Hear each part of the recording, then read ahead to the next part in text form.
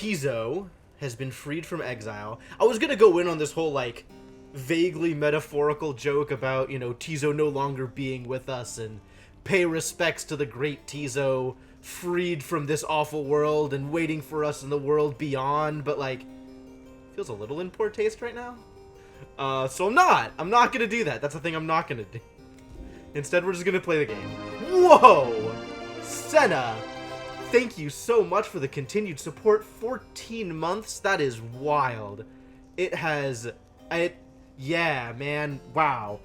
Thanks for sticking through thick and thin. It's great to have you around. Thank you so much for being here and for the support and just for coming along on this journey, as you said.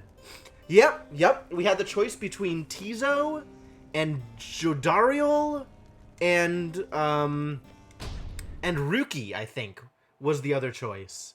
And it was like, part of it was like, I want to keep Jodariel for plot reasons, and part of it is like, I'm not convinced that Ruki is a good idea to just send into the next world, especially given, you know, the capital P plan.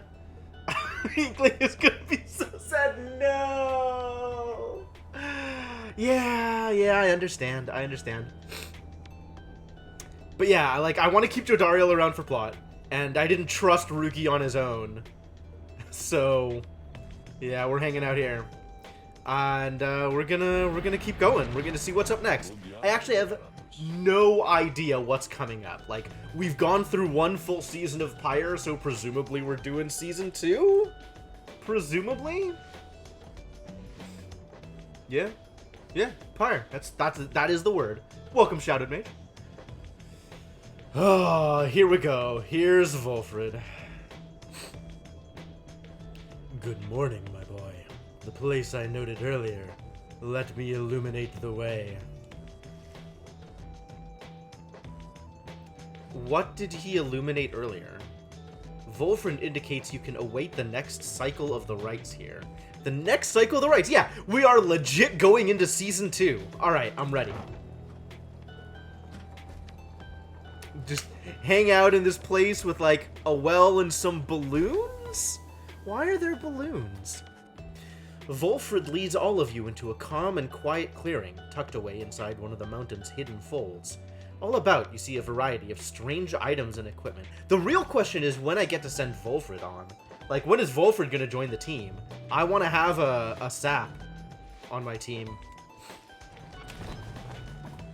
Bide your time. Just hang out and do nothing for a while. Unfortunate. Alright, who wants to talk? Volfred wants to talk. Are you surprised? I'm not that surprised. You find Volfred, seemingly lost in thought, but then he turns to you. Greetings, reader. This wagon and I, we have many memories together, and I could not help reliving some of them just now. I suppose some aspects of my past may be of relevance to... That's not the word. Relevance to you, given your role. If there is something that you wish to know, you need but ask. I don't know enough to ask the right questions. Volfred invites you to inquire about his past. This is the big one. Although I am curious how Volfred managed to acquire the services of a known undead. You express interest in knowing more of how the Nightwings came to be here, and Volfred's past connection to the group. Yes, I'm sorry, Inkling. Tizo is gone up to the Commonwealth. But Tizo is integral in the next part of the plan. I'm sure Tizo will be great, will be of great service. Ride or die for Tizo. I have not played the Banner Saga. The Nightwings, that's us. Volfred, that's this dude. Volfred Sandalwood. I have been connected to the Nightwings almost since the beginning of my days in exile. They found me, in a manner, as I understand, quite like how Hedwyn and the others found you. Oh, you had given up on life completely, and then they were like, hey, we need a reader. Back then, it was a smaller group than we have now. I joined an exile called Irisa, and another known as Oralek. A former exile of the Nightwings. And a former exile of the Nightwings. Were they both humans, or savages, or whatever? Once in a while, we let little Tizo stand with us as well. He is rather older than he looks. The other triumvirates we stood against, they feared us. Only the Tempers presented any threat to us in any given right. I'm not seeing anyone presenting a threat to us in any given right. But blue background indicates some sort of like emotional calm or something. Emotional, like yellow is excited, happy. I guess blue is sort of like vaguely down. Yeah, this seems like a bit of a bummer. There was a terrible accident. Irisa, we lost her. And Oralek, he was my friend. He fell from Mount Elodio. We lost him as well, on the night when he was to be free. Sad. Yep. We were reckless, hasty, and I was powerless to stop any of it. I blamed the rights themselves, the circumstances that put us into danger.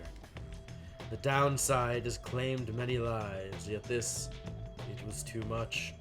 I vowed never again to don the mask and raiment. So who was your reader if you were playing?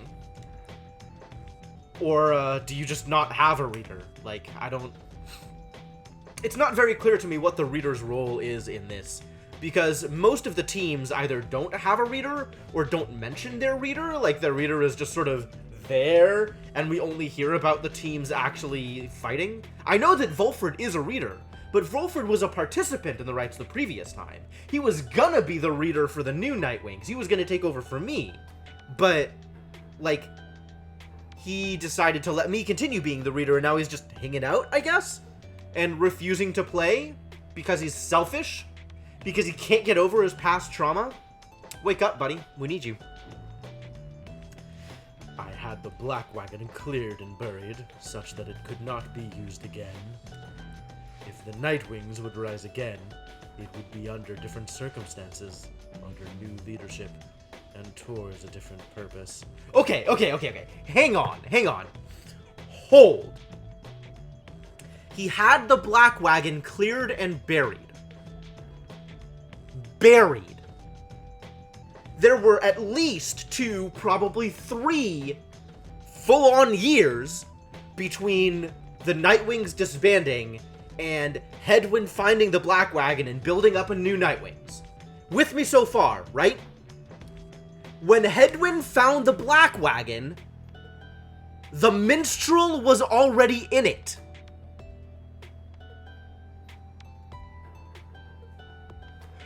The minstrel was straight up buried with the Black Wagon for years?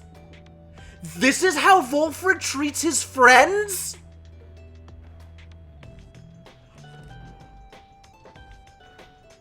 Undead. I swear to God, not a living person.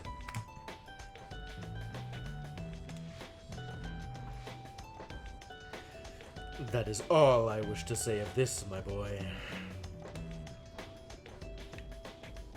Oh, we have to know now! You ask Volfred about his history with the Lone Minstrel, whom he seems to know quite well. Tariq was there with the Nightwings when they took me on. His manner has always been much as how you've seen. Although he is somewhat more cheerful now than I recall back then, if you can believe that. I think our plan has sparked a little fire in him. Tizo does not seem to have increased the odds of the plan significantly. I guess, spending years buried underground has put him in a bit of a better mood. Yeah, that's interesting, right? What was Tariq's role with the Nightwings? Did he play? Maybe Tariq was the reader? There's no way Tariq was a reader. In fact, given Tariq's relationship with the one minstrel that showed up at the end, right? That oversaw the last rites. it kind of makes it seem like his role is outside of, like meta to the rites, not as an actual participant, right? So for him to actually be a participant of the Nightwings earlier, that seems super weird. Yeah, he serves the rites, right? Like, that's... serves the rites and the Nightwings? That's kind of weird also. He serves the rites and the Nightwings. I have tried to ask him of his past before, but he seems rather reluctant to speak of it. Though, it is plain that he's not from around here. That's one way to put it. This being the downside, I respect his wishes for some privacy. Nonetheless, although I do not know too much of him, I count him as a friend.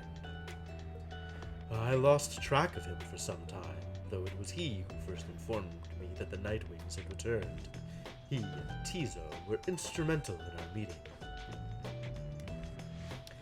You've capitalized... Oh! You think he's one of the 8 scribes? Maybe. He's got something mystical about him. It's been good to see him doing relatively well. Anyway, was there anything else you wish to talk about for now? Well, there's only one question left to ask, and I'll be damned if I'm gonna leave him alone before asking all of the questions. You ask Volford about his past in the Commonwealth, and how it is he came to be in the downside. Harubestekan. How rather forward of you, my boy. Most whom I have met during my travels here have been reluctant to approach the subject of one's history before one's exile. I'm watching his eyebrows, dude. I'm watching his face, and it's like minor transitions, but like his eyes definitely widened when you asked him that. Nonetheless, I am happy to tell you. As a reader, I assume you are familiar with the stamping press. Oh, no, that's new.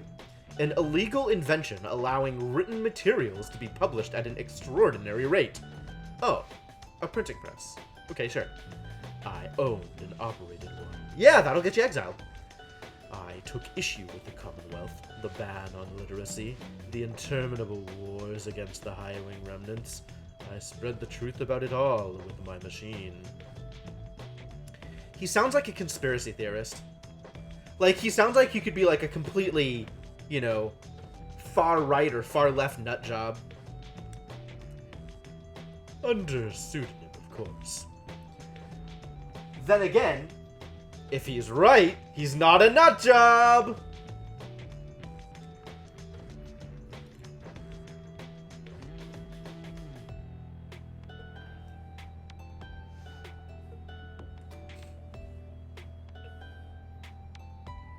It does it, that Senna. Yeah, I guess that would make a...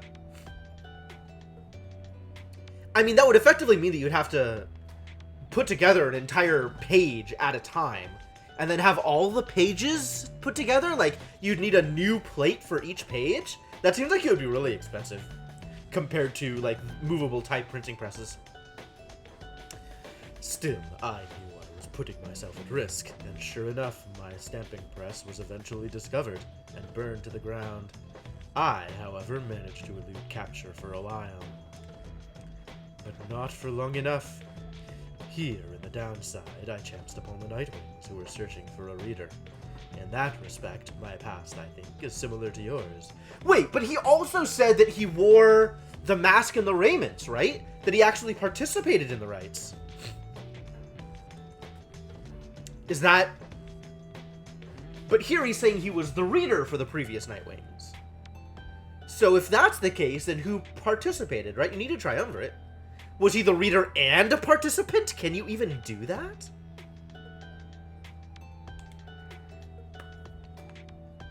Anyway, that is the long and the short of it.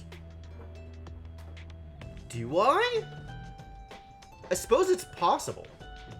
But I'm not exactly a participant, right? Like, I'm not a member of the triumvirate.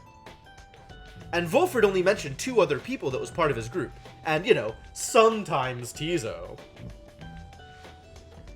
And he implied that the minstrel was associated with the Nightwings, but he didn't say explicitly one way or the other if the minstrel was, like, actually a participant in the rites.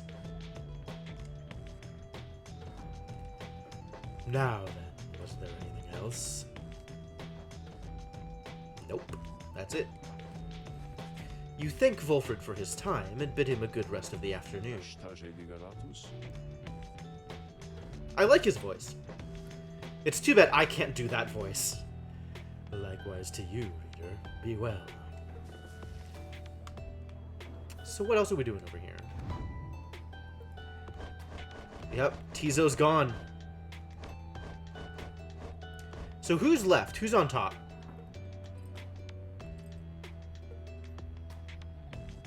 Judariel's at 4,500. Ruki's at 31. I guess Sir Gilman is next on the list. I think I want to set Hedwyn up next. So I kind of explicitly want to make sure that Hedwyn has a lot of enlightenment. After that, like, I don't know who to send up next. Probably Jodariel. Probably Jodariel and then Ruki. Ruki seems like it's important to have as a member of the team up in the Commonwealth, but I kind of feel like Ruki needs a minder, so I want Hedwyn up there first. Shay really seems like she's better off down here. Like, maybe she would be useful for the plan, but I think she'd be happier with her friends, I guess. But, like, it's difficult to imagine what kind of role she'll serve. Sir Gilman, I think, would make a lot of sense to free from exile soon as well. Like, you know, we're always gonna need muscle. And Pamitha, I have no idea what her deal is. It's a little hard to figure out where she belongs. Alright, I guess we bide our time. Everyone, the amenities are modest here at Moonlight Alcove, but I suggest that you get comfortable. We may be here for some time. A small landing on the dark side of the Sacred Mountain. For many years, Volfred smuggled supplies and furnishings to this well-hidden locale. Fascinating. As for myself, I have some business to attend to. Please leave the wagon in my care for now. It shall be ready by when you need it next. You're just abandoning us here? He's taken the wagon and leaving us here. And we're just okay with this. Why not go with him? This is silly. From the mountaintop, you can see all across the downside. Its impossible expanse staring back at you. The thought occurs to you that you may never see another land besides it. And so, you and your companions wait upon the mountaintop in quiet solitude, anticipating when the cycle of the rites begins to turn again. I mean, it's not like our life is the rites, right? Like, we have lives. We know people. There are places to go. There are things to do. We could be, like, making money, or practicing, or anything. But no, we're just sitting around. Nothing to do in the off-season. I guess just go into a closet and turn off for 3 months. Then you shall have another opportunity to free one of your own. You may earn back their freedom one by one. Many moons pass. Many moons! Unreal.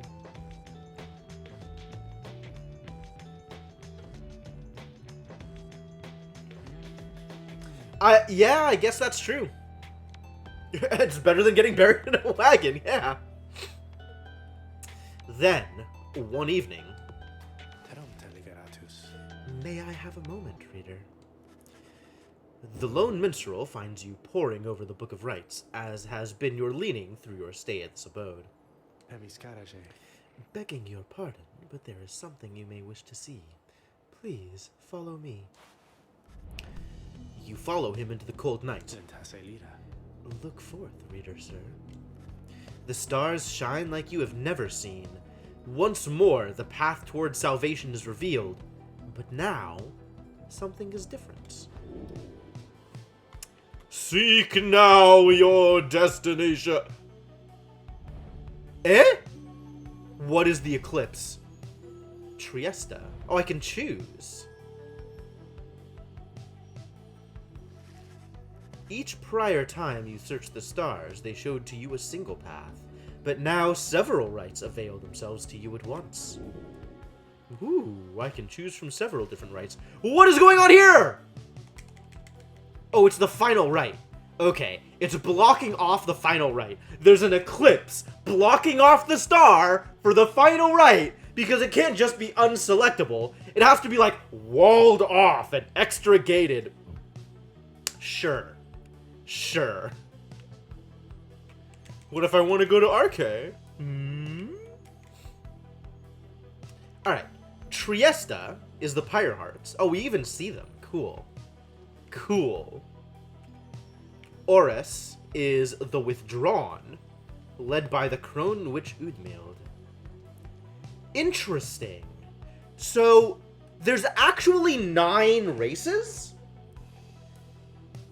Because in addition to the races that we've already had, Nomad, Savage, Demon, Drive Imp, Cur, Harp, I guess, and Sea Worm. 7. There's also Sap, and we fought against a Sap, and there's Crones, right? So 9 races. Are we ever going to get a Sap or a Crone? This is the accusers. This is the Curs, right? Jomir. Jomir is the Dog Star.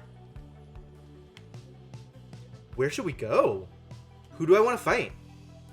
I mean, we've got good records against everybody because I'm basically unbeatable. I'm gonna go after the Pyre Hearts again.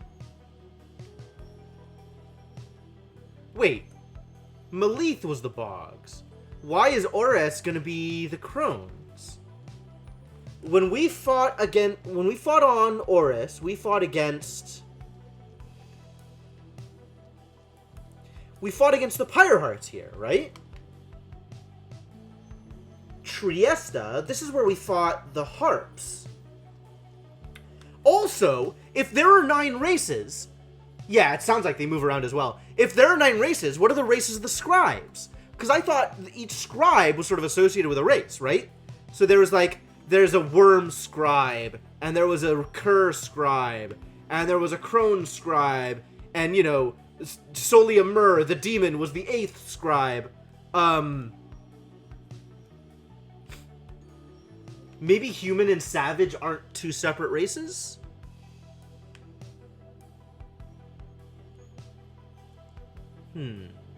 I still don't know where I want to go or who I want to fight against. We could fight against Sir Deluge.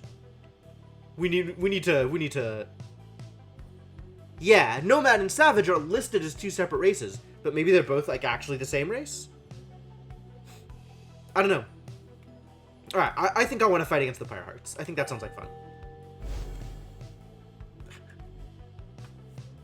And again, Unicorn. Oh, yeah, okay. Nomad and Savage. Sure. The stars urge that we go to the nest of Triesta, a long way off. Wolfred, sir, how are we to reach the nest of Triesta in due course of time? You know full well, Tariq. Preparations are complete. You think you see the lone minstrel smile, ever faintly, but cannot be sure. Please ask the others to gather their belongings, rest, and then assemble at the wagon there at dawn. We shall be departing at that time. As you will, sir. The cycle begins anew. As the years advanced, you'll find there ought to be fewer rites this time, until once more we are to traverse Scribe's Gate. Exactly how many, it is difficult to say, but our next chance at liberty ought to present itself much sooner than before, so let's be ready for it. Now then, see you in the morning, reader. Your companions have not traveled far from Moonlight Alcove. Word of the news soon spreads throughout the group. Interesting. So this time, the cycle is going to be quicker. Why? Why was it longer before, other than gameplay mechanics? Actually make us see everything. Now, we don't have to see everything, so it can be quicker, sure. But, like, what's the lore reason? They kind of call it out here, right? Like, they know, this is a known thing, that Oh yeah, the rights are probably going to be quicker this time. Oh, Maruchan, I'm kind of surprised you haven't been around for previous shots of Pyre. So this is Pyre. This is a game that is half visual novel, half sports sim. We are playing the role of exiles who have been sent down to what's called the downside, and we're trying to participate in these games, these rites, and whoever the best team is can send one of their people free from exile back into the world that they came from. In addition to that, everybody's corrupt. So we have a plan. We're gonna send people back and have them revolt, basically, take over. So we got to be careful about who we send back, I think. Next morning, Volfred calls everyone together before the Black Wagon. This old wagon is more than it appears. With Bertrude's aid, it escorted you across the sea, to me. Now it shall escort us anywhere the stars require. Come and see. Volfred beckons you to join him in the wagon. Okay. Yo, there's a bunch of sparkly stuff. Something has changed about the wagon's interior. What looked before to be old cracks and signs of age now expose various intricate components once hidden from view. You are the Nightwings. You should travel in their customary way. He turns to you, indicating levers and devices marked with symbols from the book. Now, reader, when you're ready, you may take us up. I'll show you how. Yeah, it looks like we did get an airship. That's exciting. And everyone else, hang on to something. Take off. Legit. Yo! Look at it glide. It's a glider without a visible means of propulsion. But not like that stopped us before. After having soared into the sky, the Black Wagon remains aloft somehow. By the Under King! I can't believe it. Never thought I'd soar like this again. The Nightwings sail the skies again, wheresoever the stars may call for them. There is one catch.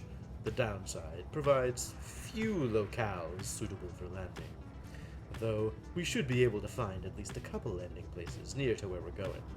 We'll then make way by land or sea toward our destination. Now, without further ado, let us proceed. The Nightwings, right? Right? Should have seen this one coming, I guess. Let's sail now the skies. Whoa! Oh! I have control!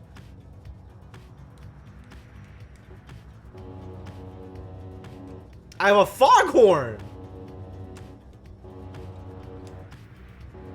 Legit? Ridiculous.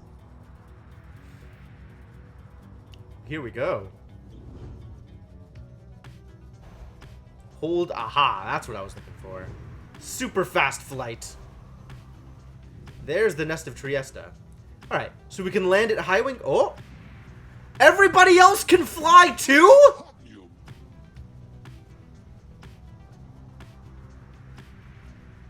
No, just Manly flies.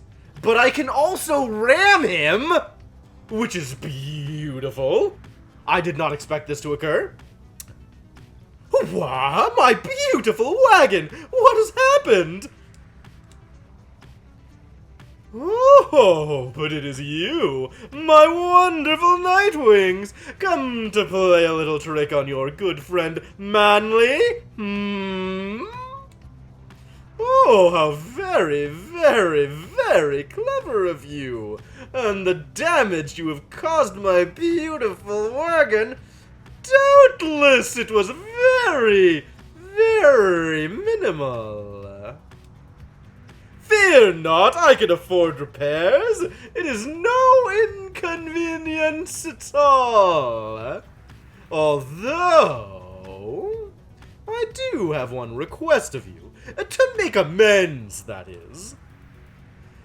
when next we face each other in a right, and I trust you know what I shall ask of you, but would you be kind enough to stand aside and let the chastity prevail? Excuse you. Then we shall call it even, and when I return unto the Commonwealth, I shall see to it that you or your loved ones there are suitably rewarded. Now, ta-ta! Ugh. He's just flying around for no reason, just to let me ram into him, I guess. Alright, so, Shay believes this is the faster route. You should have time to pursue your vocations.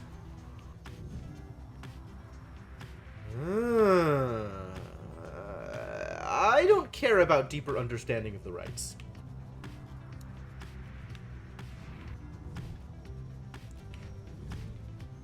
Whoa, the boosting in like the back wing when you stop boosting is fascinating. Alright, let's see if we can pursue our vocations. That sounds like a good time. Your wagon touches down in Black Basin, where you first met Volfred and Pamitha as well. You briefly wonder at what might have happened had your paths not crossed. A full inspection of the wagon is already underway by the time you join the rest of the group. Joe Dariel takes care to realign each set of stabilizers, needing little help from you. Meanwhile, Shay greases any intakes that sealed shut during the flight. You soon run into Volfred, who has further details to report. The systems are nominal. The wagon's fit to journey onward at dawn's light. The group disperses then, some taking time for rest, while others tend to personal pursuits. You should have enough time to do the same.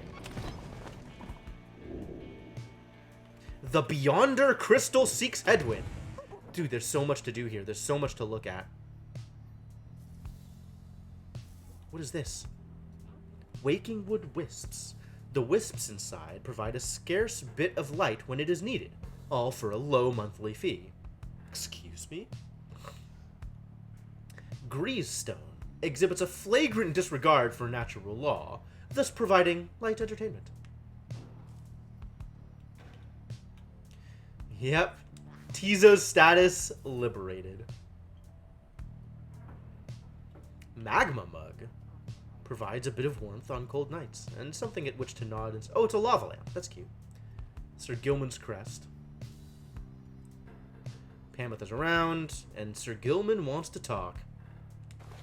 Okay, let's talk. Sir Gilman is shivering there after the Black Wagon's maiden voyage through the skies. Oh, I forgot Sir Gilman's afraid of heights! Master Reader, this knight is very, very slightly out of sorts is all. How do you be very, very slightly out of sorts? He merely appears terrified, but he assures you that his seeming cowardice is but an optical illusion in this case. Pamitha overhears and joins you. Flying's not for everyone, Sir Knight. This knight heartily concurs! Though how anyone at all can stand it, he has yet to understand. Well, let's see. What's it like to swim the waters of the Sea Dominion? Ah, those glorious murky waters, engulfed in hideous warfare, to be sure, but otherwise a joy to cut across, to feel the coolness of the waves beneath one's gill slits and the like. Though, this knight is now accustomed to his life above the surface. Right? He gets so excited about things. Flying's just the same, Sir Knight. It resists those of us not born to it. I, in turn, have wondered what your seas are like, but the thought of swimming fills me with disgust. Though I haven't had to swim, and you now have to fly, that's very brave of you, and you handled it better than some harp fledglings I've met in my day. Hey, Sir Gilman, you are braver than a baby! Damning him with faint praise. You'll get used to it. She departs, but you sense Sir Gilman is feeling better after the exchange. Really? Really, Sir Gilman? Sir Gilman gained a hope. Good for him. Achievement unlocked. There for them. Alright, what is this? What have we got here?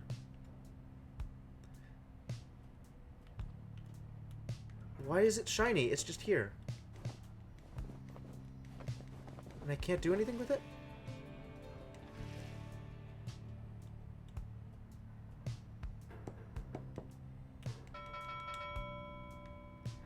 Alright. Let's see what's in the book. Whoa! Everything is now revealed. Whoa! A lot of progress has been made. Wow. Do we have more pages here? No, this is the end. Okay. So this is in the words of Gol Gulathanian, who is presumably a human. This is the words of Jomir Menimane, the Alpha Chief. So this is the Cur.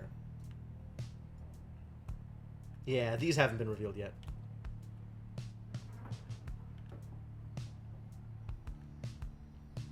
Oh, there's a lot going on here. I am calling nomads and savages collectively human. I don't know which of those two best fits Gol Gulathanian.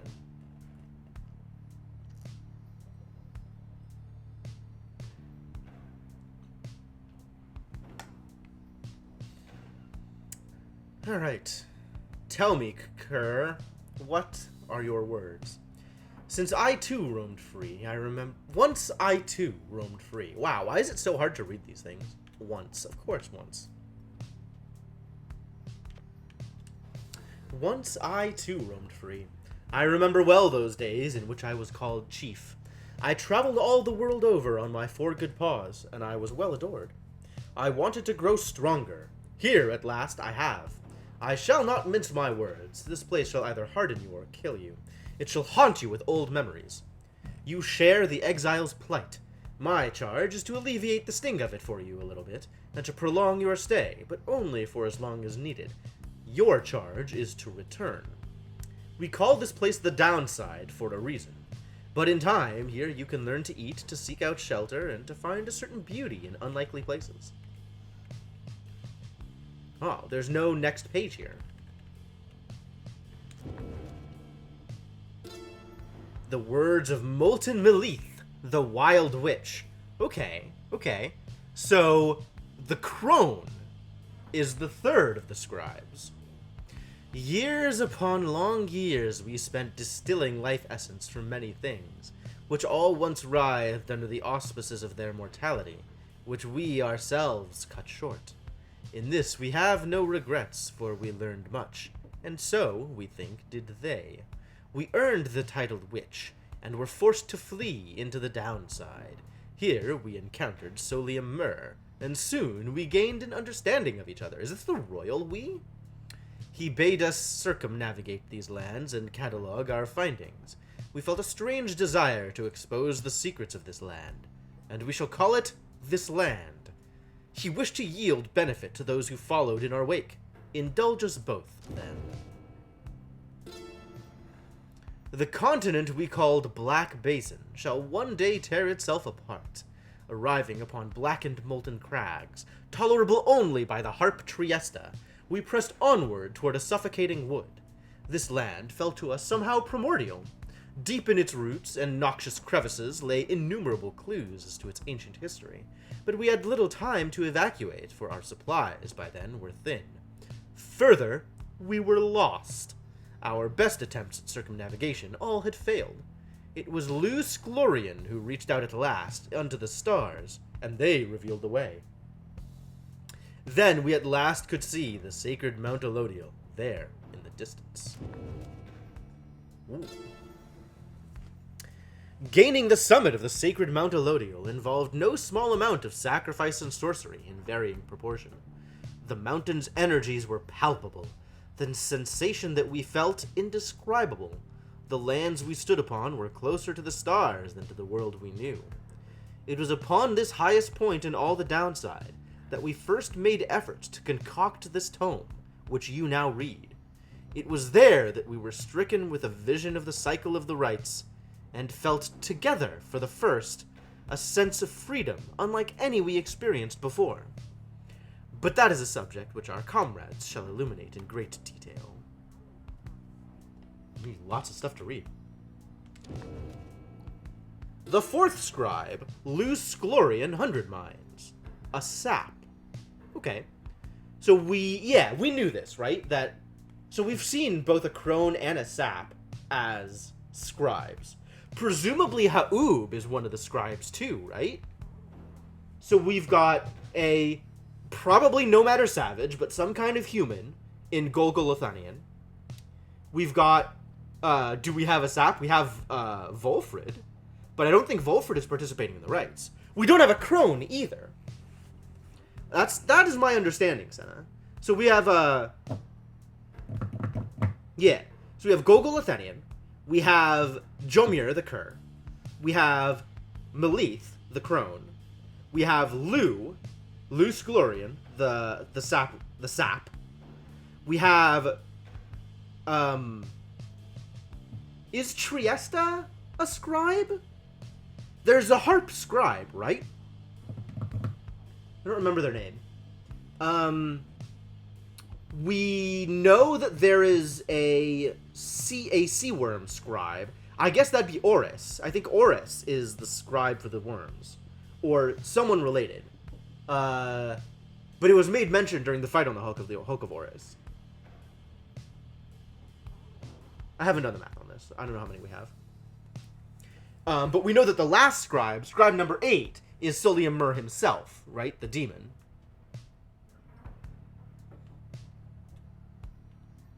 Oh, it actually tells us how to unlock more pages. Return to different regions. Spend soul at the slug market. Continue your journey. Sure.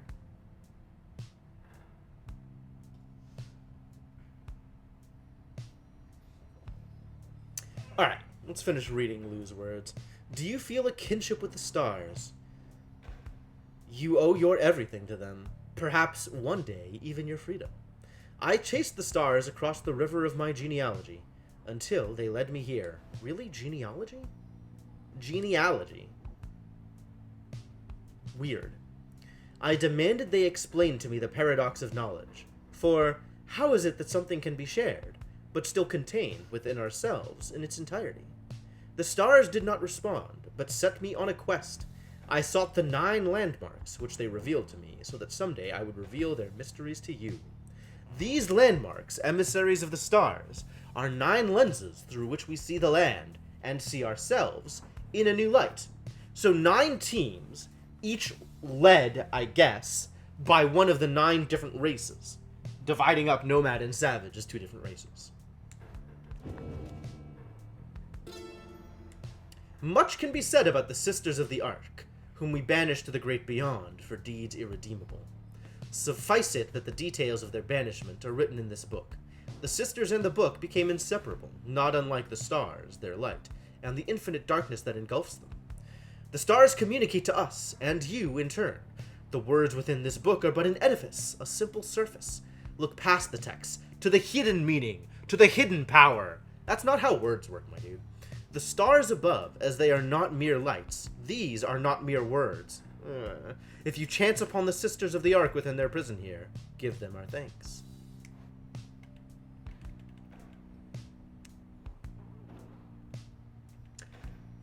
Remind me what the Sisters of the Ark are? I feel like they should have a highlight, but they won't here. Are the Sisters of the Ark the Beyonders? That are trapped in the scrying glass? Probably not. Are the Sisters of the Ark the Titans that were defeated? I don't remember who the Sisters of the Ark are. Whoa, there's more pages. What am I doing? In the words of Ha'ub the Swallow, the Accursed. At first, I found it much too difficult to read, much less to write, even to grasp the quill. But the Horned One, Mur, implored me. He said this is the greatest gift that he could give me in return. In return for what? I asked. In return for his life, he said. But I did not save your life, I said. You did, he said. We fight about this still. Myr is stubborn, more than I. Now, herein, and by his leave, I chronicle the 9 triumvirates, for I am of this land, unlike the rest who wish to leave. That's right! Imps are native to the downside. Why did I send Tizo back to the Commonwealth? Like, I'm basically exiling Tizo from the land that he's lived in all his life. Weird. Like, why is that even an option? It's so weird. We knew not everyone could leave who wanted. Seldom would the opportunity arise. Thus did we organize those striving for the chance into 9 sets of 3.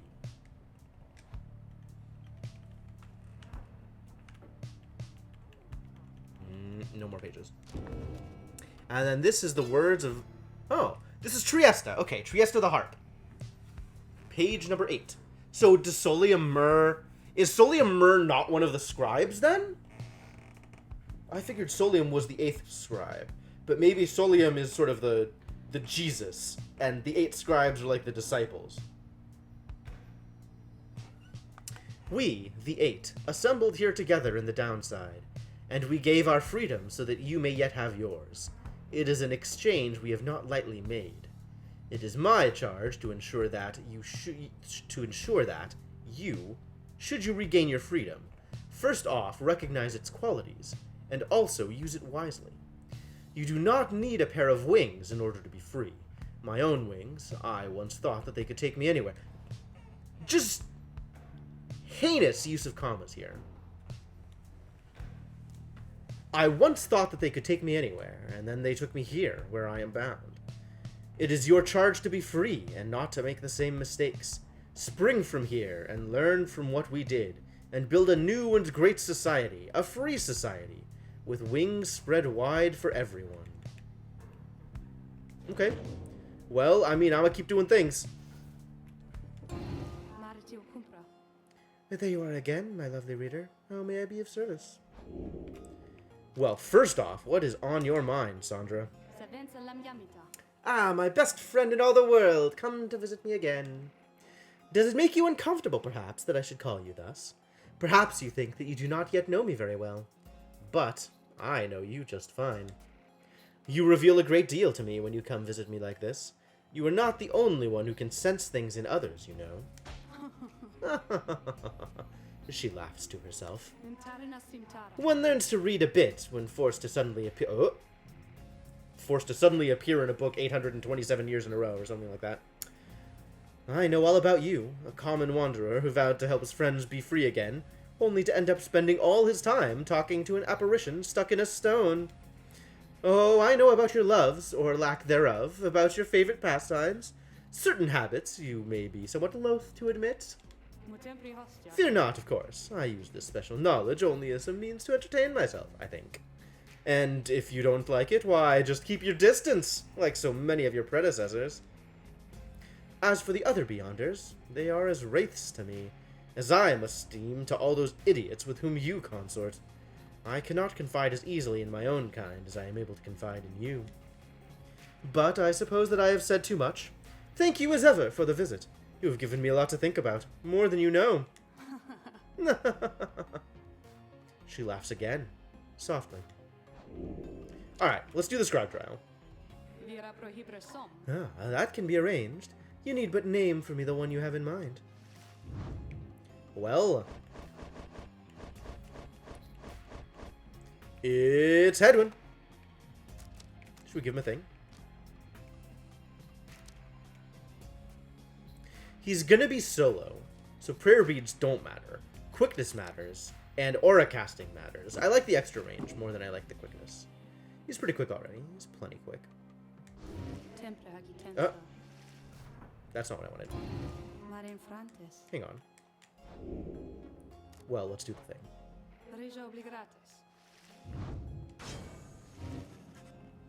You ask Sandra to administer one of her special trials for Hedwin. Ah, you must mean that nomad boy. So innocent, that one. I should have a lot of work to do with him. Then let us bring him forth. Soon, Hedwin appears in heat of the summons. Hey, my friend, what's going on?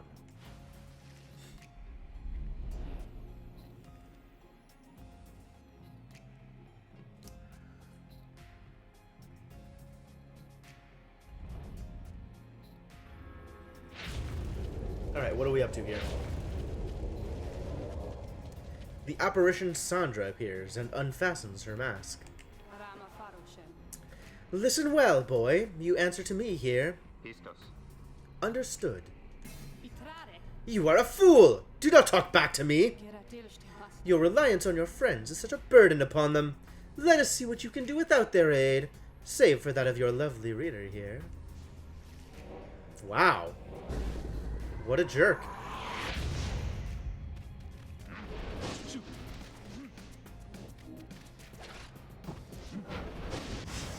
Problems. I'm dead. Alright, I have to be really careful here. I'm going to need to make sure to just kill them off. Ah, that's the wrong button. That wasn't jump.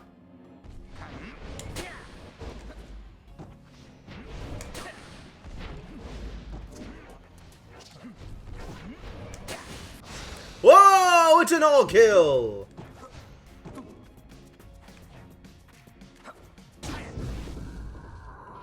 Yeah, that was good. That was good. That felt good. Oh, I only need to do that 3 times, huh?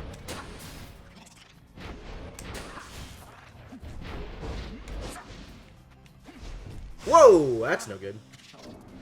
It jumped right into it. Ah! She jumped. She jumped.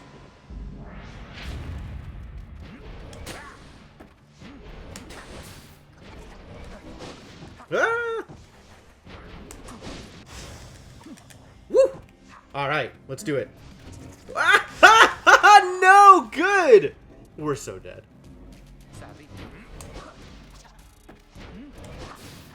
We're not dead. What? What happened to... Oh. I was sprinting. Achievement unlocked. The free spirit. What is that achievement, I wonder? Yeah! Bad timing. It's over.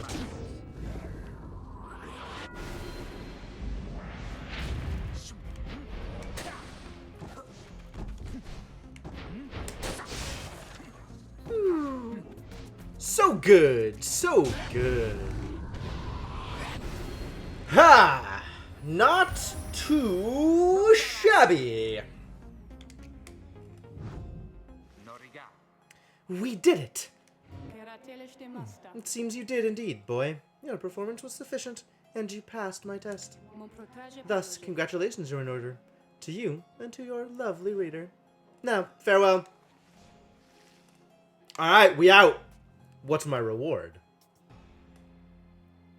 Jomir Valley is a place. Lots of sand. Extremely dry. Fit for the dogs, as it were. Good to be back after all that. Say, what's that you have there? Receive Goal's Bracer. Yep, Goal the column nomad, I guess. Hedwyn power casts his aura with greater ease and gains infinite stamina on hit for 2 seconds. Wild.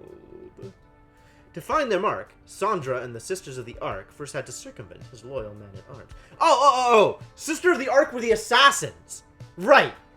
They're the, like, tribe of assassins who got hired to try and kill Sully and Myrrh. Ended up not succeeding. So yeah, Sandra is a Sister of the Ark. Ah, I was right the first time! Ha ha ha ha! Well, definitely let's equip him with things, right? That's a good thing to equip. We could even power it up. Although if I'm sending Hedwyn up next, then maybe spending resources on stuff that can only be used by Hedwyn is maybe not a good idea. This we can just sell, since Tizo is no longer part of the team.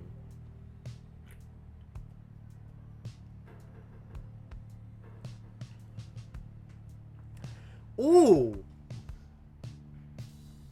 Does all of the flavor have to do with the scribes fighting off the Sisters of the Ark?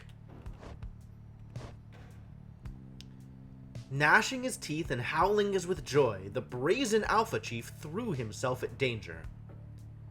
I feel like this also has to do with the fight between Solium and the Sisters.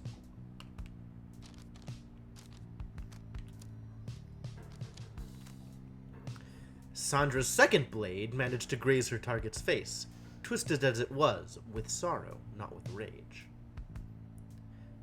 Fascinating! Cool! So we actually get some insight into what that was like Sandra's history, specifically. Which I guess makes sense, given that we're getting all of these things from Sandra in the first place. Alright, cool. Yo, there's another floaty thing. Oh, it moved! The floaty thing moved! Oh. I knocked it off screen. Rest in peace, floaty thing.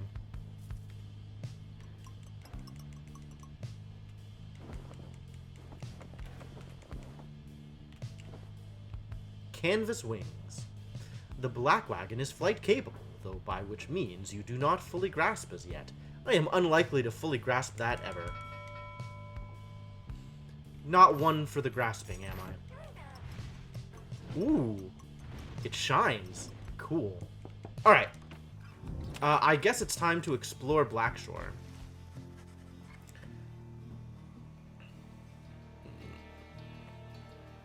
Excuse me. Carbonation getting to me. You spend a quiet afternoon in the sweltering confines of Blackshore, surveying the area with some of your companions. Rookie, do you see anything yet? Because I don't. Nothing much worth troubling about. How about we head back? Your investigation yields nothing of note. The three of you return to the wagon for the remainder of the day, where you should have time to pursue your vocations. I want more talismans. Study in private. Mentor a companion. I guess we're gonna forage for resources. Just money? Something Falcon Ron values here. Celestial residue. Okay, I don't want money. I want shiny bits. Value 7. Whoa, +6. Wild. That's real strong.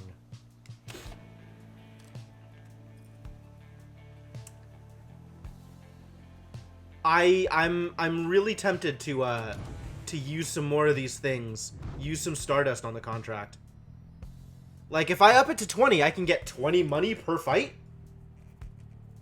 Worth? Maybe? I don't know.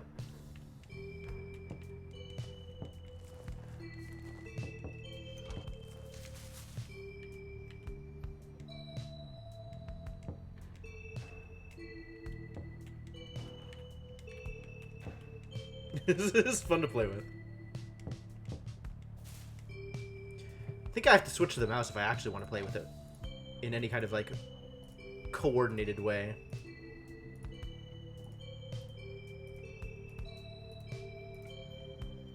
Oh, it's gone. Well, rest in peace.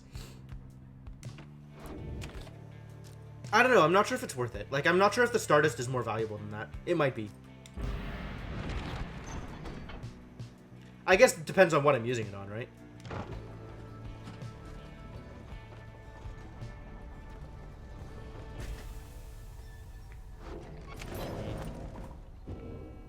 Page revealed, the nest of Trieste. Page revealed, the 8 scribes. So many pages revealed. Hey, guys. Say, I noticed that your little imp pal, he ain't with you anymore. Is he okay? I heard the wildest thing. That he somehow got out of here, back to the other side? And I'm like, why would an imp want that? I've been asking myself the same question, Ron. Twilight Shard. When flinging the orb into the adversary's pyre, the bearer deals additional damage! Cool. This is just like the curse thing that we have. Yep. Goodbye, Oobswing. Thank you for your time. Alright, well, I'm definitely buying both of these.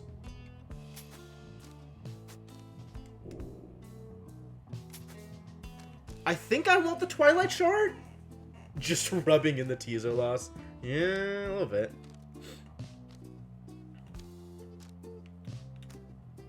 Because, like, I'm pretty happy with the extra damage I'm getting from the Curse Shard, right? Curse Where is it? Kerfang, this one. Plus 8 damage. So if I tack that onto something else, like that's a really good thing to have. I think that's the case, Senna. I think we don't get another one. Also, it specifically calls out only usable by Tizo, as opposed to only usable by Drive Imps.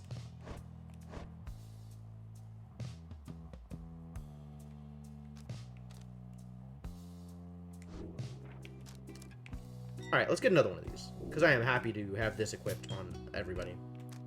Also, let's power it up. What level is it? It's level 5, so I need to add 15 to it. How much do I have? 1, 2, 3, 4, 5, 6, 7, 8, 9, 10, 16. So everything but the 1. Okay.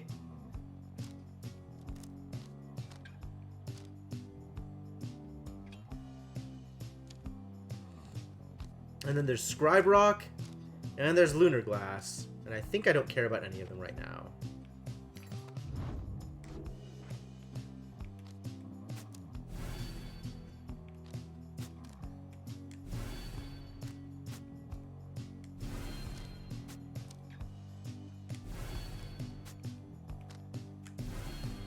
Yep, as expected. Plus 8 damage. Thanks for stopping by, guys. See ya, Falcon. Ron. Falcon Ron. Ron the Falcon. He's not a falcon, he's a slug. Pamitha seems to have something on her mind. You find Pamitha by herself again, though her expression has grown darker than her custom. Leave me be, would you, reader darling? Trying to get some good and proper moping done here, and you're distracting me. Leave me be, reader. Just leave me be, reader. Just leave me be. You don't want to know what's lurking in my heart or mind. What you'll find there isn't pretty. Yes, yet something about her thought process is different to you now. You know that, with her conditioning, she can resist your scrutiny. But now her thoughts are laid bare to you. Like I would ever. Pamitha seems to be inviting you into her thoughts. You remain there in that lonesome space with her. She's going to be -1 hope. What is it going to take, I wonder, Tamitha? Shall I just go ahead and kill them all? That would be proof enough, perhaps, about my loyalties to you and to our sisters. Perhaps I ought to start with this one right in front of me. Making threats? The bond between you severs as Pamitha opens her eyes and stares at you. Then she smiles sweetly and gives a gentle laugh. You see, reader darling, my thoughts are rather cumbersome at times. Trying to warn me away? You'll not succeed. I fear not for my own life. I fear only for the knowledge ungained. But do not fear. I have them very well under control. Still, thoughts being the loathsome thing they are, I nonetheless cannot fully suppress them. She exhales and looks askance. You know by now why I am in this mess with all of you. You could say I lacked Tamitha's sense of commitment, her zeal. She lives only to see your nation overthrown, or something worse if she could have her way. Centuries of conflict can be quite emboldening that way, especially when one's sister's leading cause of death is Commonwealth-forged steel. Wielded with the utmost of mercy, of course. Well, I had little patience for the senselessness of it myself. Became a bit of a pariah, I suppose. I knew Tamitha was going to get herself and others killed someday. So when she was to fly out on this one big mission of hers, I had other arrangements made. That is traditionally how harpies work, Senna. But after she was caught, your people did not exactly uphold their end of the bargain. I knew there were such risks, of course, and yet, a chance is still a chance. Tamitha was clipped and cast down. A mercy, they called it. I didn't see it that way, and in my growing protests of her treatment, I was soon enough to follow. She falls silent for a while. Bellum Vadames.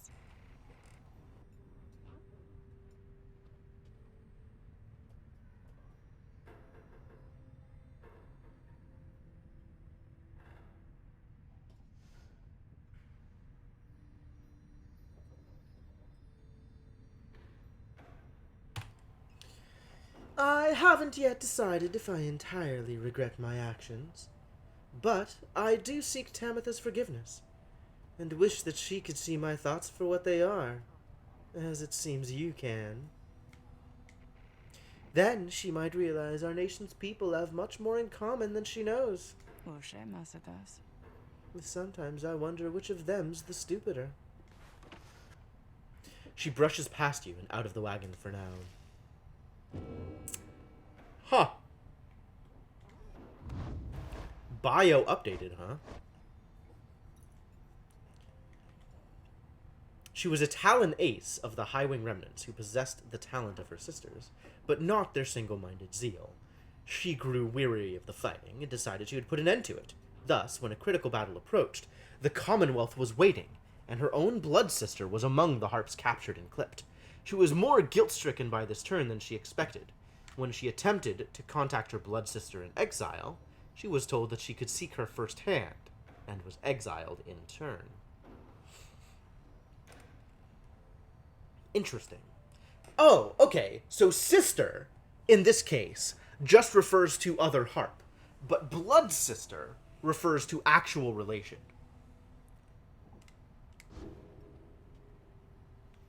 So what new pages did we get? We got 2 new pages, right?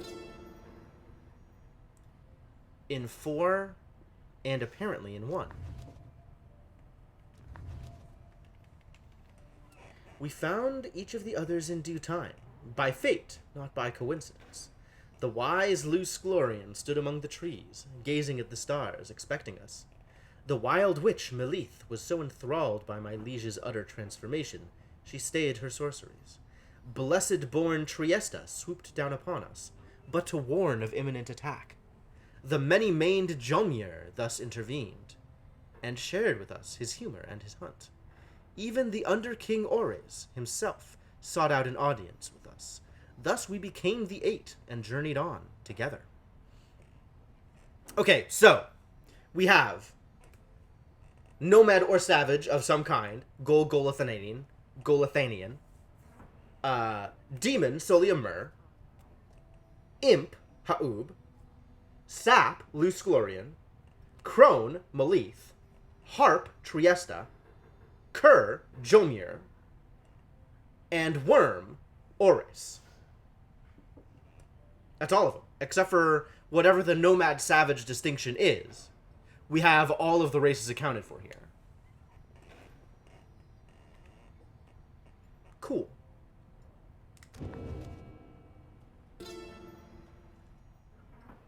The ashen effigy of the nightmare titan Zilvius Horseheaded looms as dark as ever on the precipices of Black Basin, where her chaotic influence sundered the land itself until it wept with fire.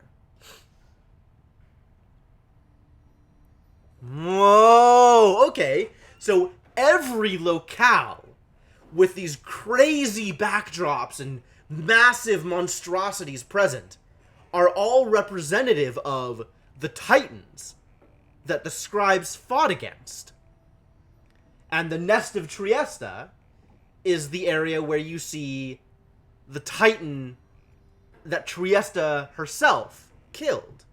Just like you have Ores killing the Kraken, who, I don't remember the exact name, it was something complex, but who like, their spawn left the storm in place or whatever. That's cool. Alright, so as we go back through the places, we'll get more information on the backdrops. That's awesome. The very instant that our graceful friend Triesta Tithys finally laid to rest the greater Titan, with the power of the holy scepter of the Empire, the stars shone down upon us all with blinding light. Triesta thought that she could bear her children in the warmth there, but, alas, Now the stars revisit that locale with regularity. The fissures in the rock do pose more danger than one ought invite, but a summons to the nest is to be honored.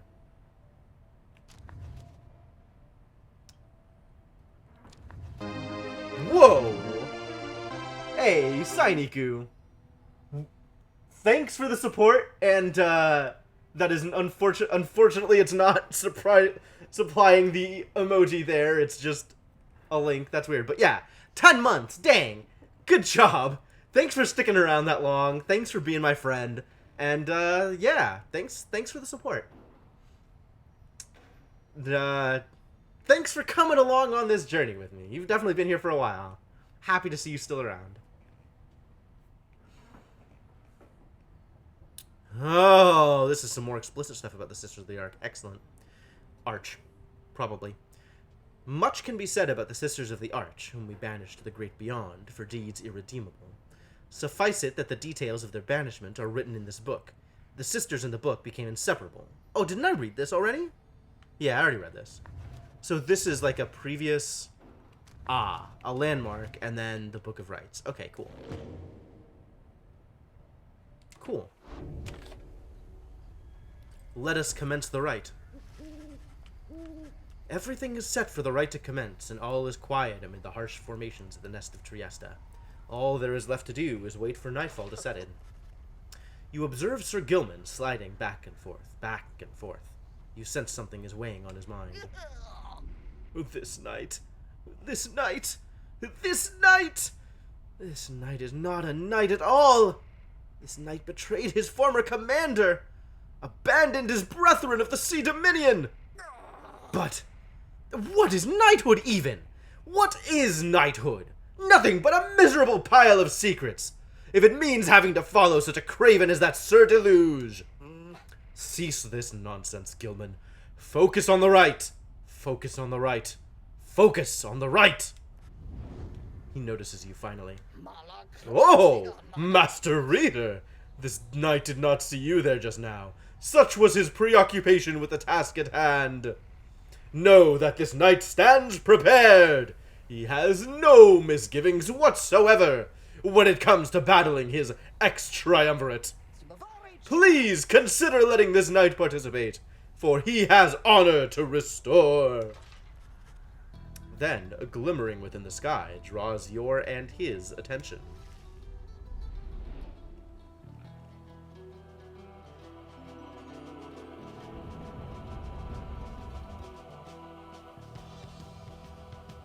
Ooh, this is sick. I like this music. Is this the Pyre Hearts music? I'm into this. Each of the celestial landmarks, blah, blah, blah. Reader, ever persevering, aren't we? You know it. Then rejoice, because the cycle of the rites begins anew.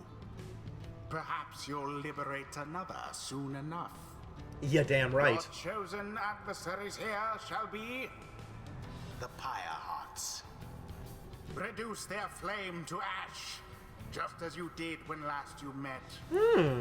Now, who exactly shall oppose them? I love that it's like... It's, it recognizes my previous deeds, right? It comes in, it's like, the Pyre Hearts! Good luck beating them, just like you did last time. It's like, oh yeah, cool. Not only do they recognize it, they call it out. So there's gotta be a lot of different possible voice clips there. That's so cool. Gilman! Still not abandoned your new friends? Like all your other duties and responsibilities? Sir Deluge wrestles with his mask for a time. This knight is most surprised that you have the courage even to show yourself! You speak of courage, Sir Deluge! But this knight has little else to say to the likes of you! That figures, Gilman! You are no knight at all! You're a teensy minnow, swimming in a sea of minnows many, many times your size, and with much more honor, too! It's the worst insult, Sir Deluge. Deluge is so bad at insults. Then, something comes over Sir Gilman. But just as soon it fades, Sir Gilman slinks away. Disgraceful! You Nightwings, you were stupid to have taken that one in. And you're no good at the rights! And then another thing! We do not fear you! I kind of think you do, buddy. But I appreciate... This knight's companions have grown so much the stronger since we dumped that worthless Sir Gilman! You sense Sir Deluge speaks the truth. The Pyre Hearts are more capable than before. Each time you face a triumvirate, they gain talismans and masteries. Do not underestimate them! Oh, I'm underestimating the hell out of them. Who shall strive for freedom? Okay, we definitely want to learn more about the Pyre Hearts. If the bearer is banished, an ensuing blast radius can banish adversaries. Ew. That's a lot of radius. He's quick. No talismans. And they all have the same abilities, which are... After Lady Shelley banishes an adversary, one of her banished allies shall instantly return. Okay. And wider area of effect on Slash. Scary.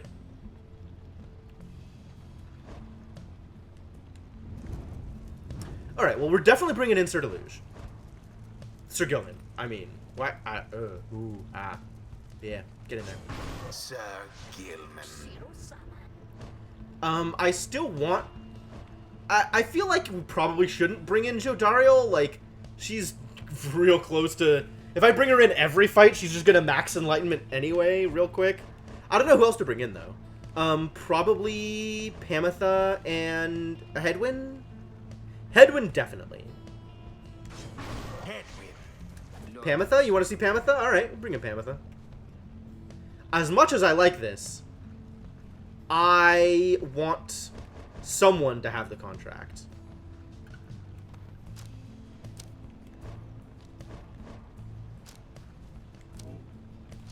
This is super cool, though.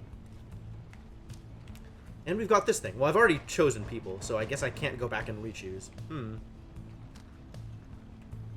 I guess Pamitha has the contract. Alright, Pamitha, get on out there. Do the thing.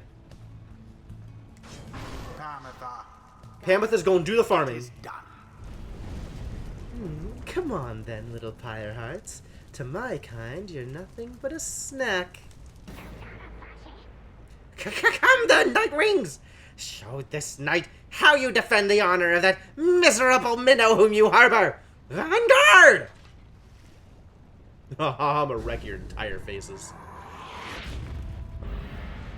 Now begin. Quite the close call there, no? Was it?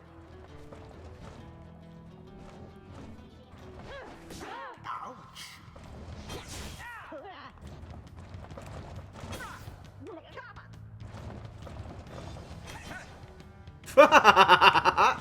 Trixie. Vengeful Vow, huh? Alright, but I want Harpy to get it.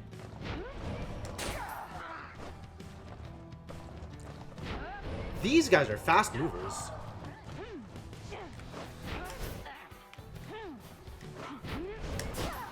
Au revoir now, Mr. Deluge.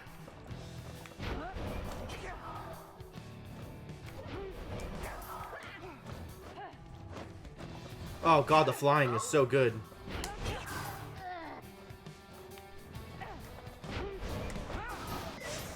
Ooh, the all kill.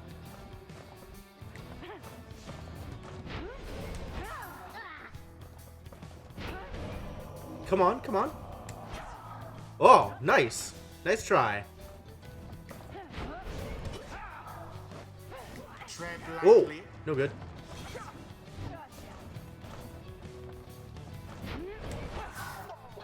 All right, you got my word. Hope you feel good about that. Oh, really? Ooh, no good. That's all right.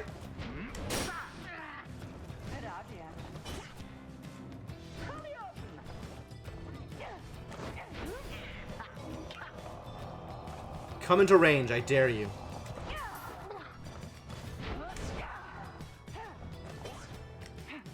do you even think you're doing over there, buddy? And my bounty's maxed out. All right, time to get points.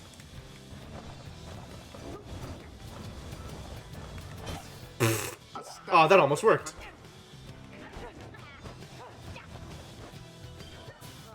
Oh, they took it.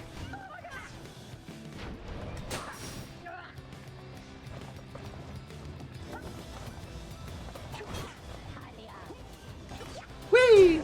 The Night Wings are first to strike the Yeah, the music for this ride is really good. I like the Pyre Hearts music.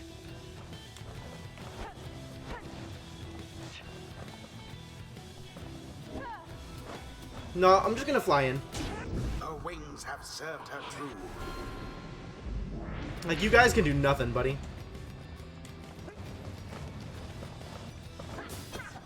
A banishment. The world somehow did it. It's so easy. These guys are useless. They can't possibly defend against me.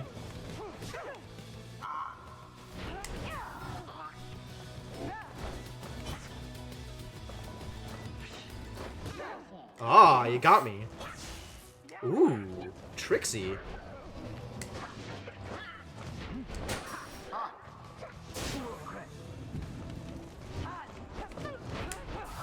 Gotcha. That was actually pretty tricksy.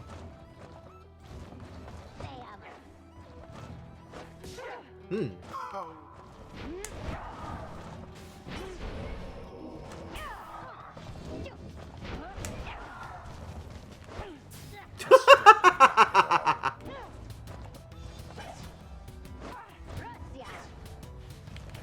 Oh, I don't know what I was trying to do there.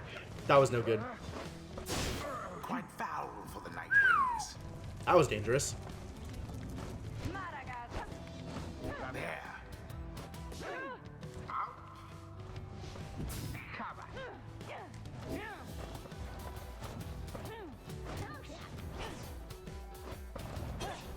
Yeah. Oh.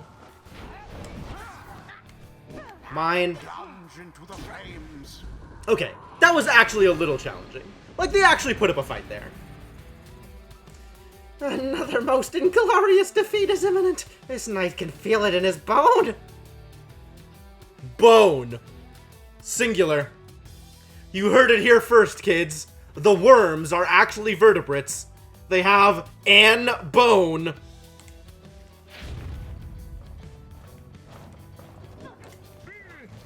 Whee! Tread lightly.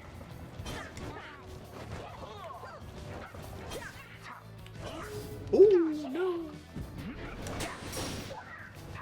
What? Oh, he tossed it. I didn't even realize he had tossed it. All right, not a perfect victory. My. The orb Wow, quenches what the is going on? It can't be one big bone. They have to, like...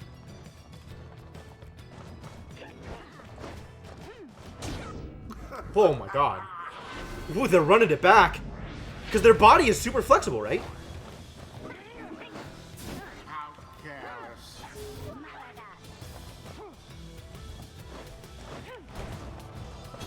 And it is done. There we go. That's what I needed. The Night Wings prevail yet again.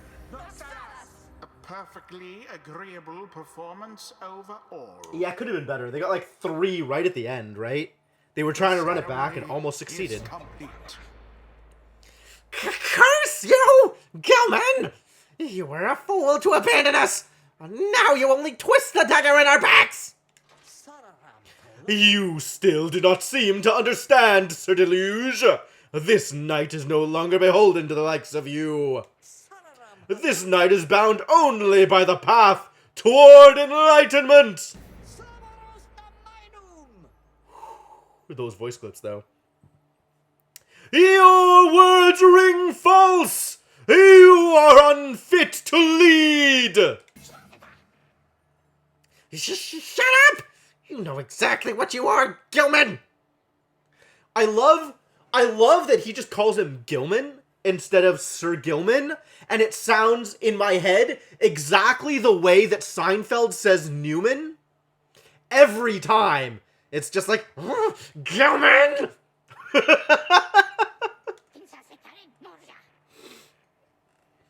You called it in the Snyder Craven, yet your courage is a mere facade! And everybody knows! This night shall see to it! Sir Gilman does not respond, although you sense the words of Sir Deluge got to him. Bask now in the wisdom of the scribes. I'm on it. I love basking in wisdom. It's my favorite thing to bask in.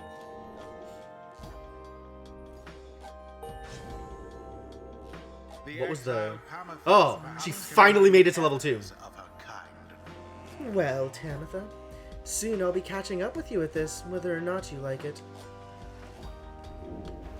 So, what abilities are available for harps?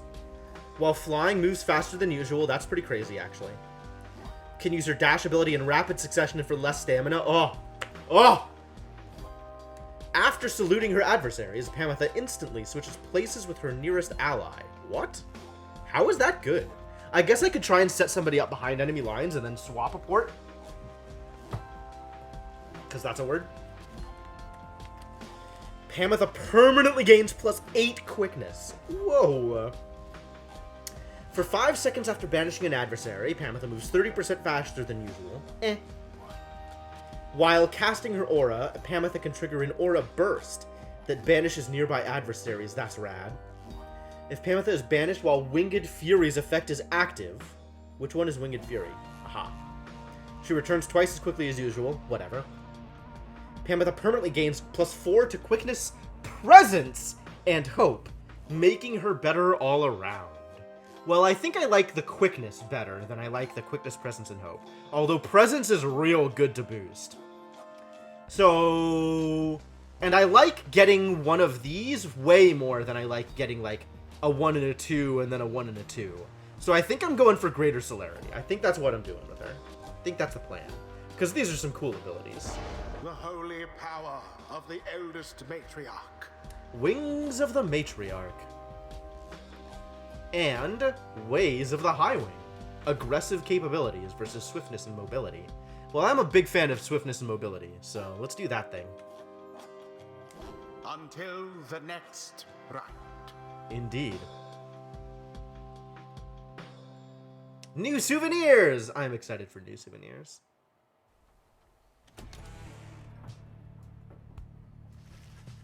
You return to the wagon after you and your fellow exiles vanquish the Pyre Hearts, and find Volfred waiting for you there. Well done back there, my boy. You are serving your companions well. Now then, I have something that I wish to share with you if you've a moment.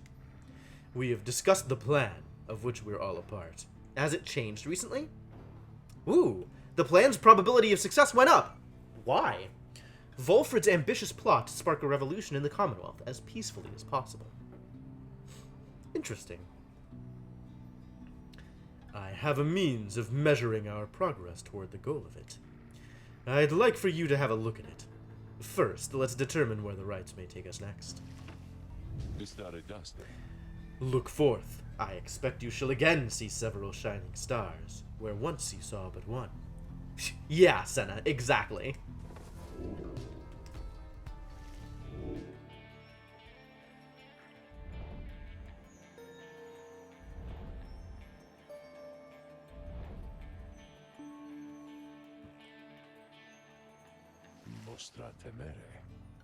Several shining stars. A trick of the eye or the will of the scribes.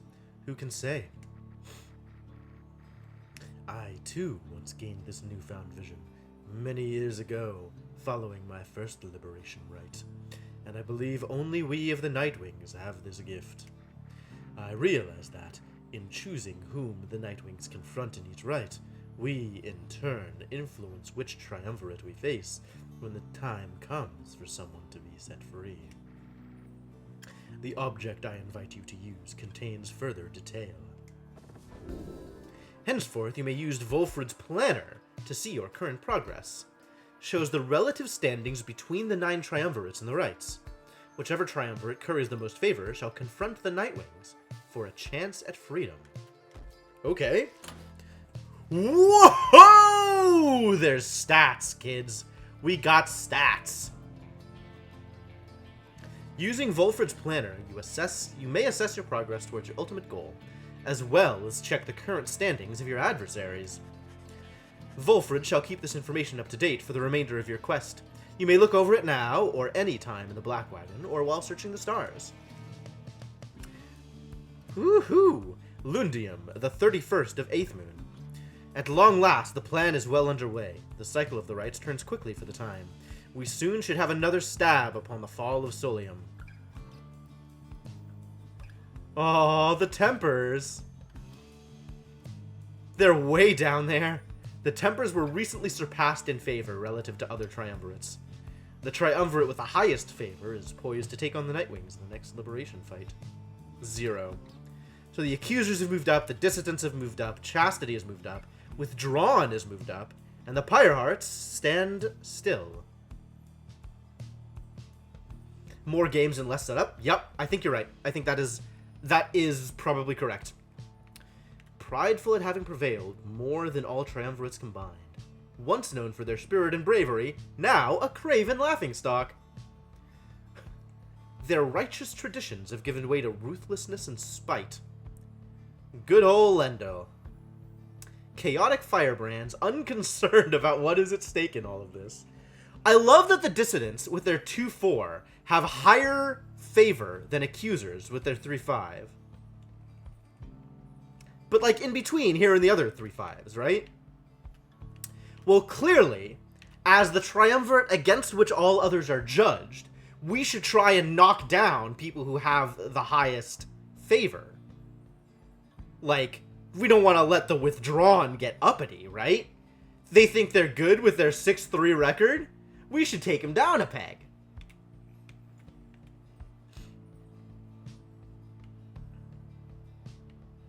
And Volfred is still listed as the head of the Nightwings.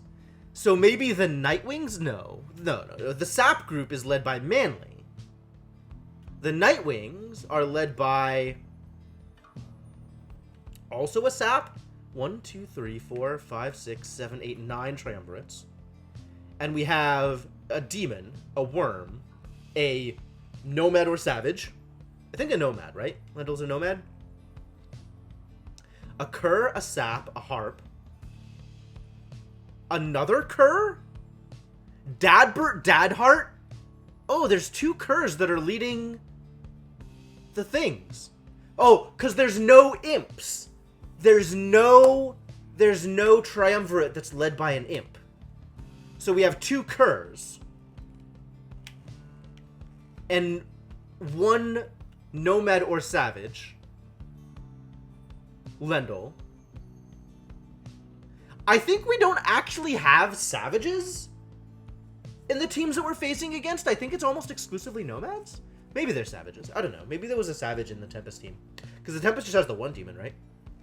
I don't remember who else was on their team. So maybe the triumvirates are ostensibly the imp team? I don't know. Maybe the triumvirates are separate. Or maybe Nightwings are separate, rather. The next liberation rite should be sooner, but we don't know how soon. The number of opportunities you've had to liberate your companions at the fall of Solium. Number of additional exiles required to join the Nightwings and fulfill a key aspect of the plan. We're gonna get new people. We are gonna get new people. Oh, fascinating. Alright, so where should we go? We could face, what are their names? Dalbert is already on his way. Okay, we have the Essence. We have the Fate. And we have the Dissidents. Are there any other, like, bright circle stars? Not that we can go there. This is where we are now. None of the others are selectable. And we can't go to Solium. You did bring it up as an option, Senna. You're not wrong. Sounds like you're not wrong. I still think it was right to sell the claws, because they did call it out as explicitly only Tizo can wield them. And I don't know what kind of exile we're going to get, right? So we should take on the Fate. The Fate, definitely the best record so far of the people that we can fight, since we can't fight the Withdrawn. So let's fight the Fate.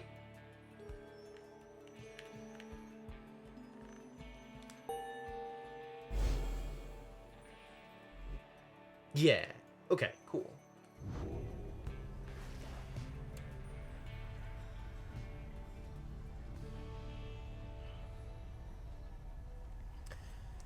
So we're to go up against the Fate again.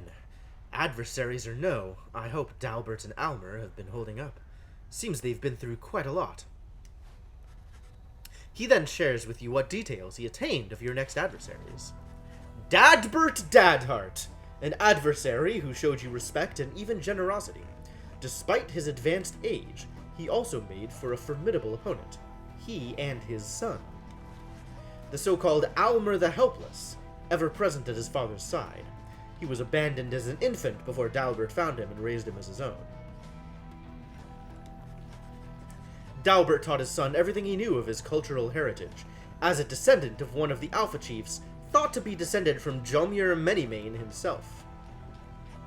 Sixth of the 8 scribes of the Book of Rites, known as the Brave. However, his more vocal attempts to preserve old Kur traditions in the Commonwealth often fell on deaf ears, or even roused the anger of officials. One day, he insisted on celebrating Fang Song against the wishes of his family. His family's caution was well-founded in this case, and he was taken into custody. What is the Fang Song? An old Kur holiday in which a single pack of Kurs vanquished an entire Imperial brigade. Oh ho ho, that's not politic!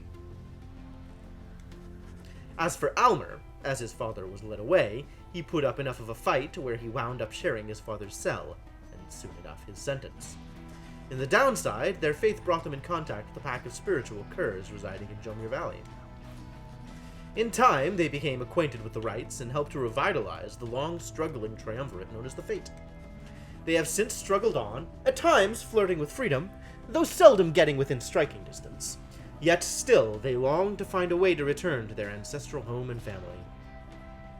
Poor Dalbert. Seems like a decent enough sort. The same for his son. In any case, we'll see them soon enough. Let's get some rest for now. You bid Hedwyn a good evening. It is too late to take flight, so you make plans to rise at dawn to continue your travels. We've revealed a page on the Pyre Hearts. Ooh, and gotten a souvenir. Volfred's planner. Alright. There's more information. Wait a minute. There's more information here. What else is available? Nothing has changed. I don't see any changes here. Thanks. Okay, thanks. And Sir Gilman has something on his mind. I'm not surprised. Sir Gilman is in a contemplative mood. He has been rather quiet, at least more than usual, ever since his confrontation with Sir Deluge. He notices you there and slides forth in a solemn manner. This night, he knows what he shall do now when all of this is over, Master Reader. We Worm Knights, we all are born and raised to prove ourselves superior to all the other billions of our kind, to lead our lives, however short, with glory. From the moment we shove past our wormling brethren in their egg sacs, to the very end, we are conditioned to excel, to prevail at all costs. This relentless pursuit of glory, of fame, of self-worth, it leads most of this night's kind only to an early doom. Or, in the case of Sir Deluge, it leads to a life of falsehood. A life of low deceit. Abusing one's fellow worm knights, shirking one's responsibility, living in constant fear. This knight cannot abide his former commander, yet pities him. Sasuprekta. There must be more to honor than to lead a life engulfed in endless conflict. Then he looks at you intently, with his one big eye. Ovara temporaliat. I agree. This knight shall ever seek that honor out when all of this is ended, Master Reader. Thus he vows to you, and he is ever grateful that your guidance led him to this new awakening. But until such time, this knight is duty-bound unto the Nightwings. This, the fulfillment of our plan and our pursuit of freedom, is to be his final quest. For what awaits him afterward is no mere quest. The honor that this knight has sought, it cannot fully be achieved through knighthood, can it?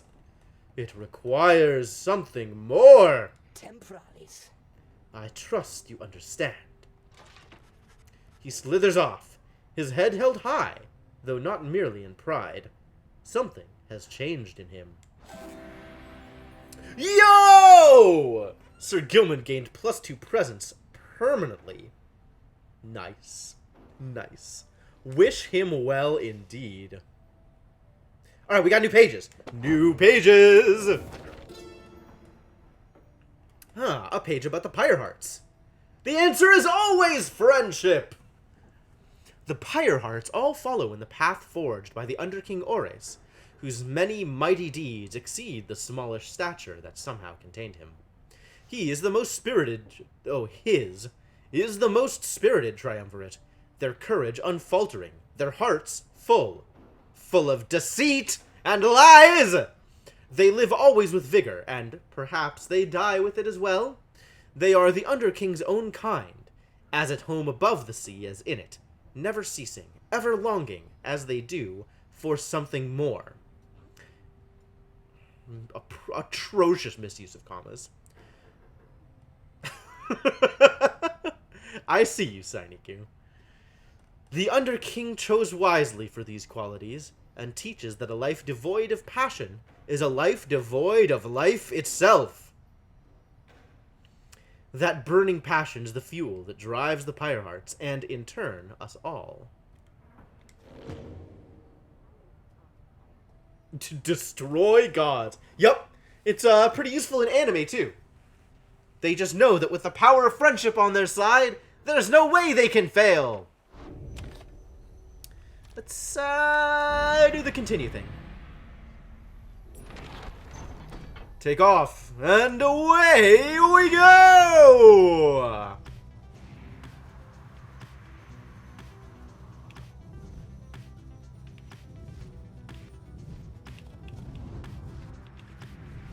Yo, I'm gonna ram him again. Oh, it's Ignarius. I thought it was gonna be Manly. I totally thought this was gonna be Manly. Alright, whatever. Hey, what's the big idea, huh? Oh, it's you Nightwings. Come to rub it in again, I guess. We Tempers, we've been trading flames with you who knows how long. So what? You got us once or twice lately. Matter of time before we go and get you back. So you might want to keep that in mind next time you go messing with these horns. Hear me? Now get out of my sky. Bonk. Bonk. Wow! Really rubbing it in. What is this? Something about the strange island you see below draws your attention. Oh my god, we have incentives for exploration! Best to avert... Sorry. Best to avert your gaze from the Isle of Kaelmer. Even the scribes themselves thought to avoid the place. Let us fly on. A forbidden island nestled in the depthless tempest. It has significance to the 8 scribes. Oh, really?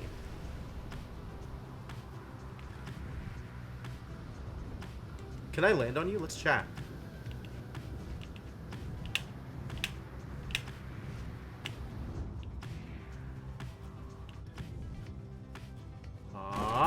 Bam!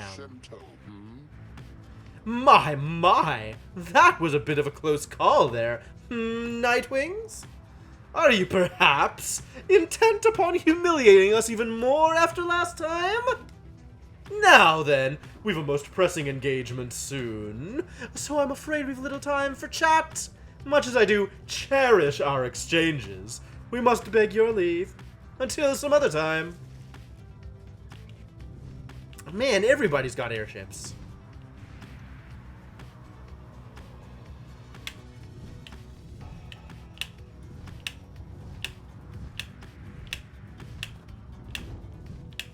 Whoa, it's another shiny. As you soar above the waters of Worm Gulf, you notice Sir Gilmer sidle up to you. Very slowly. We are very, very, very, very high above the waters, if this knight is not mistaken. This knight's brethren lurk beneath the surface there, in numbers untold. Fortunately, if we were to come crashing to the surface now, then this knight, why, he would receive a watery burial in the custom of his kind. What? Thanks. Thanks for that moment of, nihilism? Depression? Whatever it was. Thanks for that. Man, there's so many shiny things. Below, amid the desolation of flagging hands, you see Big Birchard's, from which you first embarked by sea. You wonder how its venerable proprietor is faring. I am certain that Big Birchard must have left a strong impression on you all. She is not easy to forget. I have known her since before my exile, or hers. She's been here a long time. I've sent my agents to repay her for assisting me and to send her our regards. The old wagon must have been in need of some repairs.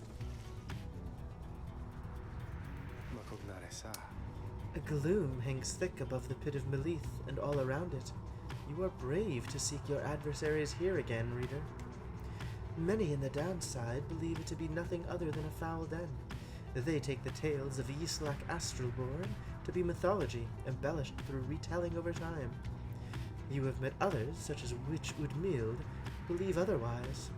Although, whichever their beliefs, I know of none who would go near the place unless the stars demanded it. Thus shall your coming right against the fate take place in complete secrecy, as always the rites have. Ah, this is the spot we're headed. I'm gonna keep exploring though. Whoa, so many places I can land. Through which you may earn Stardust, vocations, something of value. I like Stardust.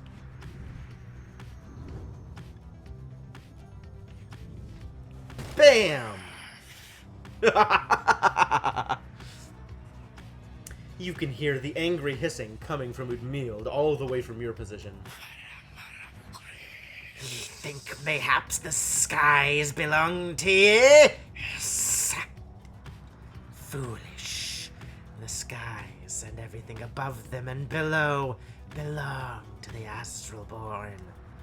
He shall be smitten from his skies on his awakening. Now be gone! I love the bumping, I really do. It's so unnecessary.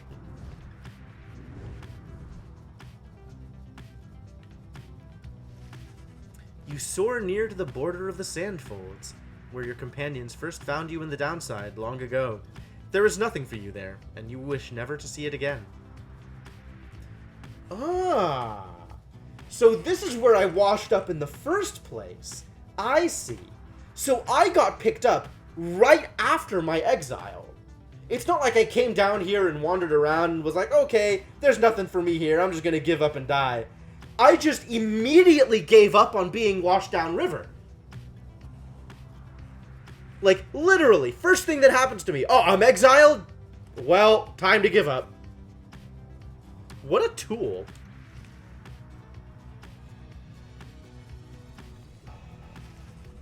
As you fly aloft over the area of Downside Prairie, where first your path diverged, you see Ruki looking down at the lands below. You know, chum, I gotta say, I never did get over you taking us through Blooming Pool that first time, way back when. To think that someone of your character would side with Jody rather than myself. It is fortunate for our sake that the reader does not often heed your advice, Greentail. Hey, that's cold, Jody! My chum here listens to me at every turn, I'll have you know. Except for that first time. A shame we shall never know what delights awaited us at Hollowroot. Oh, you missed out, mark my words. We'd all be riding in style by now, rather than sputtering about in this old thing. No doubt. Despite how it appeared to you at first, they both seem to be in good spirits, reminiscing about old times. Yeah, they are. Look at this little grin. Jody's enjoying herself. Hey! Random +1 hope. I love it. So I get rewarded for exploring. Like, I actually get rewards for just poking around and pressing on all the dots, wherever the dots are.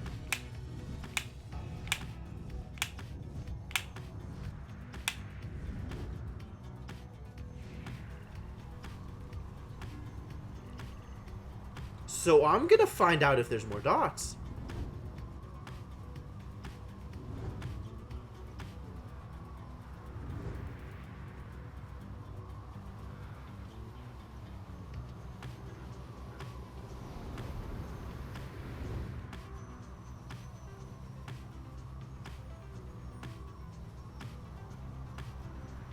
No dots here, but maybe north? Maybe. It's certainly a possibility, and it is one I am going to be exploring.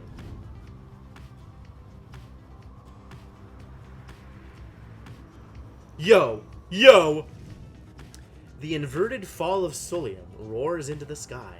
Somewhere beyond it lies the Commonwealth, beyond your vision and beyond your grasp. If only we could just fly home right now. Looks like this thing just can't go any higher, though. And it's a long way up that fall, isn't it? We'll get there yet. Just have to keep going.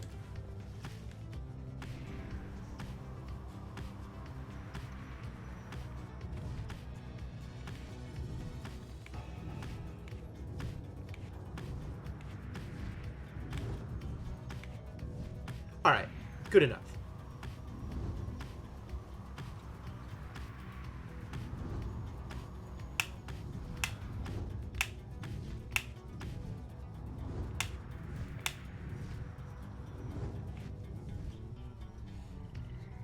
Alright, so we could find something valuable. We could pursue vocations, or we could get more Stardust. I don't even know what I'm going to be spending the Stardust on. Maybe I should just pursue vocations and try and get more glory. Glory is good for everybody. It takes a while to get, though.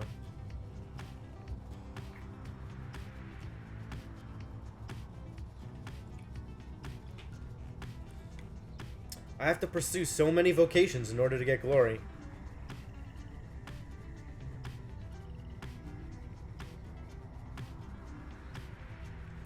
There is something to be said for following Ruki again, considering that if that dialogue was right, anytime Ruki has shown up, I've followed the Ruki path, except for that very first time, which is fascinating that they track that, right? Like, it's not only, hey, this is the thing that you did at that one point, isn't it cute that we have a dialogue about it? But also, this is how you have made decisions afterwards, and the characters are going to use that as support for their argument. Like, this game is so well put together. I love all of the different references to the decisions you've made and the things that have happened and how well you've performed and everything. It does so well in bringing it all together. This game is great.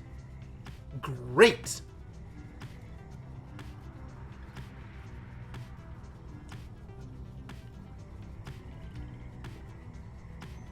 Yeah, let's do the vocation thing. Let's try and get some glory for people. You return to the dismal region known as Flagging Hands. Straight away, you sense an air of dread, yet cling to hope that you can make your stay as brief as possible. You and your fellow exiles have time to yourselves before the day is done. Nonetheless, the dismal environs soon take their toll on everyone. This keeps happening. This sucks. The Beyonder Crystal seeks Sir Gilman! Yo, we've got stuff to do. Also, we got a new page. New page, hype! Flagging Hands. Does every location have a page? That's so many pages. Beyond the valley lies the Flagging Hands, which could be called a swamp if an entire sea could merely be a lake. Soon after our arrival, several of us fell into a dark despair. Such were the environs. I found it rather fascinating, though. It held aspects reminiscent of the southern bogs we dwelt in as a tad. Well then, we now know a few more things about crones than we did before. Namely, crone youths are referred to as tads, maybe short for tadpoles? We grew accustomed to the dampness of the air, and grew to savor certain twigs and beetles. It can be said the Flagging Hands are an acquired taste, recommendable only for those of our same bent, or perhaps the downside's native imps. The sea surrounded the environs on 3 sides, appearing insurmountable at first. Sandra's status, cursing the scribes. Anything on your mind? Let's chat. You know, my lovely reader, I must admit that I did not expect your fellow followers to be quite so receptive to instruction, as thus far they have proved. I know not whether they owe it all to you, or have somewhat more to them than I was first inclined to think. In any case, however, I am pleased that they're not entirely disgraceful. I like to keep my expectations well in check, seeing as I have been thus expelled until the end of time, so it is pleasant when those expectations are exceeded, every now and then. Although, I cannot recall when last that was. But the best part of all this are the brief times in which you visit me in my domain. I know you cannot for long. This damned crystal in which I am enthralled shall see to that. Though, as you have perhaps surmised, whenever it decides that one of your little friends is worthwhile enough, why, I can offer them a trial, and likewise, I can offer you a chat. Sometimes, I think, as you achieve those trials of mine, perhaps it does something to trim the length of my eternal banishment. Eternity being what it is, however, perhaps not. Still, if the trophies of these blasted scribes are worth something to you, then all you need is but to brave my trials, and they can be yours. And perhaps there's good in it for me as well. Then something changes in her, and she changes the subject. I've likely said too much. I'm not to influence you in your use of the Beyonder Crystal. It is not there to be tampered with by anyone, including me. Forget what I said.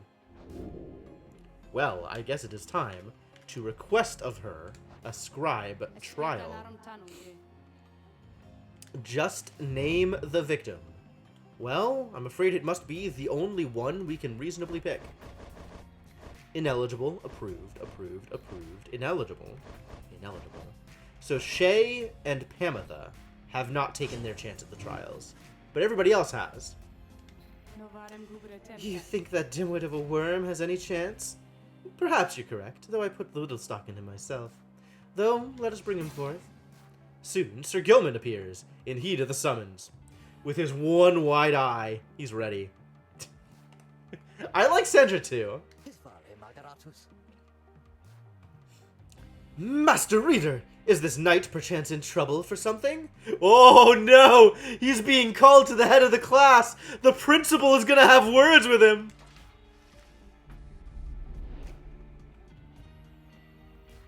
Worms are quick and effective in close quarters. Yes. As usual, the plan is banish as many people as possible, and then go in for the win. The apparition Sandra appears and unfastens her mask. Listen well, Worm. You answer to me here. As you will, Your Highness! Your Highness. I like the sound of that. Though flattery shall get you nowhere here. Demonstrate your competence to me then, Worm. You shall have to do it mostly on your own, though under the guidance of your lovely reader. I trust you are prepared. Of course, your highness! This knight accepts this challenge! I mean, that sounded like fear to me.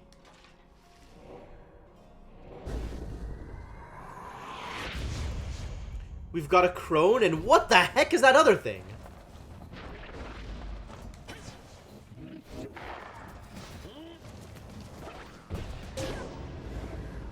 Big hits! I mean, maybe I just run. Maybe I just run, and that's all it takes. Oh. Except I'm bad.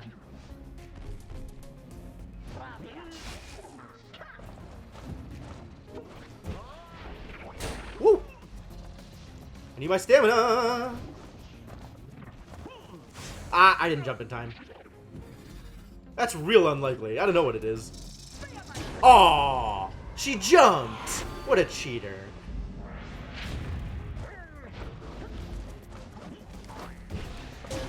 Bonk.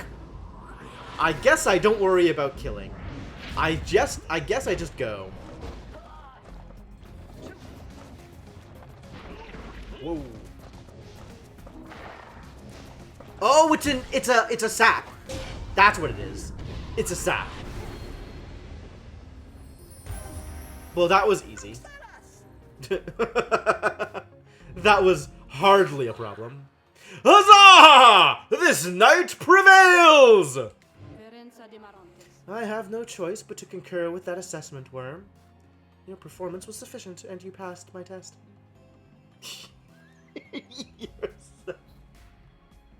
It was an ent. It was a tree being. You could tell, because they summoned a dummy. A sapling, presumably. Thus, congratulations are in order to you and to your lovely reader. Now farewell. Achievement unlocked.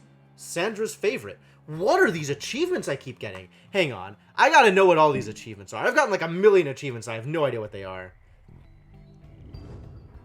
Ah. So all of the character-specific achievements... I'm gonna get to that in a sec. All of the character-specific achievements are for dealing 200 pyre damage. There was also an achievement for getting a talisman to rank 20. Sandra's favorite just now is completing 5 scribe trials. There for them, the one I got a while back, was for initiating 20 different conversations in the Black Wagon. And then there was an achievement for banishing 3 adversaries with a single aura cast. And then there was an achievement that I got for flinging an orb at someone and then banishing them. That's fascinating. And then, of course, the obligatory achievement for touching the loot and for getting a perfect victory. Master Reader! This knight is humbled after having passed that sorceress test. Wah! By the scales of the Underking Oris! What is that you have? I think it might be a scale of the Underking Oris.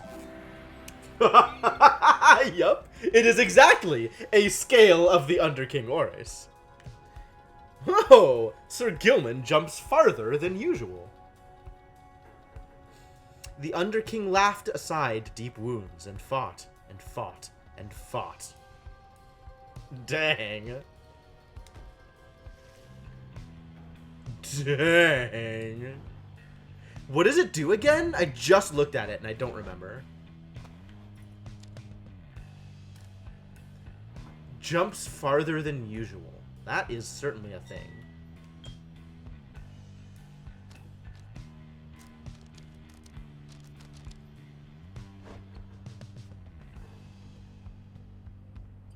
I'm getting all these cool legendary artifacts, and they do really cool things.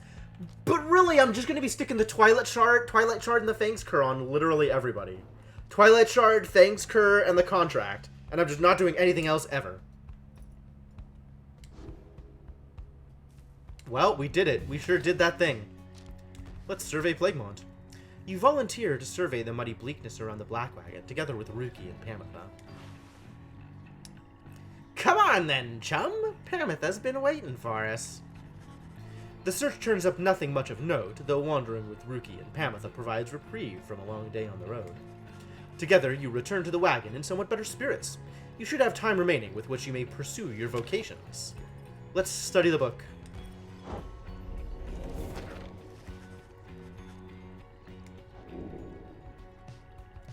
Alright, I still want the glory. Master the other aspects of the book to unlock this.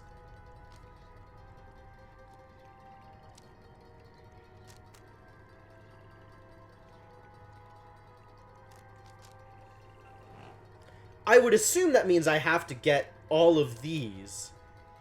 But it's not clear to me whether I have to get one of each in order to unlock the first rank. It says master, right? So maybe I need to get all 5 of the other masteries here, like the other bonuses. So 2 hope, 2 quickness, 2 presence before I can get any glory? It sucks. Alright, more presents, I guess. Let's be more presentable. The texture of the pages of the book, the foreign bindings, despite the volume's age, it shows so little sign of wear.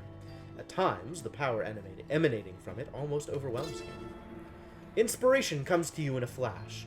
Whether from the book or from within, you cannot tell. Reader's influence, tenacity. Rank 2.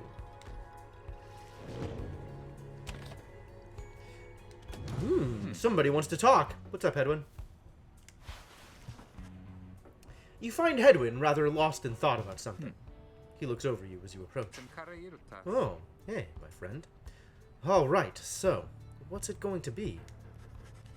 He points in the direction of his cooking tins, strewn over in the corner of the wagon. One of life's small comforts around here is we get to eat. Atrocious misuse of commas. Not a day goes by that I'm not grateful for it, but there's only so much to choose from. Whether here in Flagging Hands, or anywhere around, I guess. Anyway, I was just having trouble deciding what to cook. Just had fire caps again last night, and those never seem to sit that well with everyone anyway. But there's no more glopgill, not that anyone but Tizo ever liked that stuff. And I feel like we've been having gutter crabs every day for months, so I'm not too excited about that. This is where you come in. And no consulting books or stars or anything, just you and me, here and now. What am I making? You decide, because I can't. I know there's a lot of serious stuff to think about these days, but so help me, no one's struggling to regain their freedom on an empty stomach. Ask for the fillet of slurg. The silt porridge. Gutter crabs again. From all the delectable meal options, none of these are good options. I just want gutter crabs again. I am a creature of habit. This is a thing that is tolerable. I will tolerate this thing. Oh no! You ask if Hedwin would not mind preparing gutter crabs again. He is crestfallen well before you can finish the thought. I didn't know you had it in you, my friend, that you would be so cruel to yourself and to your friends. But so be it. We're having gutter crabs again, and may the scribes themselves be damned. Now, lend me a hand here with this stuff, would you? As you assist Hedwin with preparing the gutter crabs, the two of you get to talking about the past. The reality of cooking and the downside has a way of making him nostalgic. Life on the blood border wasn't that much easier than trying to get by down here. The Highwing remnants could swoop in at any time. They were so good at picking the worst possible occasions for us. The time they showed up and I was nowhere to be found, I must have told you about that. On the contrary, he has seldom revealed much about his past to you.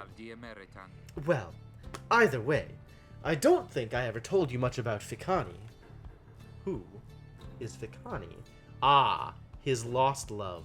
Someone for whom Hedwin cares deeply. I was riding to relay an order when she caught me out in the open. She could have had me, but we just stood there, you know? She's a harp! Oh, I didn't get it! She's a harp! Hedwin! Hedwyn was in a relationship with a harp. That is something else. Cool. I'd never seen anyone, anything like her. And her voice, she says to me, "You ought to be more careful with your life." And I just say, I mean, I'm not the type to say such things, but it's all I could think of, looking at her then, so I just tell her it was worth the risk. Oh, does Jody know that? I don't know that Jody hates harps that much. I mean, oh, wait, no, Jody does hate harps that much. That's not why Jody hates the harps, though. Jody hates the harps because she's been a soldier and fought against the harps for so long. Like, it's gonna be really hard to overcome that irrational bias. Hedwyn, too, was a soldier, but apparently it didn't affect him as much. Anyway, she spared my life, of course, and when we saw riders heading toward us, I looked at her, she took hold of me, and we just took off. I didn't want to leave her, and I didn't, for a while. That grin on his face saying this, yeah, sure. He trails off for a while, and there comes the requisite sadness. Soon after I came back, I went off in search of her again. This time, though, the risk I took, a lot of people paid for it. The harps attacked when no one was there to raise the alarm. A few days later, Hedwyn the deserter was sentenced to exile. Huh. So that's his story. And now, he's about to cook some gutter crabs. Thanks for your help, my friend. I can take it from here. See you shortly. He heads out into the afternoon. You sense he feels more at ease after having spoken with you. +2 hope, wild. Give thanks for gutter crabs. You got it, buddy. Always thankful for gutter crabs. Ooh, the roster updated. Oh man, you can actually see all the stuff here. Desertion, motive, insurrection. But not really. Alleged motive. 5 years in the downside thus far. Astral sign, Lenorial. Suggesting he is devoted and faithful. Okay. Do I have this information about other people? Not Jodariel. Not Ruki. Not Shay. Not Gilman. Oh, I do have it for Pamitha, though. She's Verdant. Suggests she is practical and easygoing. Huh. It seems to have missed bloodthirsty. Crime, conspiracy. Actually, yeah. Alleged motive, insurrection. Huh. Just like good old Hedwyn. The records state she remained loyal to the Highwing remnants despite claims to contrary. She's been exiled for 4 years. Dang. Nope, I didn't notice that this stuff had filled in when we looked at Pamitha's bio before. While serving on the Blood Border, by chance he had a run-in with a lone enemy harp. They each felt a powerful connection and escaped together rather than fight each other to the death as would have been expected. He lost contact with her after their encounter, and left his post in search of her, but he was caught and exiled. In the downside, he found a Jodariel, who looked after him when he was a child. In time, he caught wind of an unbelievable rumor, and first heard the name of Sandalwood. Whoa! So they didn't get exiled together. Jodariel has been exiled way longer than Hedwyn, which makes sense. But they knew each other when Hedwyn was young. And then they split apart. Presumably Jodariel got exiled soon after that. And then Jodariel's been exiled for, long enough to become a demon, right? That's a huge difference. Oh, man. I was, Yeah, for some reason I was totally under the impression that they were exiled around the same time. Which, in retrospect, couldn't be true, because Jodariel's a demon, and Hedwyn isn't, and that is completely subject to how much time he's spent in the downside.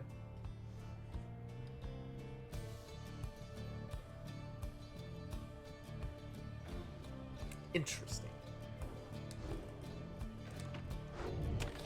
let's continue our journey.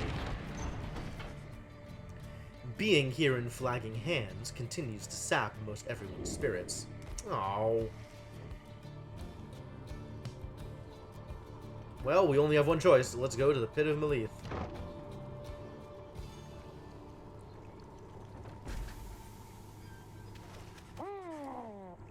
Buh? A messenger imp showed up. The imp's latest information is about none other than Tizo, who liberated at the fall of Solium. Everybody says he is the first creature of his kind to come to the Commonwealth. While this unique status brought Tizo no shortage of prestige, he nonetheless experienced difficulty acclimating to the new environment. It seems that he grew quite despondent. Then at last, he managed to track down Volfred's agents, with whom he is working to find a means to bring more exiles home. Yeah, Tizo's so cute. Thus has the revolution grown stronger. He also left for you a special verbal message via his most trusted messenger, who rears up and intones, Scree-hyung! Tizo wants you to know he is doing well, but misses you, and hopes to see you again. You thank the messenger imp for the report, and ask that it relay your kind regards. Your companions soon begin to talk in turn. Why, that lucky little... Okay, sure, I'm a little jealous of him, so... I guess this makes him an expatriate of sorts, ditching his downside home in favor of the Commonwealth. Who would have thought? Oft it is said that good things come in smallish packages, and Tizo stood as living proof. And living he remains, apparently. Truly. Once more, it seems I underestimated him and his resilience. I'm so happy for him! I wish I could have had a friend like him when I was there. Good on him. If anyone or anything can change the Commonwealth, it may well be Tizo. I shall look forward to our next reunion, Tizo. Perhaps when we are back among the stars. Back among the stars! The implication here, obviously, is that Lone Minstrel has been dead in the past and is now undead?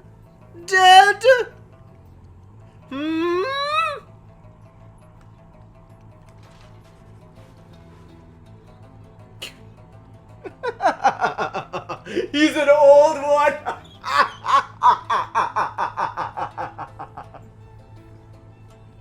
Maybe he's one of the 8 Titans. The news of Tizo's adventures in the Commonwealth fills you and your fellow exiles with newfound resolve. Hey, we gained some hope! Good luck, Tizo.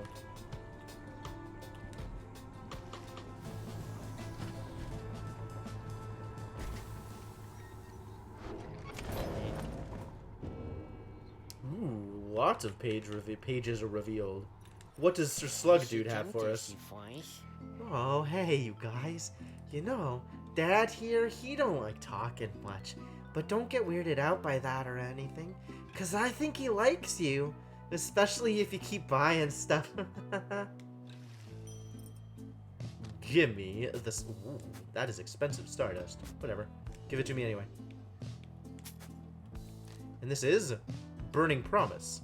After dousing the adversary's pyre, the bearer earns a reward. Woo! Okay, it's money! It's free money! And I'm not buying anything else. Appreciate you doing business. And you guys be sure to tell your friends, okay? Anything going on over here? The pages, the new pages. Also, mushrooms.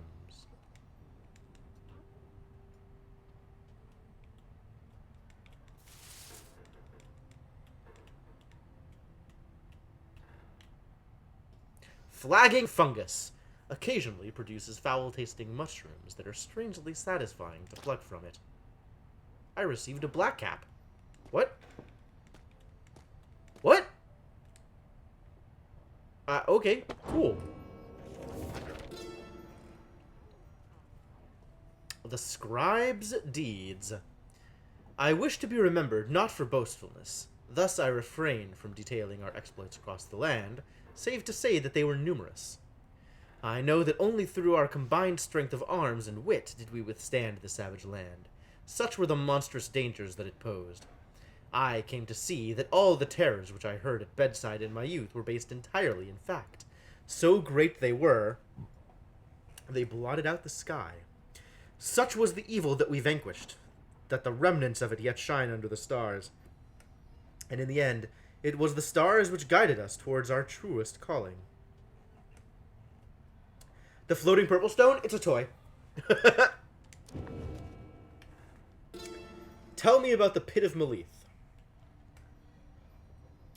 If there is one celestial landmark in which I would never again wish to tread, unless, of course, the stars beseeched me to, it has to be the pit. 'Twas dark in there beyond all reckoning. If not for Melith's sorcerous lantern, all of us, we all would have been lost. Capital L, lost. Oh, no, just lost. Regular lost, not capital L lost.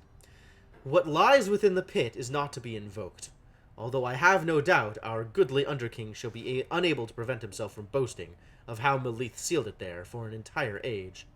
That thing yet lies there on the edge of death. Through its connection to the stars, it gives the pit significance. Walk there with courage and a steady mind. Specifically, it is a grease stone. Grise stone? Who knows? It exhibits a flagrant disregard for natural law, thus provides light entertainment.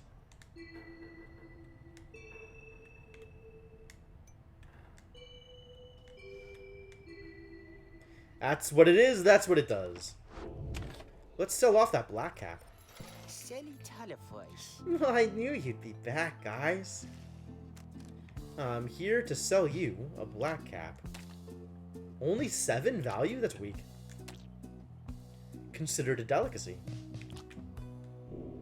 Sure. Thanks, buddy. I suppose it's time to commence with the rites. You and the others are behaving yourself for the commencement of the rite this evening when you notice Shay behaving strangely. More than usual. Maybe he is here. I mean, I think he has to be somewhere nearby. She notices you then. Oh, I'm sorry, mister. It's just I think maybe my friend is here. And I was hoping to say hi to him before we have to do the ceremony with the star ball. The ceremony with the star ball. I love it. Shay is so pure. Wait, is that... that's him! That's him! My friend is here! He's here!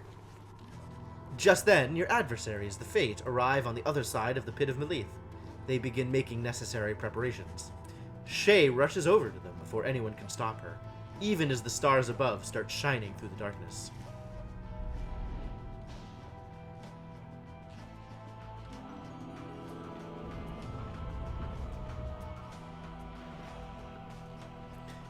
What is going on, Shay?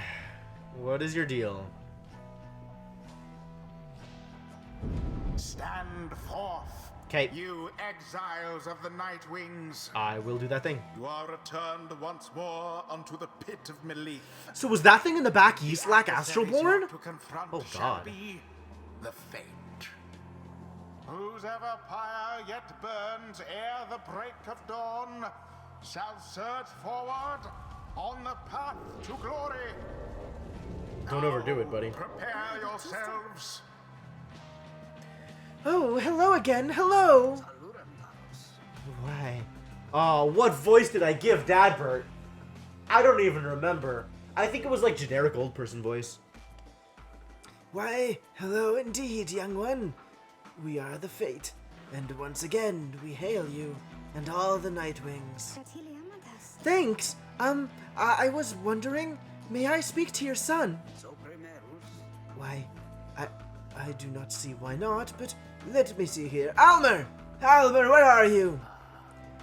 Begging your pardon, young one, but my son is not always punctual, you see. Hold, I shall go and fetch him. Oh, okay. I mean, my friend, I hope that he remembers me. Huh?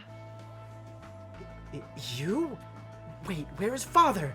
Father! Oh, hello again! Your father, he went looking for you. Did you not see him? Irea, father?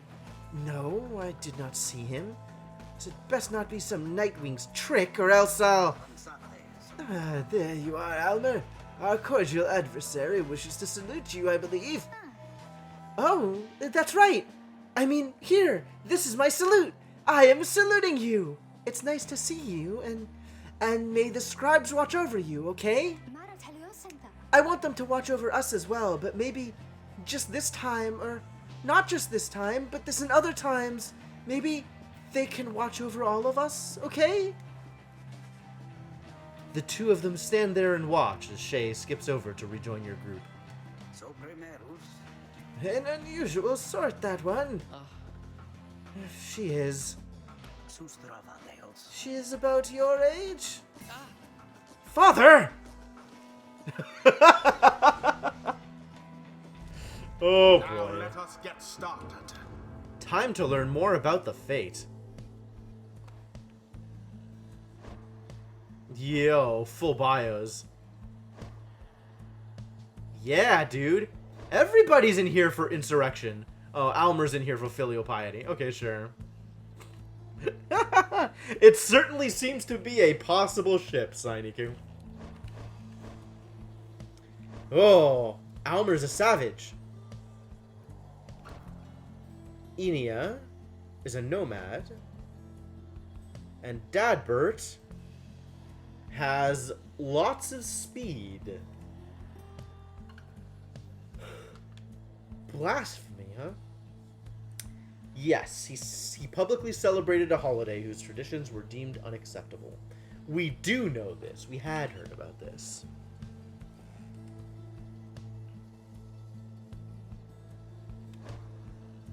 What about Almer? Almer is resisting arrest. Ah. Alleged motive, filial piety. The records state he stood with his blasphemous fathers purely out of obligation. Okay. Past. Aid to Dalbert. Yeah, okay.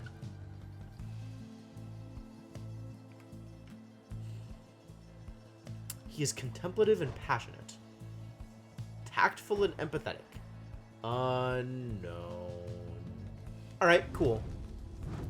Who are we bringing? We could bring Jodariel. We could bring Ruki. We could bring Shay.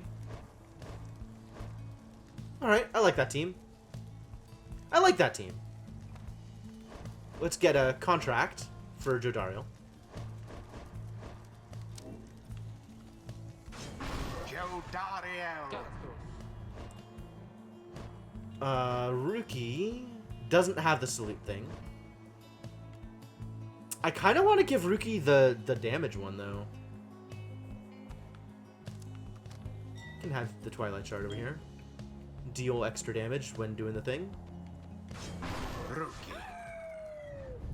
And Shay has not been in a battle for a while. She has? Her charge up time is reduced. And what should we equip her with?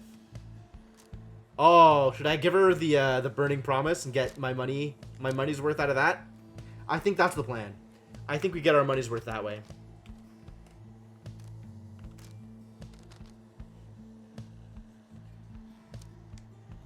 Cool. Alright, so Shay needs to drop off the thing. Done. But the scribes, I hope they're watching all of us. Steel yourself, Almer. Are you prepared to face our adversaries once again? Vaughn, father. Always, Father. Let us prevail, here and now. Let us do so indeed, my son. Alright, well, the plan then... Begin. The orb.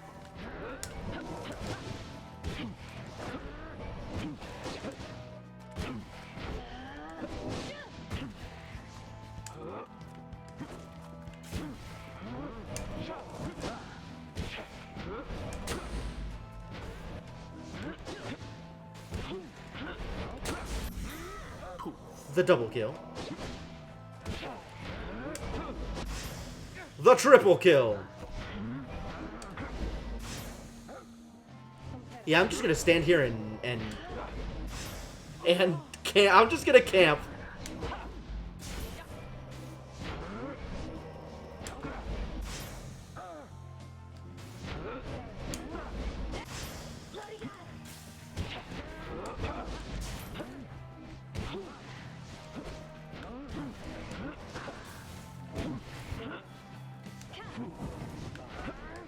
Oh no!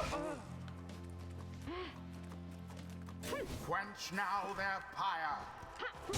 The flame is stricken. I mean, she died, so it's time. Time to do the thing.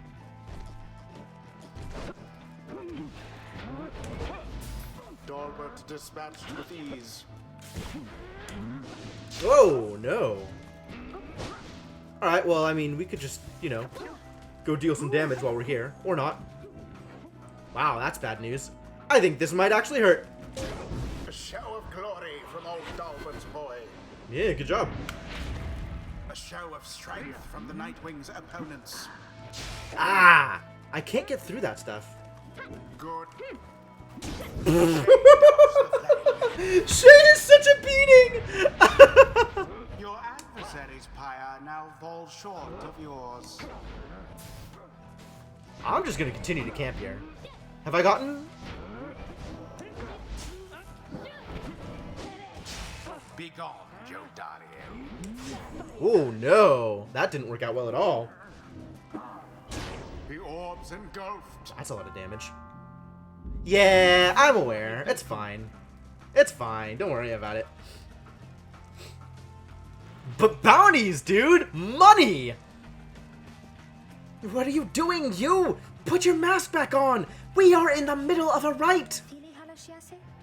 Oh, I know. It's just I wanted to say, I think that you're very brave, is all, I think. Hey, Jackets. Oh man, Shay likes him. Shay actual likes him. That's so cool. Because we have encountered many triumvirates by now. I mean, we have the dissidents and the tempers and... What are you talking about? Get to the point! Oh, I'm sorry. I didn't mean, I just... My name is Shay. I wanted you to know my name. It's Shay, since I know yours. I see. Then ready yourself, Shay! We shall not hold back! Such a struggle it must be for I think I'm at max bounty now, right? Dalbert and his witless son.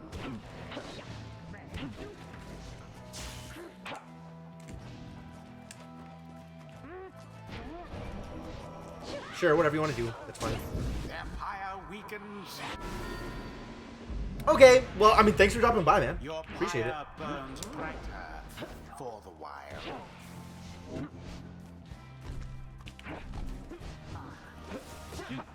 Oh.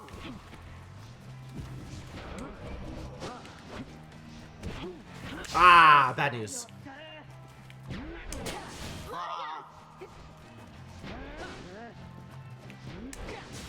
Woo, what a beating, this guy! Aw, I didn't jump. The jump failed.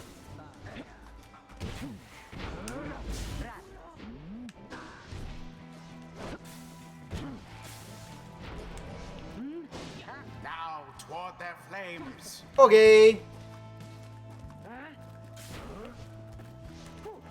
Woof! Word thus The glory dive! The dive towards glory! more than a lick of flame remains. Engulfed within the aura.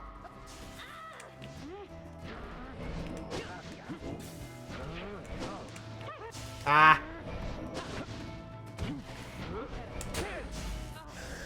All of you die.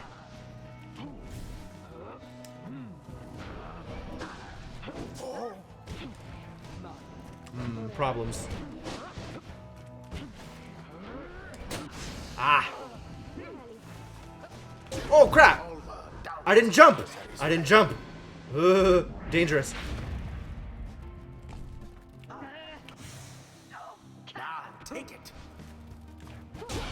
And it is done. Not gonna lose. The night I don't care what they think they're doing. I'm not gonna lose here.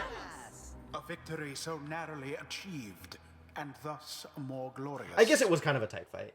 Like, maybe my opponents are actually getting to the point where they can deal some damage. And, you know, it's a little bit closer. But really, I'm just playing sloppy because I want money. I was really close. I deaded myself a couple of times too many. I really should have just gone for the win.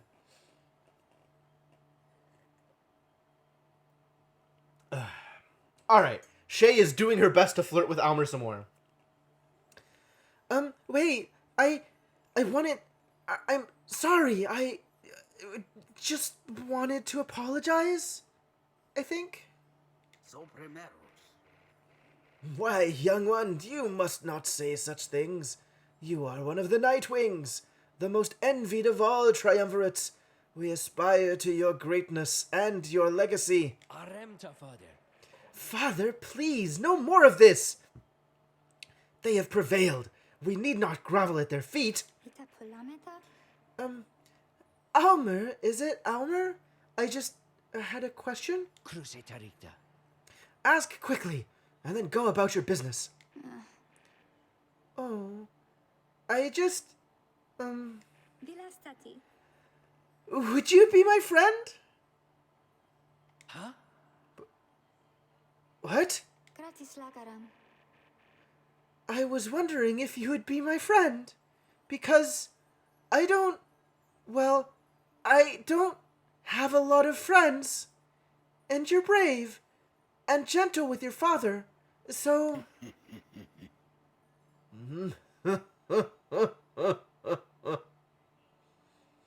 How do you pronounce ho? H-O-H, ho? Ho, ho, ho, ho, ho, ho. I can't do that. I can't do that in the voice that I gave him. Like, that's just not gonna work. I'm sorry, text. I am not reading you as you are printed. I shall see you in a little while, my son. Dadbert with the smooth fadeaway. What? The scribes? Were they not friends? I choose to think they brought us here to be closer together, not to be apart. There is much to And then learn it just from goes. this experience. Alright, sure. Utter nonsense, all of this. That we have come this far. Fortune alone cannot be the cause. No, this game is awesome! I'm so excited about the possibility of this. I could just go for it? Whoa! I don't need to get all three! Huh. So if I wanted, I could get Relentless Vigor by going 1, 2, 3 and skipping Brazen Manor. Fascinating. The fact that I can just go straight to Celestial Spike is awesome. So I will. I fully expected it to be like a tier 4, like I needed all of these. The Fascinating. moon-touched girl has greater understanding than it seems. The 8 scribes, but they so inspire me, and now I feel that I have grown somehow closer to them. Maybe? Where are we sending you? When saluting her adversaries, Shay automatically leaps toward the orb if no one has it. This is what I want. I want Dark Vigor. I don't care about flinging the orb. I care about Sudden Grasp, I guess. Well. Until Well the done. stars Good job, align. people. Alright. I need to go get more water. So this is probably a good point to take a quick break. I'm waiting to see if it dumps me at the, Yeah, okay. Alright, yeah. So I'm gonna take a quick break here. There's going to be some more plot coming forth, I'm sure. And then some more Blitzball. And, we're just gonna keep this going. We're gonna keep playing visual novel Blitzball. And we're gonna have a good time. The people who didn't participate get inspiration, which translates to experience the next time they're in a rite. But yeah, So I'm gonna switch to the break scene here, and I will be back momentarily. See you guys shortly.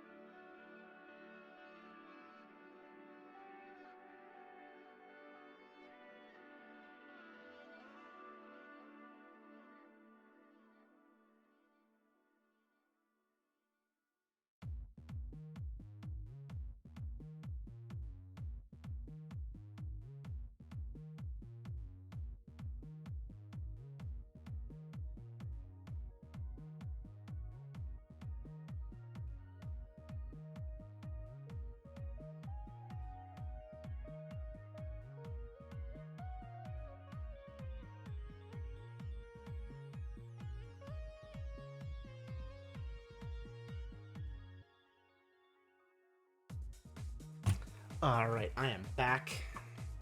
My housemates are out in the living room playing Overcooked, and it is extremely distracting. Alright, let me pause this, set the scene, if you will, and get back into the game.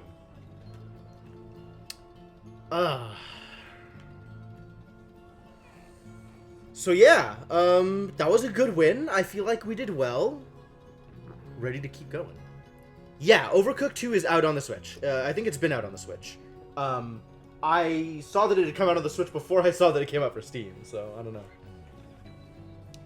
Should I end up playing it on stream, I will be playing it on Steam. So, make decisions accordingly. Alright, here we go. After the Nightwings bested the Fade in a close contest, you return to the wagon to recover and plan your next move. The time has come to search the stars again and determine where the rites shall take you next. The stars yet shine for you, revealing various paths forward. Alright, let us seek now our destination.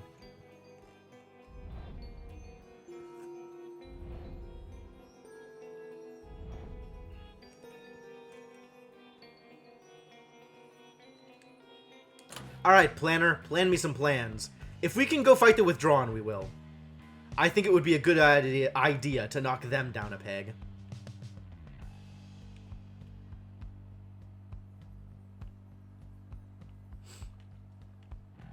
Let's see who we can fight. The Essence are led by the Harp, Tamitha.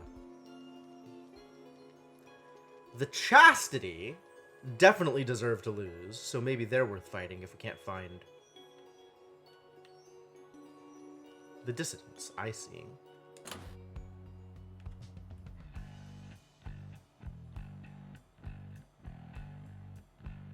Everybody should be 0 and something against the Nightwings, right? Good. Alright, so we can go after Tamitha. We can go after Manly, and we can go after Barker Ashpaws. What a name. So I guess if the goal is to keep people down, which kind of feels like the goal, we should go after Tamitha. Harpies are scary, but I think this is probably alright.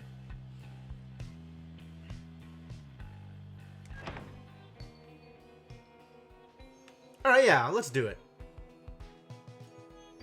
Where are you at, Tamitha? Get ready to get wrecked.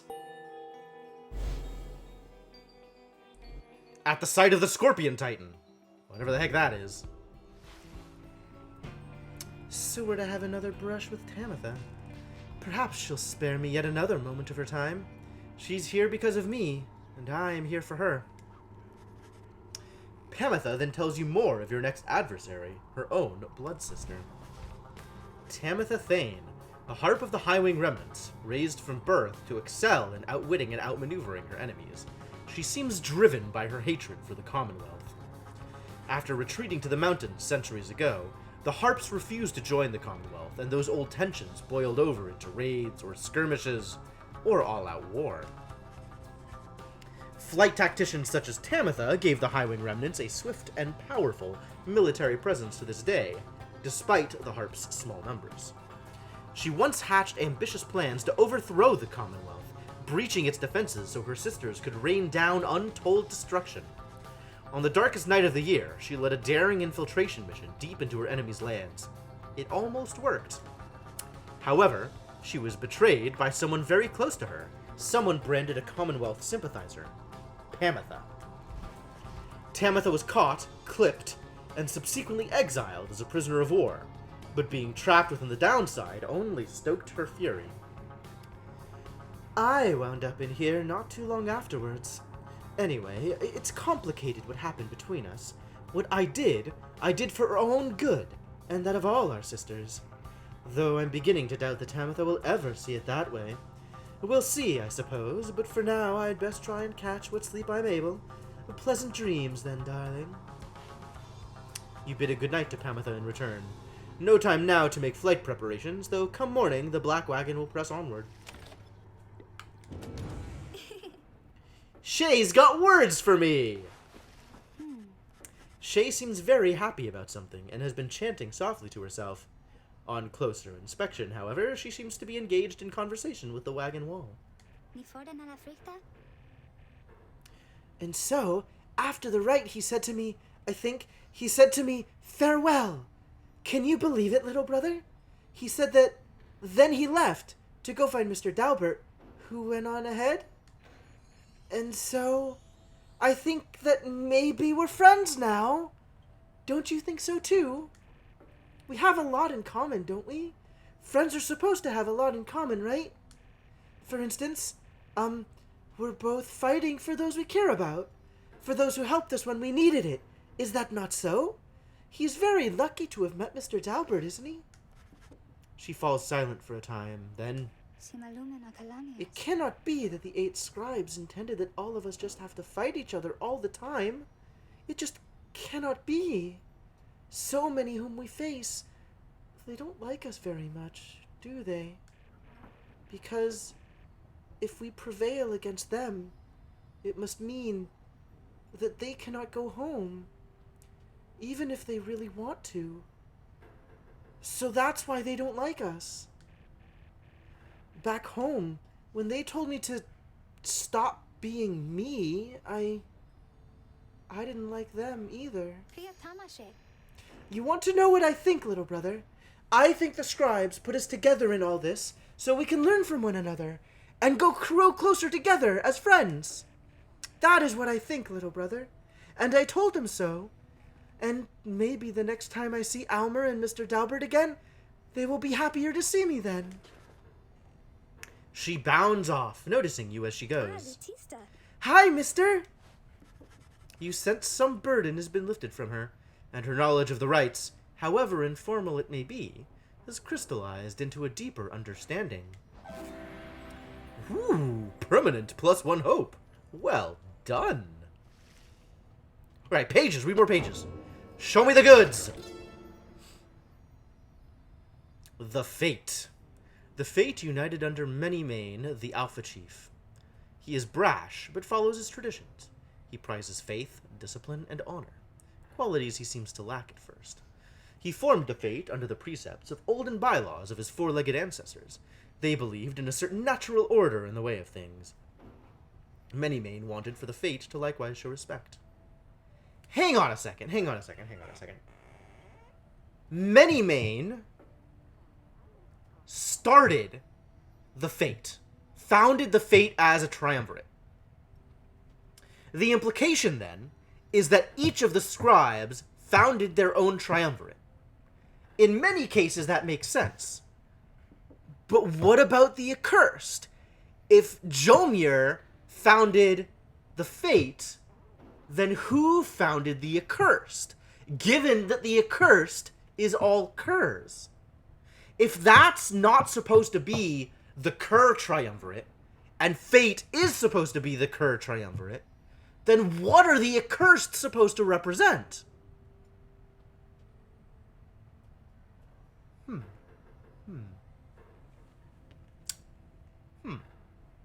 I mean, sure, things can change, but then the question is, how did they start out that they changed so much and ended up in this current configuration? Stats. So, quickness is obvious. Hope means that when you get banished, you come back quicker. Presence is the size of your aura, how big it is. And glory is how much damage you do to the opposing pyre whenever you score. Initially, he only chose from other curs. He, however, urged the Fate to replenish their numbers from any race or ethnic group thus willing. Okay, so that definitely makes sense why it's so spread then, right? Because you have the cur, Dalbert, you have his nominal son, or... Nominal's probably not the right word. His adopted son, anyway. Almer, who is, what, a nomad?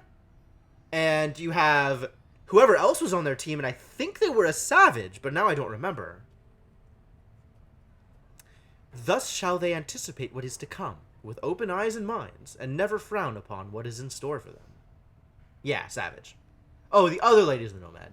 Almer's the savage. Right, got it. Pyre Hearts is the worms, founded by the Underking. We've only got 2 triumvirates listed so far.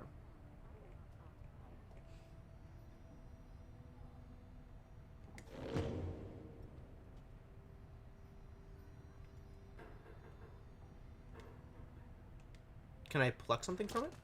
Yo, I got another black cap! Yahtzee! Is this gonna keep happening? How good. What a great place to visit.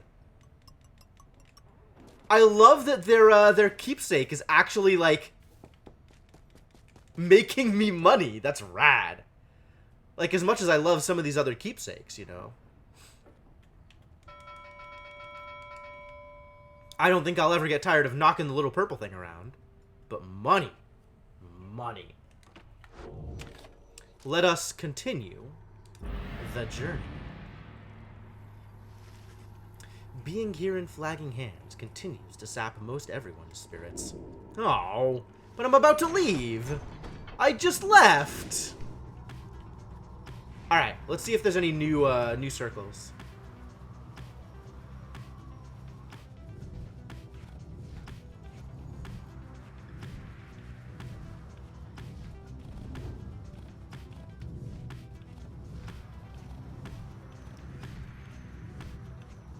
Or new people to run into. Hey, you wanna rumble here and now, huh, Nightwings? We should have had you there last time. Too bad we all got somewhere else to be. Though we tempers sure are flattered that you took the time to ram right into us again. Be seeing you around.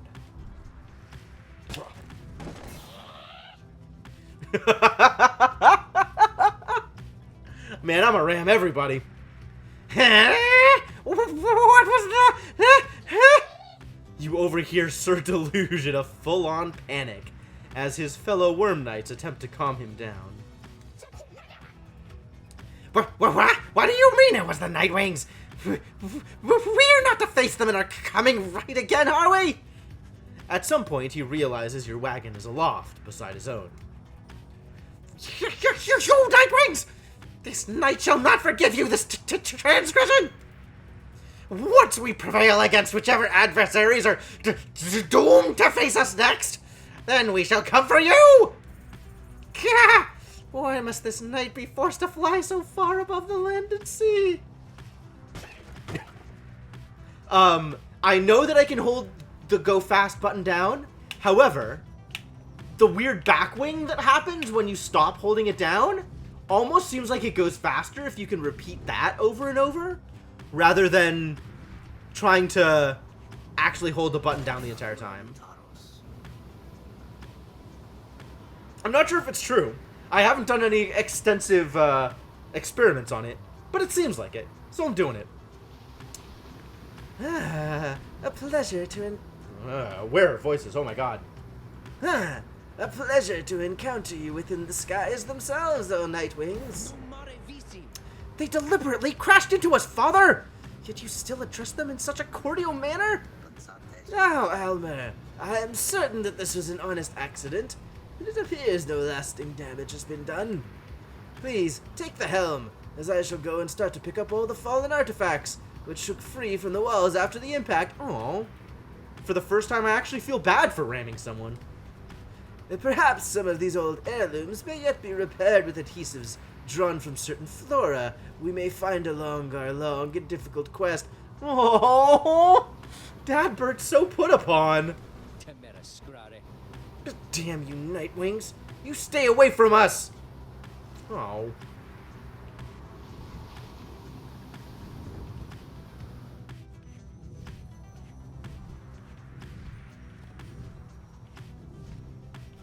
Not seeing any new circles yet. Yeah, right? Poor Dalbert. I wonder if maybe I have visited all the circles and they don't replenish? Maybe they replenish once a cycle? No more points of interest, I guess? Doesn't seem like it.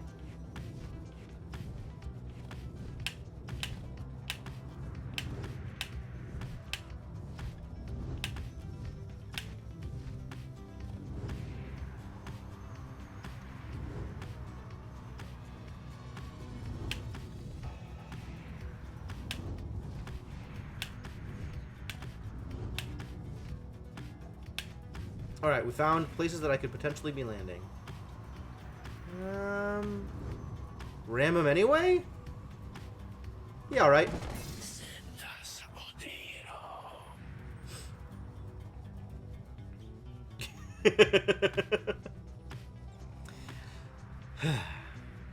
Yes. Also, there is a badge on top of them, like a little circle thing that shows the different icons representative of those triumvirates.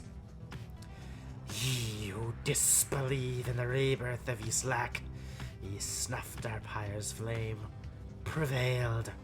Now ye flaunt across the skies. Beware, ye who wouldst mock the designs of the withdrawn. Ye cannot comprehend the terrors which shall come to ye in time. Okay. Terrors will come to me in time. Got it. Excuse me? What did I just run into? It's the lone minstrel. It's the minstrel talking. The spring of Jomir has always flown forth from the crushed carapace of Biolanthius, the legend of whose demise is a rather sordid tale. Perhaps you have already read it in the book. The Hive Titan, vanquished by the scribe Jomir Manymane. Yup. Yeah, every once in a while, if you time it right, you can see people landing in a couple of different places. Not all believe the book exists, of course, nor the greater titans, nor the rites. I have encountered exiles believing that this titan perished quite by accident, rather than by a cunning trap laid for it by Jomir Manymane. They took the titan for a common beast. Hey, Aeret! Yeah, been a while. How you doing? And welcome. Yeah, I've been having a ton of fun with Pyre. This game has been great. Perhaps the stars shine down upon out-of-the-way locales such as this one to ensure that they alone shall witness the proceedings. Fascinating. Alright, where are we going? Fall Flat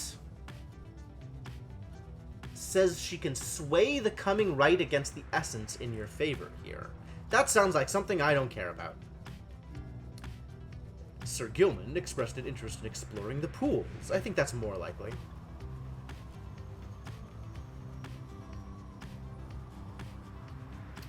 And we're fighting in the Spring of Jomir, right? Doing great? Excellent. Happy to hear it. You touched down in the heart of Jomir Valley, where first you face the Fate and the Dissidents. You briefly wonder where they might be now and how they fare. You now have a little time before having to set forth by land. The Beyonder Crystal seeks Shay. About time.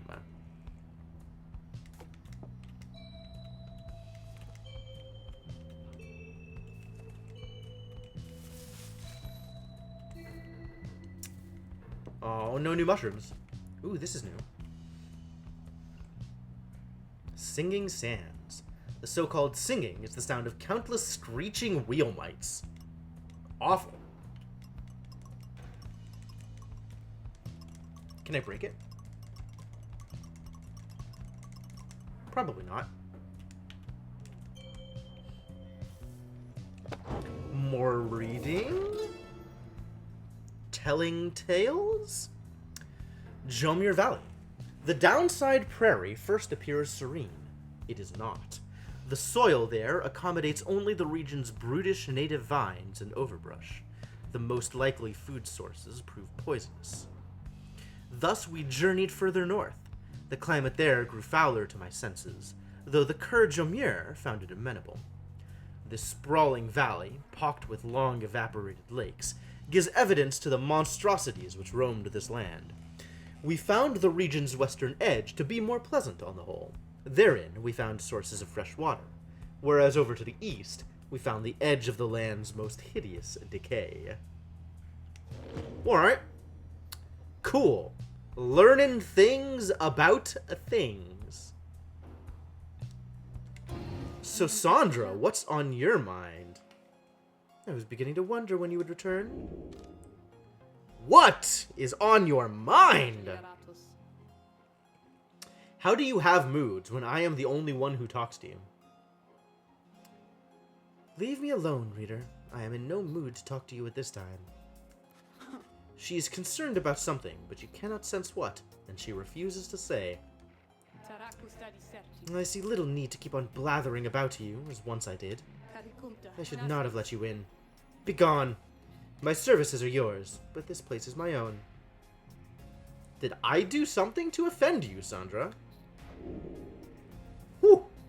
That's, quite the brush-off, given how warm you were before. Wow, what has happened? Alright, well, I guess it's a scribe trial.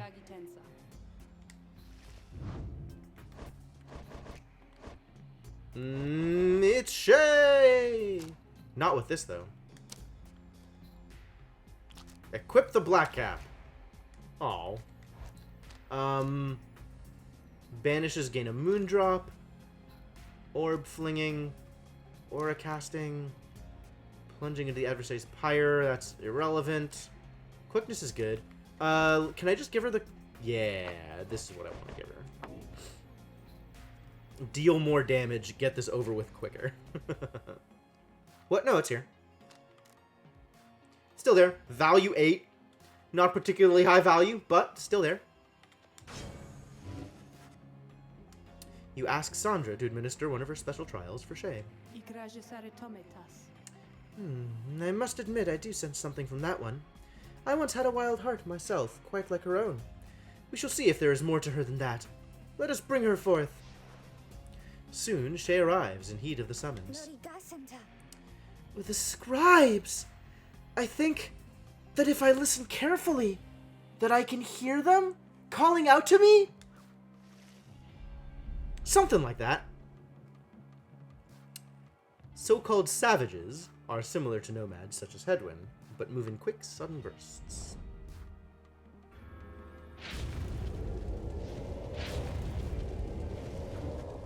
The apparition Sandra appears and unfastens her mask. Listen well, girl. The place where you reside at present has but a single rule, which is, you answer to me here. Wow! Okay, I will! Such naive enthusiasm. Now be silent. It is plain to me that you have much to learn as yet about the rites, but you have learned something, and I would see you prove it, without the benefit of anyone save for your reader. She's not even calling me lovely reader anymore! No, Sandra! Okay. Are you out there to help me with this, mister? It's imps! Imps for days. Wow.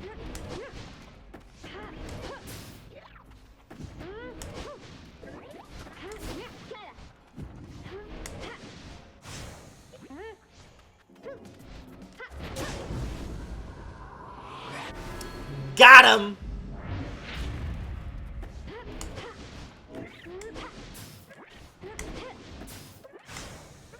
Ooh, hecka got him. Mega got him. They were the most got.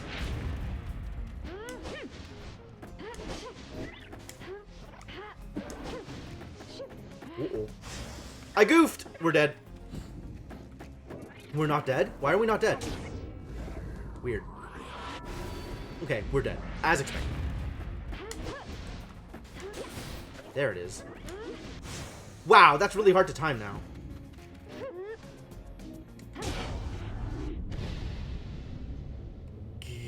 Got him. It wasn't that bad. I suspect that's one of the easy ones. Okay, how did I do? How did I do? I must admit that you did better than I had expected, girl. You have passed this trial of yours. Some congratulations are in order. To you, and also to your lovely reader. Hey! She did call me the lovely reader. Suspicious. So what did we get? What cool little talisman did we pick up?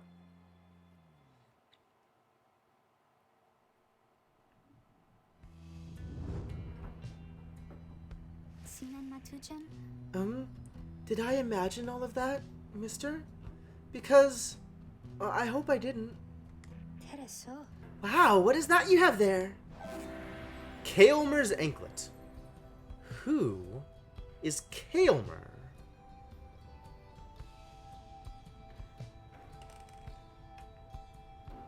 Kael'mer isn't one of the scribes, you guys. The royal traders' hollow band ensured the Sisters of the Arch were to carry out their mission. Kael'mer has an island that the scribes avoided. It can bounce off objects and solid surfaces. That's cool. That's really cool. Yeah, so Kael'mer is apparently not the scribe, but the person associated with the scribes who represents the savages, which means Golgolothanian. I still hate that name, by the way. It's definitely like Smithson.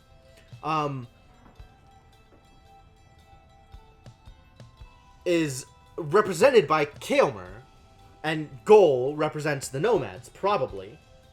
So, does Kael'mer also have like a triumvirate they represent? Does Kael'mer, like, what interactions did Kael'mer have with Solium? One of the Emperor's first stories by the Emperor's trip, you'll see Kael'mer. Really? I definitely want to check that out. One sec, though, guys.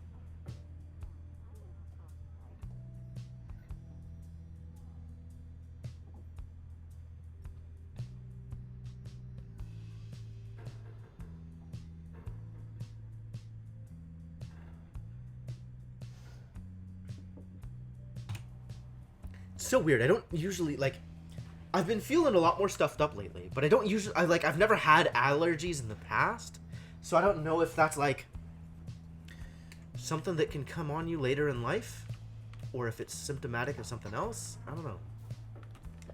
So when did they mention Kael'mer? Not here.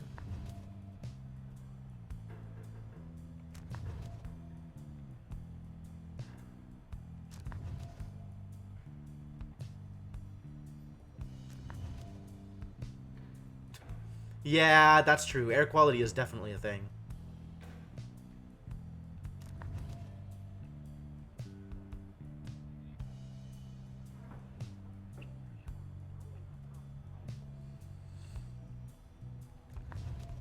Is Kael'mer the rope collar?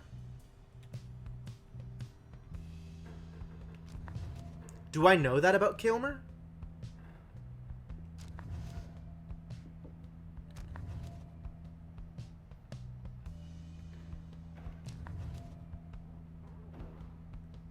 Yeah, there's not a known connection between Kael'mer and the rope collar as of yet.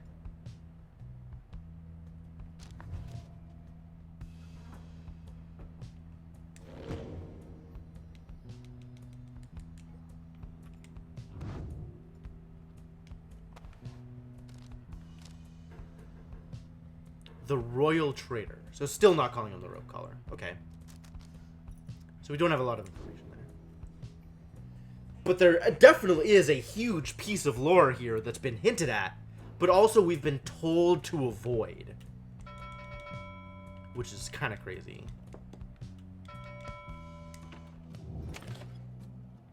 Alright, let's explore Gluhive. You end up spending part of the day with Sir Gilman, exploring the area surrounding your wagon. You learn this area used to be a swimming hole many years ago. "'Tis such a tragedy that this knight cannot go for a simple swim here in the Jomir Valley." Oh. Why have I not moused over this before? Exiled curs roam the sand-swept fossil wasteland. This looks familiar. I feel like I've moused over it before. I don't know why it was flashing. Your lasting memory of the place is standing by the shore, imagining the feel of the water. As you head back in silence, you consider which of your vocations to pursue. Pursuing vocations instead? You have something on your mind, Mr. Gilman. Look, he's mad. Look at his face. Sir Gilman is fuming in anger over something. So much so that you were hesitant to approach him. But you approach him anyway. Dang right I do. Exile is too light a sentence for this knight! He notices you then, and seizes up. He begins acting rather nonchalant, as though his outburst did not just transpire. Oh, greetings to you, noble master reader! What brings you to this knight this afternoon?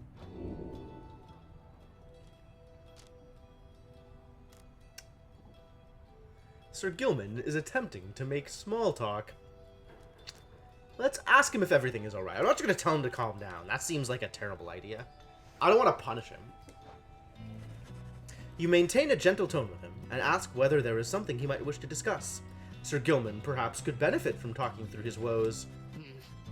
He stands there for a time, silent and dejected. But then... Master Reader, this knight cannot escape the horrors of his past. It seems that you would hear them. Then you have this knight's apologies ahead of time for burdening you further with his troubles. Having said that, here then are the troubles you requested. Alright, he is ready. You are, of course, familiar with the siege of the Spiral Sanctum. Am I? I guess so. For this night, the memory of it is like a wound which will not close. This knight stood there on the front lines while the Highwing remnants descended upon us. So furious was their assault that our chain of command was ruptured instantly. We of the Sea Dominion, we require orders to perform our duty. Without such orders, why, we surely made a very easy target there that eve. One by one, then two by two, they picked us off, becoming bolder, some of them shrieking with laughter all... This is a totally unnecessary comma! Why? Why? Commas ruin the flow! This night, he saw his comrades cast aside like sea flies. As opposed to any other kind of fly? What is a sea fly? How this knight survived, he does not know for certain, even now. Perhaps it was that he attempted to pursue and to detain his own knight commander, whom you met when you first met this knight.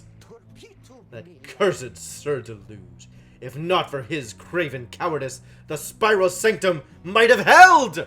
At least a while longer. But instead, we were routed, rendered spineless both in form and deed. Sir Deluge was first to turn and flee, as our chain of command crumbled. And as for this knight, he failed to catch his knight commander. He must have looked a coward too. Thus came the time for penance, and this knight, why, he insisted on the only course of action reasonable. He insisted on the sentence to the downside. And, as you can plainly see, his wish was then fulfilled. How absurd that he should re-encounter his old knight commander here, soon after. Thus did this knight become obliged once more to Sir Deluge. We took to the waters in the Sea of Solace, where soon we met the Pyre Hearts, a triumvirate exclusive to our kind. It was plain to see that they lacked wherewithal, and Sir Deluge, they thought he could provide it, the leadership they sought. And his was too much of a coward to decline. As for this knight, being of the Sea Dominion, he had little choice but to comply. Or so, at first, he thought. When this night, when he encountered you and the Nightwings, something awakened within him. With so little honor left to lose, and so much left to gain, it became eminently clear that this knight stood a better chance within your ranks than those of Sir Deluge. Huh, you social climbing bastard! You saw that our team was better, and immediately jumped ship! You have no honor.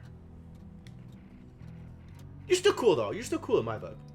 I mean, you're definitely better off with us than with the Pyre Hearts, jeez.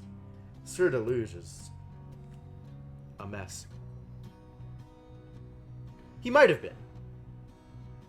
Yeah, I definitely would not stick around with Sir Goddamn Deluge, as you put it. Right, no, totally. Totally. Absolutely. Like, the comment I made was more joking than anything else.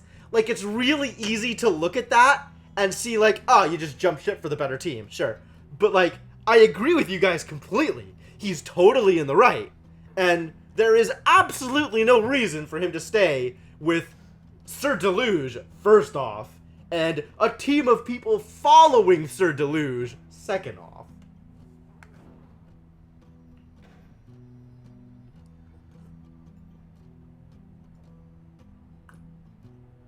Was he actually exiled from the team? I don't remember. I don't remember whether the exile from the team happened before or after. Yeah. Oh, what Senna said.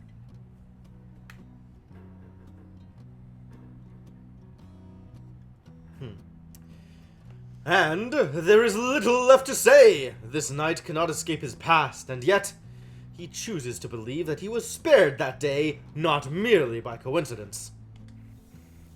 Perhaps Under King Ores yet has plans in store, in which this knight may play a part. This knight, he clings, however vainly, to that hope. He slithers away, his head bowed low. It seems best to leave him be for now. You sense he feels relieved at having shared all this. Roster updated, but no stat gain. Oh well. New. He's a Scorpus, driven and fixated. Yeah, that fits. Crime, none. He survived the siege of the Spiral Sanctum, though technically he did no wrong. The records state he volunteered for exile after the shameful outcome of the battle. Wow.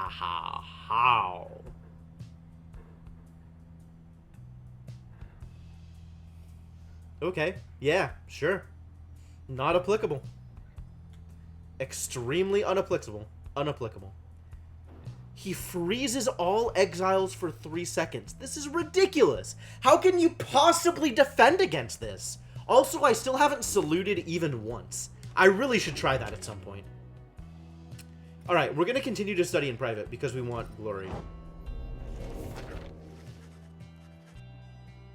Imps are not exiles. That is certainly a thought.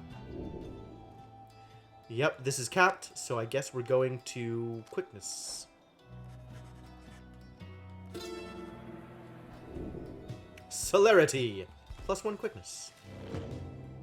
Alright, next one is going to be Hope, and then we'll see whether or not we can get Glory after that, or if we have to max both Hope and quickness before we can get Glory. To the Spring of Jomir.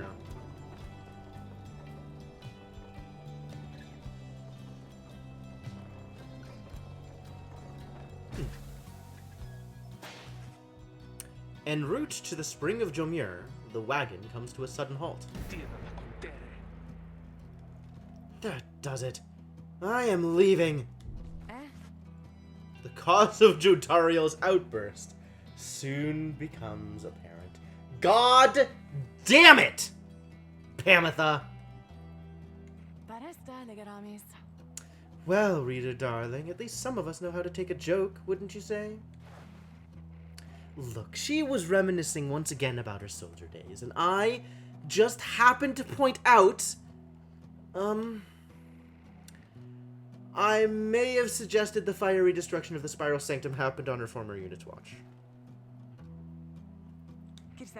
I mean, didn't it? Not that she would have made much of a difference had she been there herself. She ought to thank the saint that she was spared by her exile here. I thought she held no love for your commonwealth. I shall never understand what it is your people ever saw in that dreadful place, but I guess I hit a sore spot. Pamitha's actually evil, isn't she? Like, actually evil. I should probably apologize.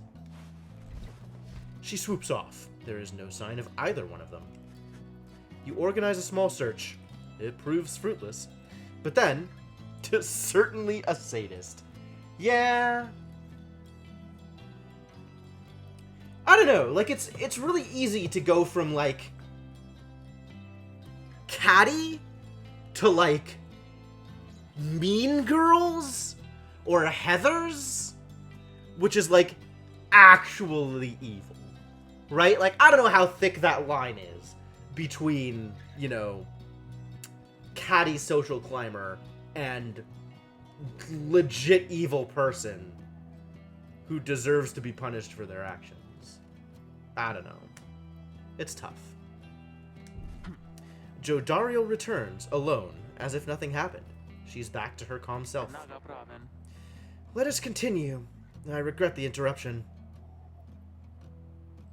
Oh, for sure. Yeah. I mean, I know that she and Jody don't get along, but, like, she could lay off. Pamitha soon comes back as well. Kiremitarios. Oh, don't you worry, darling. I have definitely patched things up between us. Honest. At least, I think perhaps I didn't make things worse. She returns to her business in the wagon. You make ready to resume your travels, but make a note to follow up with them.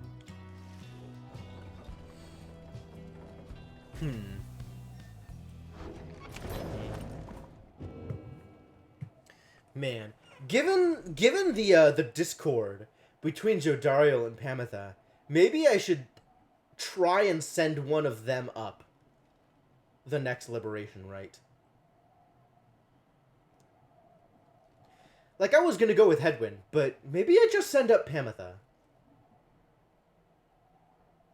I don't know. If that's the route I'm taking, then pretty soon I'll just have a party full of, like, loner exiles who don't get along up in the Commonwealth, and our plan is just gonna go to heck.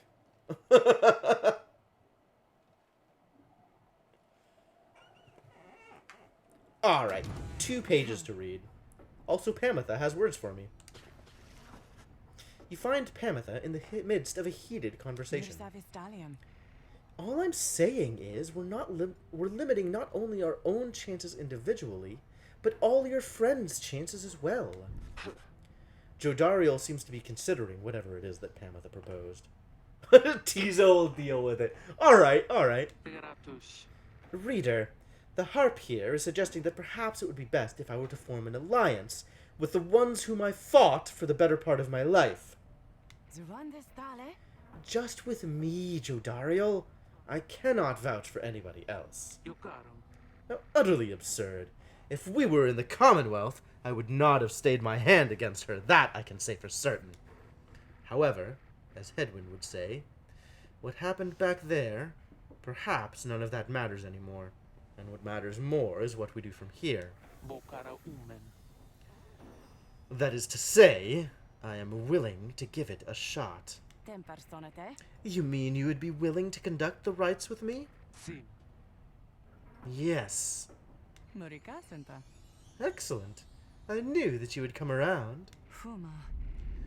Thought she'd never come around, but I ought to give her the benefit of the doubt here. I'm grateful for your open-mindedness. No need to let old enmities between our ancestors ruin things between us, or the others in our little party for that matter. After all, do not push it with me, Harp. We shall see if the reader here is thus inclined to pair us in the coming rites. I am willing to defer to him. You're right.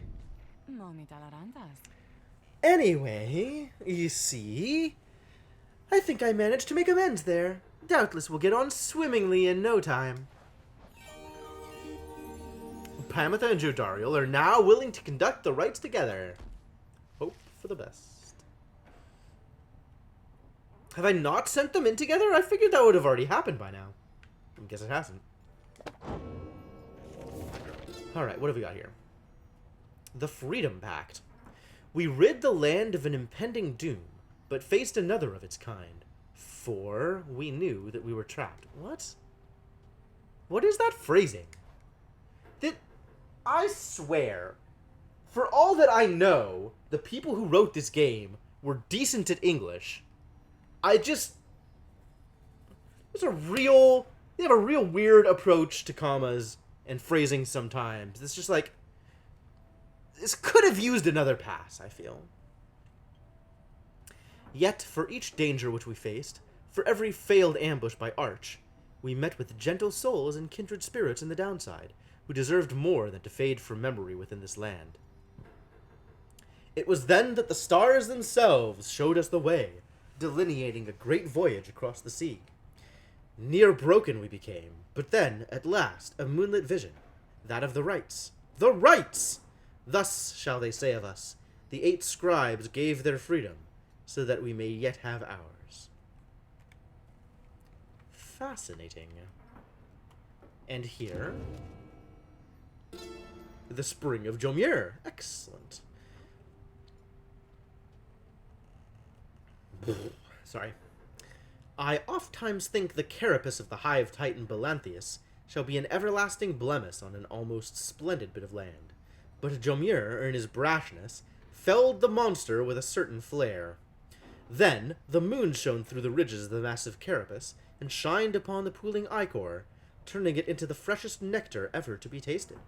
The spring shall flow eternally, and those who walk within it shall experience the resplendent glory of the land. The stars began to fall to... I don't know what that word is. The stars began to fall there in the spring with regularity, and we now know how soon again that they shall do so, and we wish for you to see it for yourself.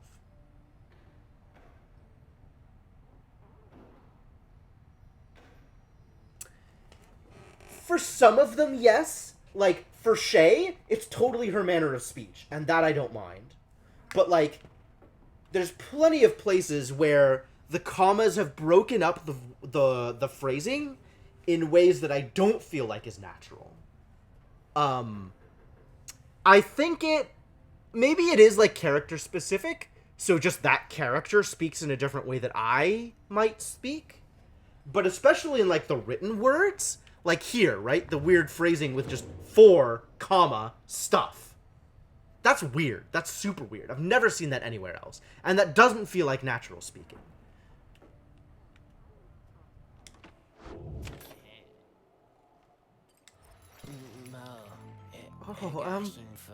Hey guys. Look, I got something here. I think which maybe you would like. He shows you several bottles of multicolored liquids of some sort. Sun serum. Some for the next right stuff. This is definitely not anything I ever want to use. Yeah, they taste pretty good, I guess, and besides, they can give you just the little lift you need, know what I mean? You get thirsty for 'em, don't even worry, I can get more soon. Well, I don't want them. Have a black cap.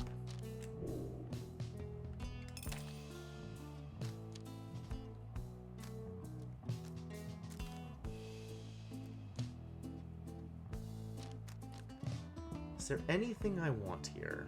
Right light. Nope.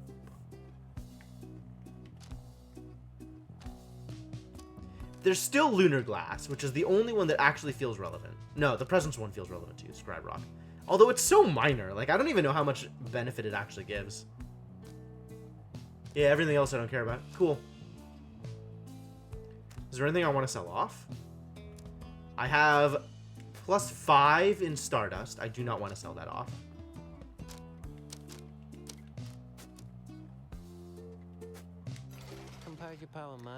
Come see us again, guys. Alright, I guess I'm ready to commence the rite. The afternoon is just beginning to give way to nightfall as you and your companions finish making preparations for the coming rite. Through all the ceremony, you realize Pamitha is nowhere to be found. The last anybody saw of her was shortly after the Black Wagon came to rest here at the Spring of Jomir. She returns just as you're beginning to plan a search for her. Sorry, Garami. Sorry to have worried you there, reader darling. They're just getting a little antsy is all. Had to go and spread my wings a bit, and shake away the nerves. She's holding something back. Don't you get in my head. I'm telling you the truth. I'm telling you the truth, damn it. Damn you, reader. Get out, get out, get out! Anyhow, it looks as if the show's about to start. I shall be in the field with the others. As Pamitha departs, you see she is right, as the stars above begin to shine. You know she is about to face her sister, Tamitha, once again. You accept that it is a very private matter between them. Real hesitant to put Pamitha in this fight at this point. What? Something else catches your notice in the sky this time. Strange new stars shimmering about the ones you recognize. The greater titans have returned. Some of them, and merely in spirit, not in form, but those dark stars are a portentous sign. Though they may light your way, beware the path which they illuminate, reader. Henceforth, you may invite the influence of the Titan stars. Yeah. Omens in the night sky, each representing one of the downside's mythical monstrosities. Use the Titan stars for a greater challenge. Really? Slain or routed long ago, the Greater Titans are an indelible part of the legend of the Eight Scribes. Behold, the Titan stars. Rank up faster. Rank up faster. Rank up faster. Okay. Your adversaries shall be more cunning and much quicker to react. Your adversaries shall have +8 hope, making them return sooner after banishment. Sure, get in there. Limbless Erizek. Oh. Endrigo the Widow. There's a bunch of Titans we've never heard of before, you guys. Like, we know about, X whatever it is, the unicorn that got slain by Tiesta. Tiesta? Is that right? I'm not just like, I'm not just... Oh, maybe. I'm tempted to just call against them all, honestly. Like, let's just do it. Let's just go ham. Endriga the Widow. This is a huge one. This is plus 10%? Oh my god. This is actually a huge... Like, a really big boost. This is a really big boost. It must be a... I mean, I haven't lost a right yet, right? Maybe now's the time. Yeah, Islak seems the rudest, for sure. I think maybe I don't go for Islak.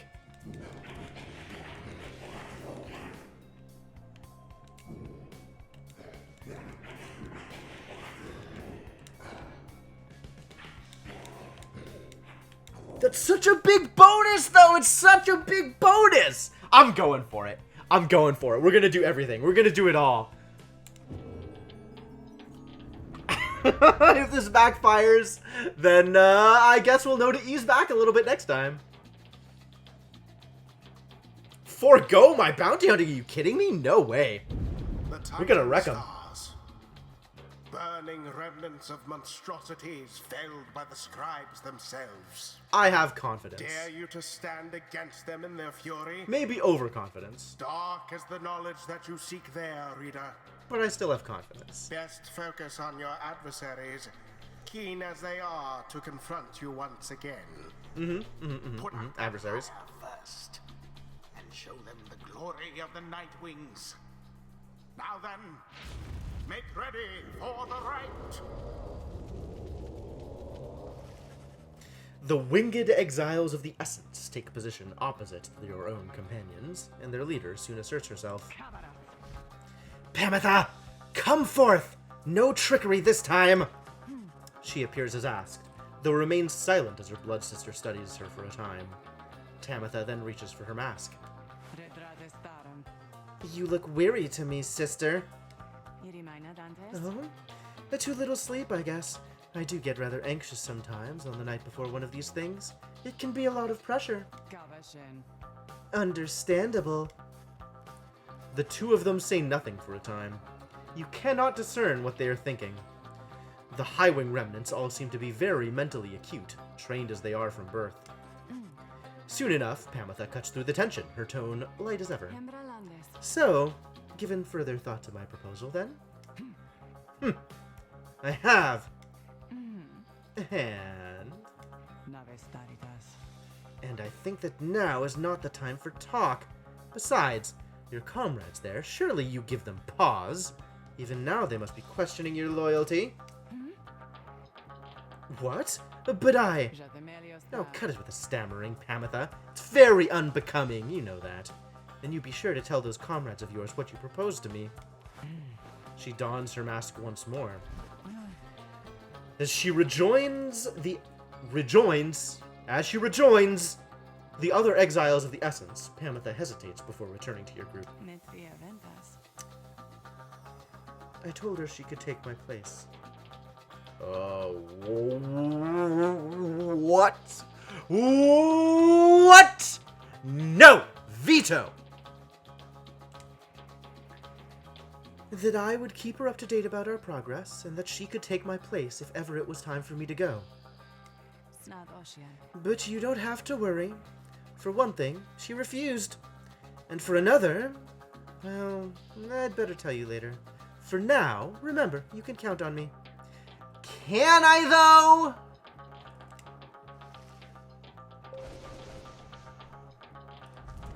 Ash You and shall Cole. stand together here this night. What is going on over here? Ash and Cole. Plus 25. Wow, they have a monster pyre! Oh boy.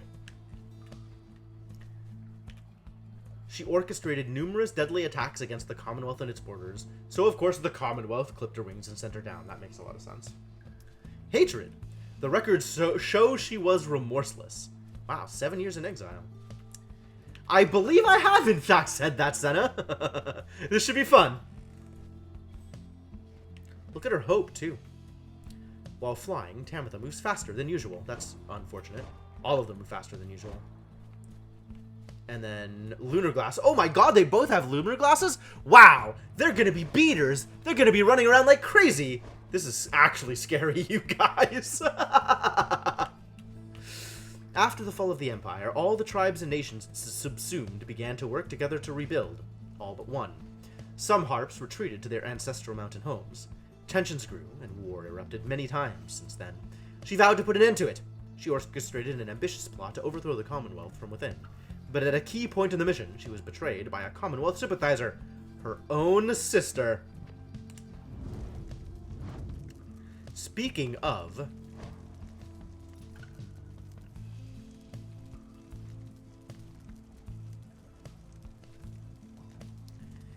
made repeated attempts to make contact with enemy combatants taken into custody.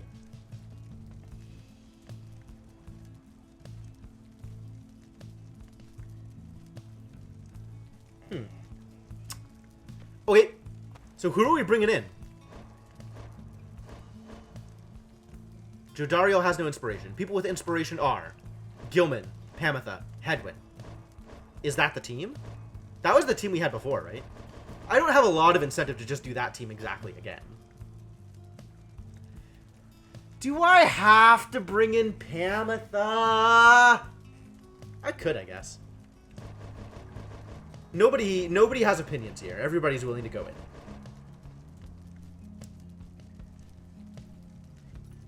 Alright. What if Pamitha is my bounty hunter? I like that idea. We need to bring in somebody who's good at running. Hedwyn or Jodario for defense, I think.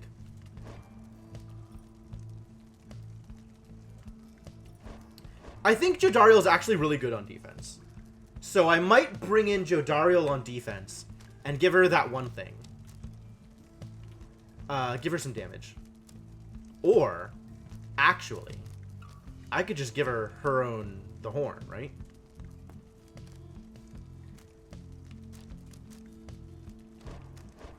I could give her damage. I think I can give her damage. I think I'm okay with that.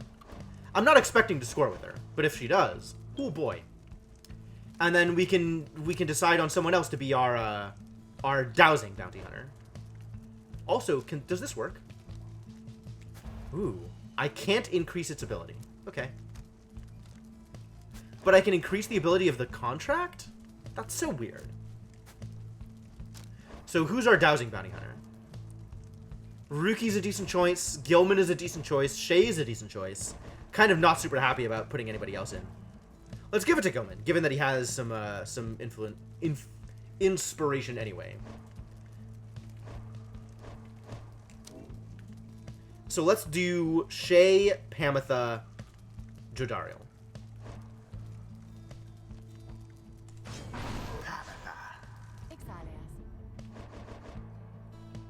Not Shay. Gilman. The one I gave Burning Promise to. Gilman. Yes. Sir Gilman. And Jodario. Jodario with the Twilight Shard, ready to beat some people's faces in. As appropriate. Oh, actually, instead of the Twilight Shard, I should give her the Fairy Spirit. Because dang is infinite stamina good.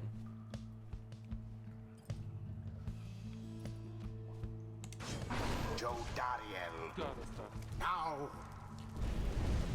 Damnation on the Highwing remnants! They plague us even here. Face us, wastrels of the Commonwealth! The pain and loss of your defeat this night reverberate not only in your hollow hearts, but in the homeland that abandoned you! Are you quite sure it has to be this way, then, sister? There is no compromise here, Pamatha! Not for traitors to my country or my blood. I understand. Then so be it.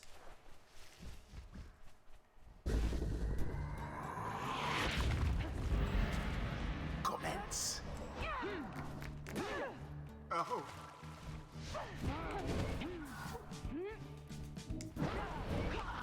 Ah. Be gone. My word. Ooh.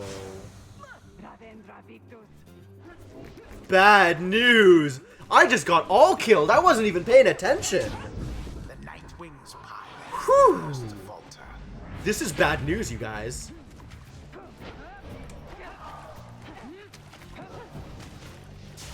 Tamatha caught out.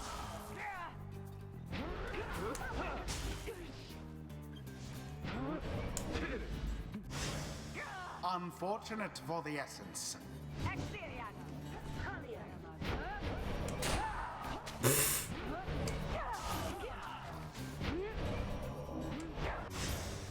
Alright, that's what Sorry, banished. this is better. I just need to camp.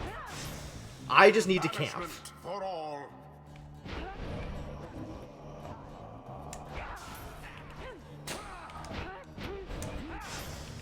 Perfect.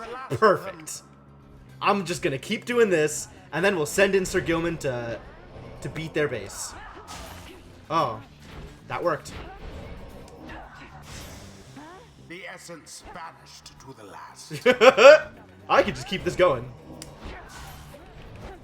Because I can get more money! Senna, it's money!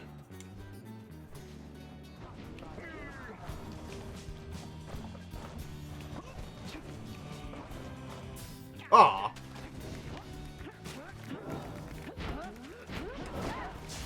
Ooh. Slips from your clutches.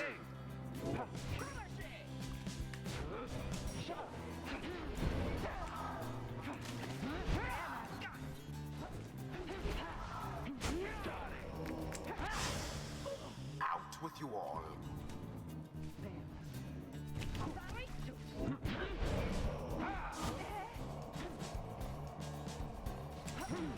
Celestial Spike, though!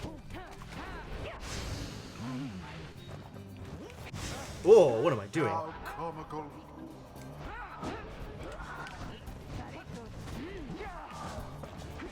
Yikes, yikes. Alright, fine. Everything is fine. Everything is fine. What more things? Senna, there are numbers, they can go up. Numbers must always go up. I can get things, so I will. It's not because I think it's gonna be super relevant. There's not that much I want to buy, but I can, so I will. You seem so distracted, Pamatha. Is there something more you wish to say to me? Words you feel that I am owed, perhaps? Pamatha stops at this and reaches for her mask. I'm sorry for what I did to you, sister. For what you did to me? Your apology rings as hollow as your plumage. You might rehearse it further upon every last survivor of the Highwing remnants. And now no more talk! Have at you! Such hatred spewing constantly from Tamatha. Yet here in exile, she is not but talk.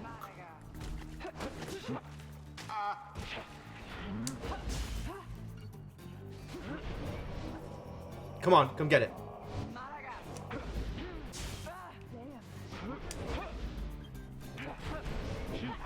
Ah. Oh no! Oh, that's an all kill. That's bad. We get shot here. Bad news. We're gonna have to do some real work here. extinguish now their pyre. Glorious! There we go. That's a good start. I mean, it's possible.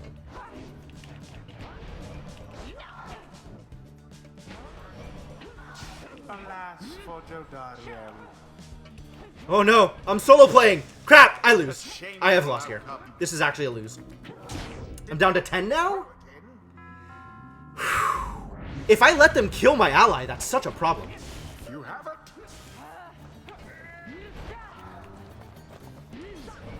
Ah, crap.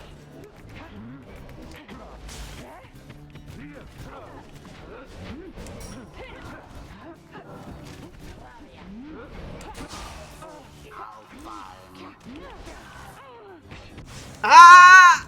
No, it's over. Wow. Wow, that's so bad. I don't know how to be good at this game. It was as though the scribes themselves stood by their side. Perhaps your fortune Oh shall be no. better next time. Oh no. I don't know how to play defensively. I really don't.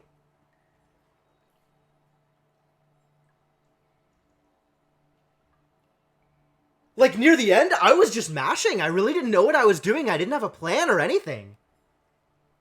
And my opponents were really good about banishing. That's an area that, like, I haven't seen my opponents be as tenacious, I guess, about banishing my off characters. So, like, when I was running around with Pamitha and they banished Jodariel, and then I was just solo Pamitha, like, I was like, oh, I don't know what to do anymore. Like, I'm kind of stuck in that situation. I feel kind of lost. Huh. Well, I mean, we were very behind. Like, from the beginning, we were very behind. But I got some money out of it, so it's fine. You and the Nightwings may have experienced your first defeat, but this is not the end. Rather, this is an opportunity for you and your fellow exiles to press onward. Pamitha, for example, learned a valuable lesson this night. Oh, really? A rush of enlightenment gained from surviving a tough situation, awarded only this one time. See, if I hadn't lost, I would have never have known that this was a mechanic. So too has Sir Gilman, not in spite of this setback with the essence, but because of it. And Jodariel is no exception. She has gained more insight here as well. Your fellow exiles all shall gain enlightenment, and learn, and grow from what transpired. And your story shall continue. The choice of whether to accept such outcomes, now and all throughout your quest, is to be yours alone.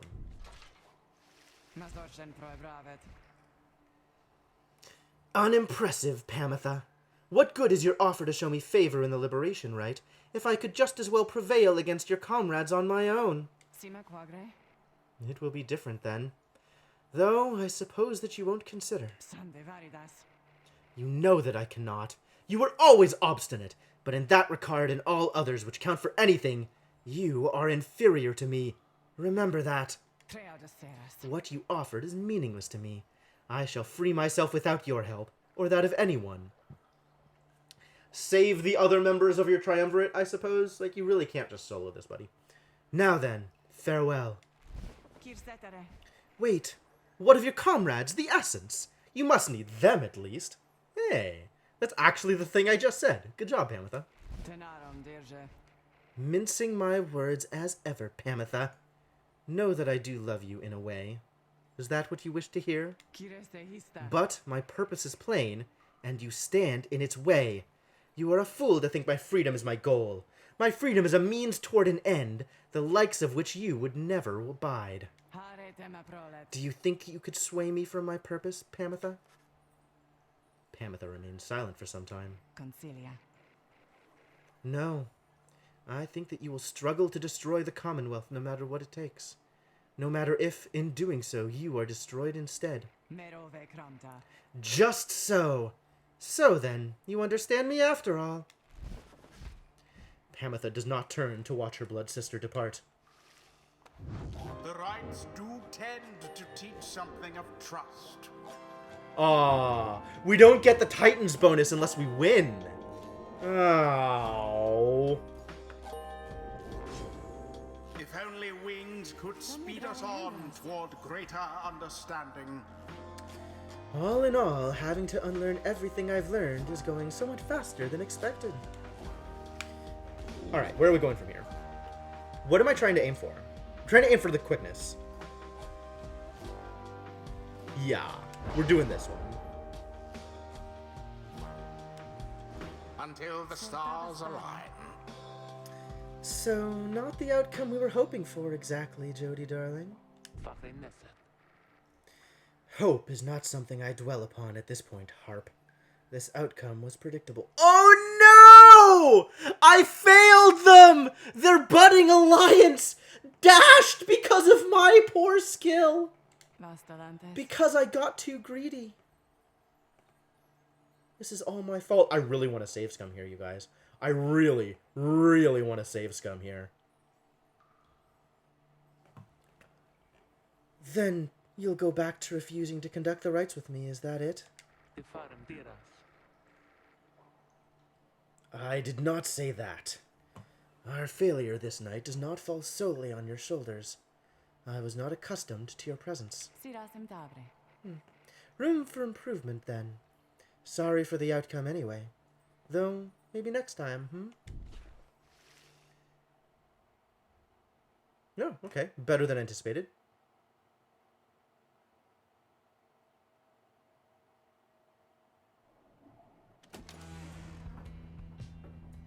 Alright, so, things to remember is, despite my greed, I should still try and score when I am able to. And not leave those opportunities fallow. Because they might not come again. And all it takes is one bad move, and suddenly I am being scored against. Back at the wagon after succumbing to the Essence in a crushing loss, and of all people to the Essence, I don't like losing to Tamitha, you are about to join others discussing the outcome when Volfred finds you. I trust you did what you deemed necessary there, my boy, though I admit I would have liked to see a different outcome. Now I'm afraid I need a bit of time from you, for there is something you should see. Please, join me outside. Yeah, and the Titan Stars thing was also greedy, right? Like, without Islak, I probably would have been okay. If my opponents hadn't been, like, extra cunning and extra tenacious, probably still would have been okay. Look forth. The golden star reveals itself to us once more. Indeed, somewhere deep in the infinite dark, a single star shines brighter than the rest. It looks like I don't have a choice anymore, right? We're going to Solium. Wow. Only 3 fights in. Right till next liberation, 0. And Essence are on top, so we're fighting the Essence again. Alright, well at least I get to rematch them.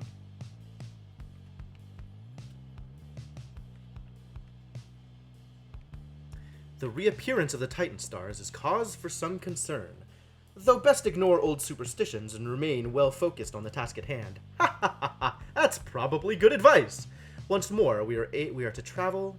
Once more, are we to travel to the fall of Solium? May the 8 scribes watch over us. Indeed.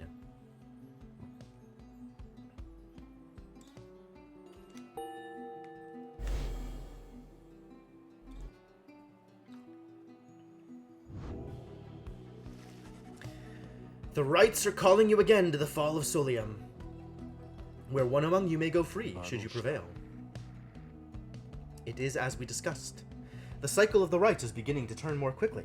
Perhaps the scribes themselves have taken notice. Fortunately, having more frequent opportunities to free ourselves is not unwelcome to our plan, which is at 29%. Oh, it's going up.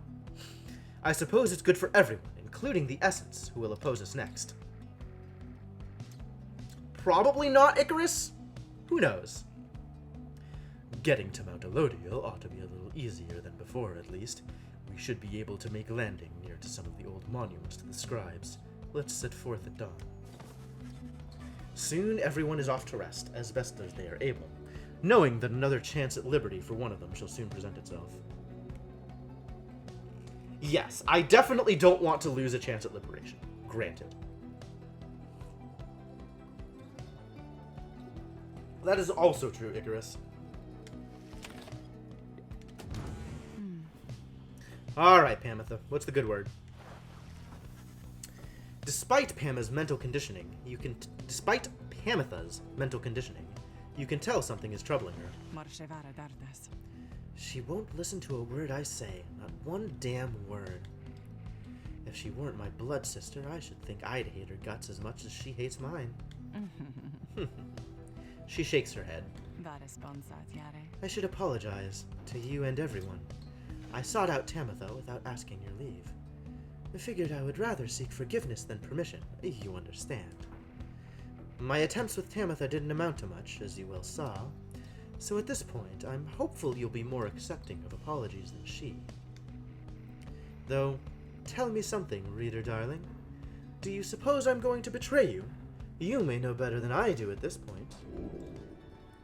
I don't think she'll betray me. I think her loyalties lie... Her loyalties don't lie with harps, right? That much we already know.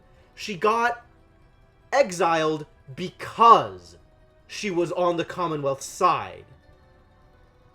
Like, she's only here because she took the Commonwealth side against the harps. She betrayed her kind. Now, that she was willing to betray literally her blood sister in order to do that says something about where her loyalties lie. Right? I think I trust her. I don't think she's trustworthy. But I think in this situation, I trust her to be on our side and not Tamitha's side. You expressed to Pamitha that you do not view her efforts to make peace with Tamitha as being contradictory to the group's larger goals. You understand why she did what she did. She says nothing for a while. It's kind of you to say, darling. May the others see it with such generosity. But if they don't, you need but tell me to depart, and I'll be on my way. However, I have a promise that I wish to make to you. You let me stay, and I'll see this through, with all of you, no matter where we all end up. I'll be on the roof for a bit, I think. You take care too, darling.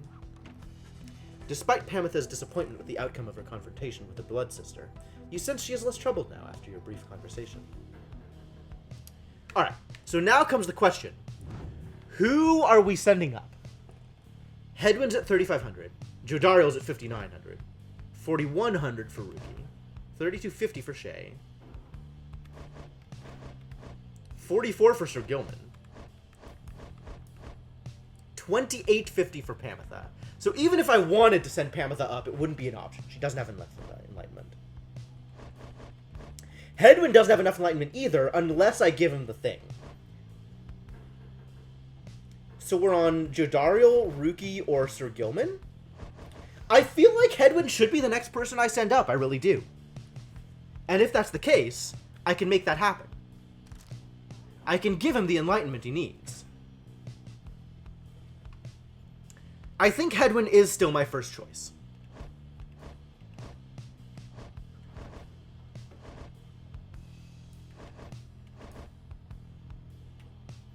Sir Gilman seems like such a powerful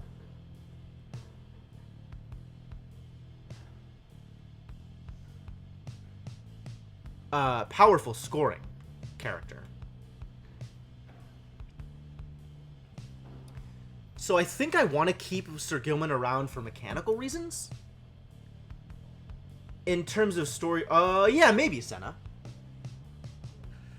The other question is, like, who do I want to send up for flavor reasons in order to contribute to the plan?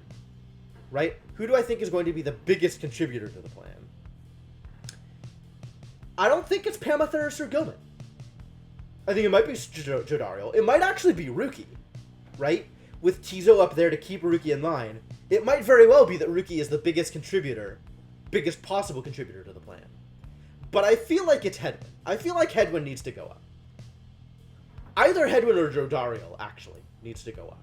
And then we can send Ruki. Yeah, and I think Jodario also would be a good person to keep an eye on Hedwyn, on Ricky. Sorry.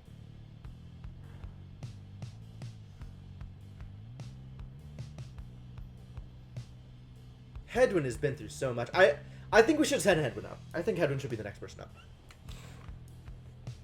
I think that's the plan. In which case, I need to give him the thing.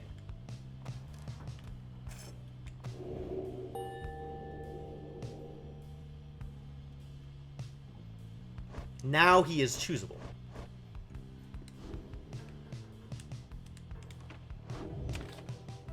Alright, let's do it.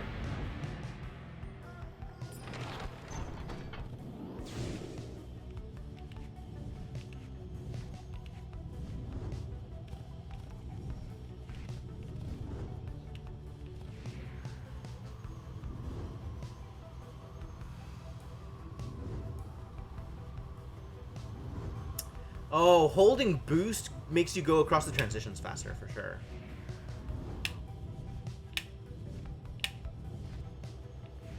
Alright, where can we land?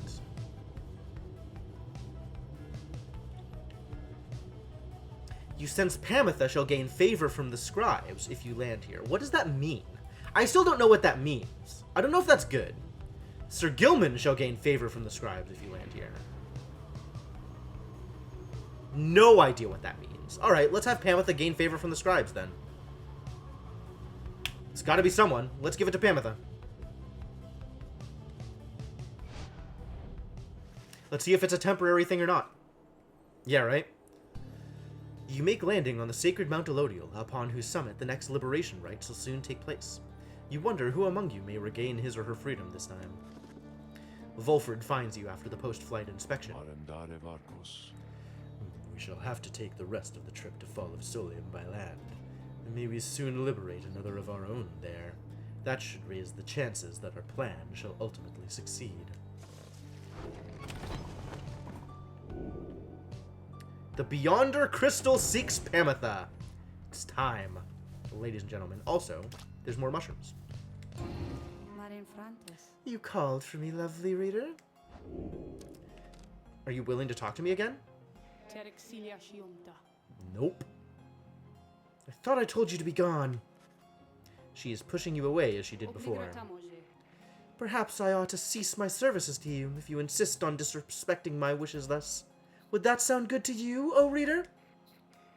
Imagine not having access to the loathsome trinkets which I grant you. Imagine those idiots of yours having to get by without my tutelage.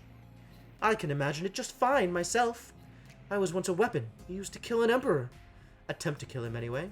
Now I am, once again, a tool being exploited, soon to be discarded. Go on then, leave me be. Go about your business and let us pretend we do not know full well how this shall end between us. Oh, Sandra.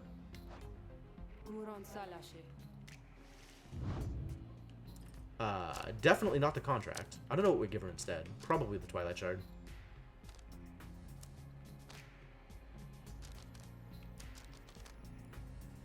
Yeah, she really is. Or maybe Fairy Spirit. Because infinite stamina is wild. Yeah, let's do that.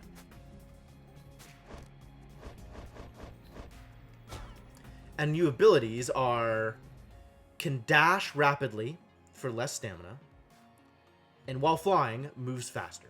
Both excellent abilities. Here we go. You mean that feisty harp? She may yet be taught some manners, I should think. I shall attempt to bring her down to size. Let us bring her forth. Soon Pamitha arrives, in heat of the summons. You called for me, reader darling? Ah, it's that crystal. Then let's hash it out. I'm ready.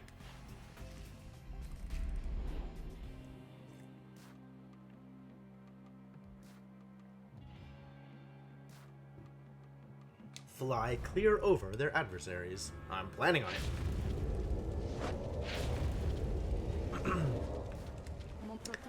Listen well, Harp. You answer to me here. Ooh, a bossy one. Sure, then. Go on and tell me more. You're such a delightful student for a change. Come then, let us see what you can do left to your own devices. Safe for your reader's vigilance, of course. Mero contonage. Well, let's show her what she wants to see then, reader darling.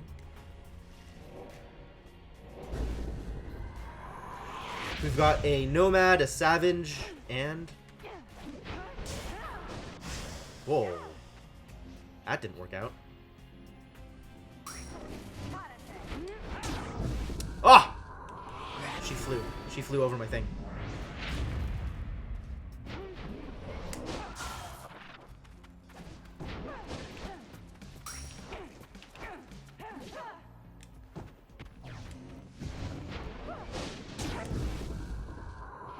That fast fly speed, though.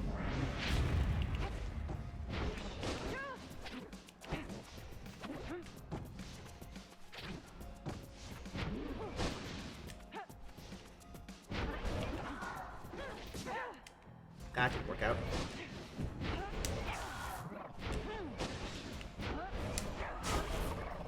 Ah! Wrecked. That's alright. If we just trade back and forth each time, that's fine. Like, they start at 60, I start at 100. Easy.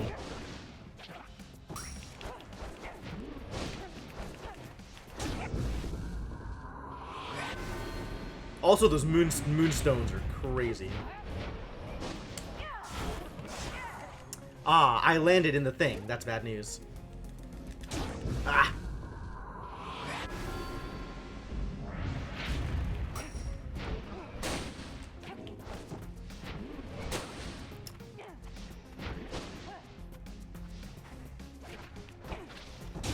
Got him. It was kind of close.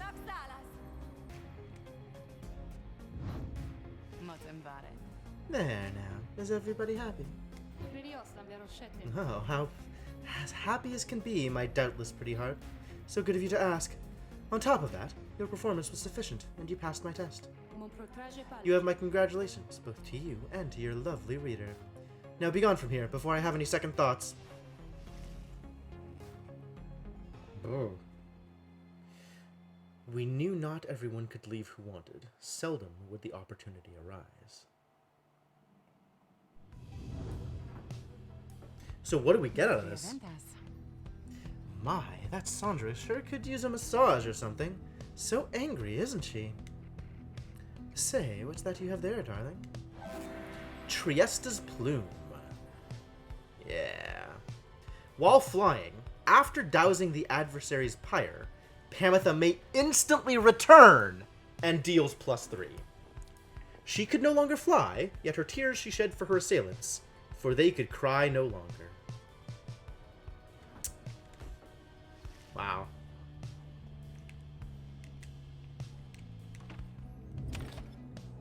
Well, let's do the thing.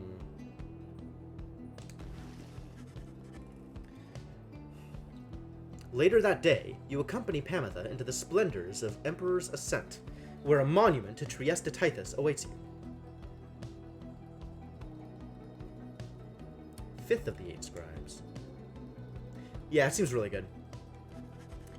Perhaps due to the nature of this place, you begin to sense Pamitha's inner thoughts, as clear as if she were speaking aloud. Talking to the dead again, Pamitha? Fine, why not? Ought to keep your mind off things. Just don't go getting your hopes up. Your life back there, it wouldn't be any better anyway. Soon, you and she are finished paying your respects. You return to the wagon in silence, feeling as though Triesta Tithys has shown you favor. At dawn, you shall begin your ascent. For now, the solitude here is fit for pursuing your vocations. Ooh. +2 quickness for the next rite. Okay. So not a huge boost. Pamitha's got more words for me? Man, Pamitha's really talky lately. Pamitha's staring out the window as you approach. I miss flying, reader darling. Take it from me, it feels as good as you'd expect. It's not enough for those Commonwealth brutes to cast us down here, if they can get their fingers on us. They make sure we never fly again as we once did. All while calling it an act of mercy. Let me ask you something, You've learned a thing or two. What have your studies taught you of my kind? What have I learned of the harps? Are these all things that I know? You know the violence they have caused. You know that they have suffered. You know you share a common ancestor. Is that true? I'll believe it. Sure, let's go with that. If that's a thing I know, that seems like a great thing to tell her. You understand that long ago there was only one tribe. They flew together and conquered the known world. But some of their descendants were born different. These wingless ones had little choice but tend the land with their hands of flesh. Over time, the wingless were disavowed, abandoned. It was said that they were born under dark stars. Wow! So the harps are the race, the original race? In time, they formed the Empire, and they fought back. Not all the winged and the wingless were at odds, and famous harps such as Saint Triesta Titus proved kinship could be possible. Nonetheless, old hatreds are not easily assuaged. Fuma. This is fairly accurate to our account of things. So, in a manner, you yourself are brother to me. My kind certainly aren't known for their good sense of humor, I can tell you that. My little tongue got me into no small amount of difficulty till I learned to keep it well under control. The mountains I come from, the views there certainly are something, but there's a bleakness to it, too. Being surrounded only by those consumed by the desire to avenge. We're very proud like that. Everyone vying to be the strongest, to kill the most of you. That way, we might just get a shot with the prince. Your understanding that the males of the harp are all gone, though perhaps one remains. They mate as poisoned spiders do, and would slay each other in their sleep. Androbel's has some issues, I think. Continue the line, if he even exists. Imagine that being the best case scenario, darling. She shakes her head. Anyway, I was just thinking I rather enjoy the traveling we've done. The change of scenery does me some good. Perhaps I'll stick to wandering after all this. In fact, I have a fancy for some wandering right now, if you'll excuse me. She heads out of the wagon into the splendors of Mount Elodial. Well, let us continue to study in private.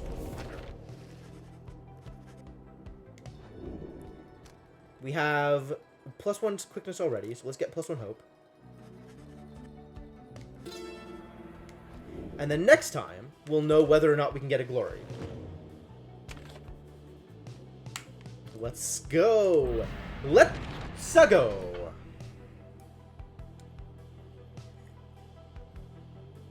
Still no multiple paths, huh? You sense Jodariel should gain favor from the scribes along this route. Ruki. Jodariel and Ruki. Well, I don't know that I need to bring Jodariel. Who am I bringing is the question. Gaining favor seems like the temporary thing, right? I guess I'll go with Ruki. I've consistently gone with Ruki up till now. Let's go with Ruki again. Why not?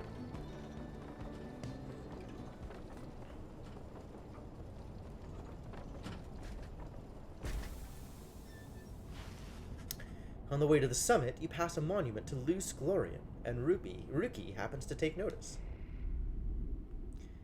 So, you scribes people, can you hear me okay?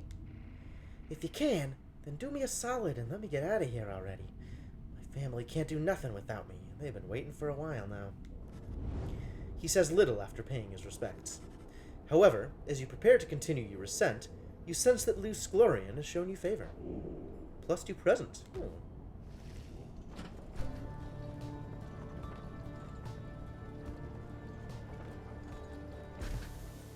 And here we are at Scribe's Gate. You and your companions gather once more at the Scribe's Gate, where a single narrow trail leads upward toward the summit, past an archway carved of stone. Come this way, please.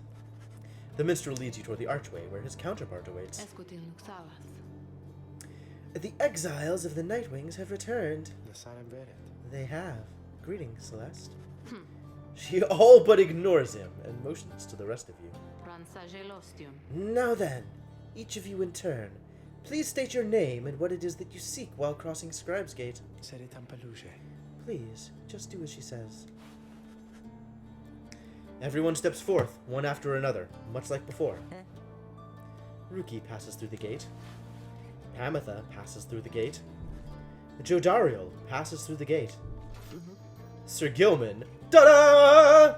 Passes through the gate. Hedwyn passes through the gate. Shay passes through the gate. Volfrid passes through the gate.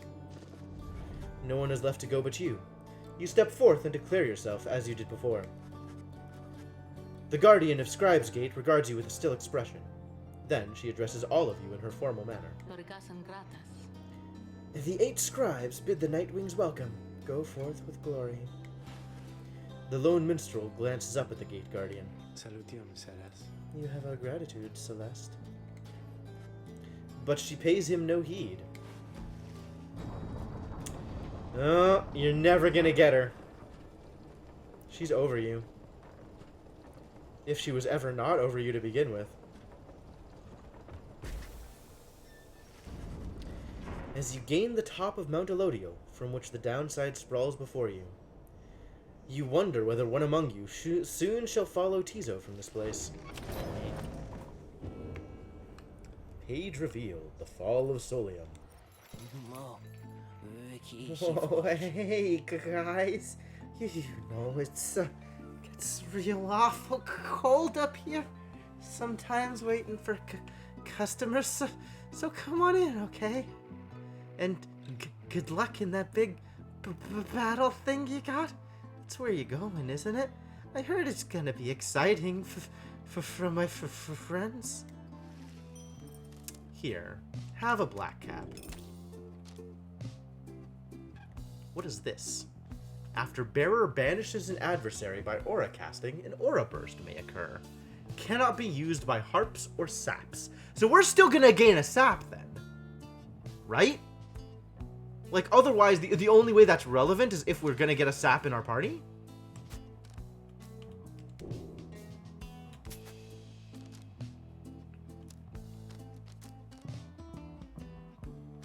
There was something else that was talking about aura bursts, wasn't there? Was it one of the special ones?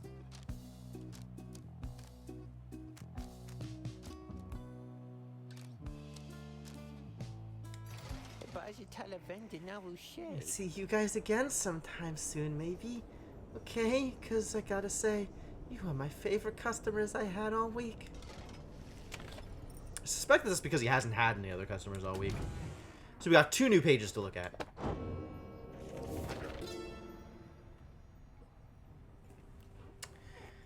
You cannot survive the downside if you cannot get around. Howlers shall descend on you, or tempests shall shear you to pieces. That's just the way of it. Traveling through the environs is no simple feat. Consider yourself blessed if you were born a cur. If not, however, you shall have to find a means to cross these lands without the benefit of 4 strong paws.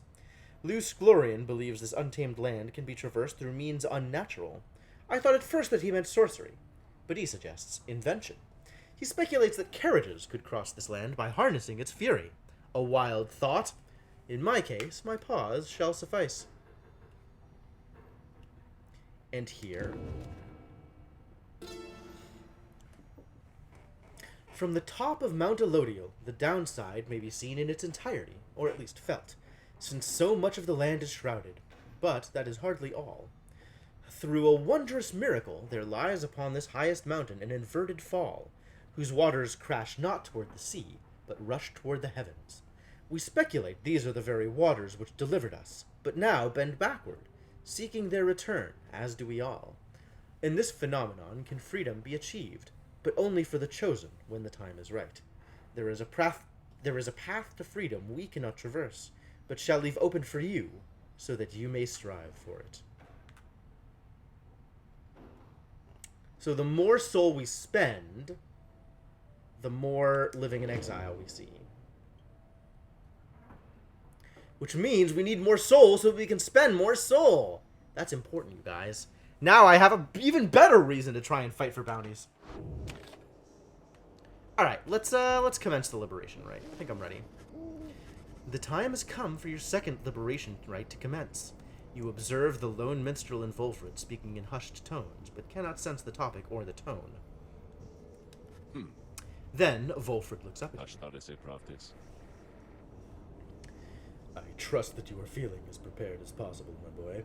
Each rite is consequential to our journey in its own respect, though these liberation rites have a more immediate effect. It's somewhat crass, however. I've gone and estimated by how much each of our companions may contribute to the outcome of our plan, should they be liberated here. Oh, I was looking for this information. I am glad to have it. Factors such as their previous occupation, innate tendency to lead, and oratory skill contributed to my assessment. It's nothing personal, for we are all in this together. Besides, we all ought to return in time, if possible. Know simply that for each one of us who goes, in doing so, he or she shall raise our total chances of success. Reader, sir, this night you shall confront the Essence. They have already appointed Tamitha to be liberated, should they manage to prevail. We all have faith in you, my boy. And lo, even the stars agree on this account. Do they?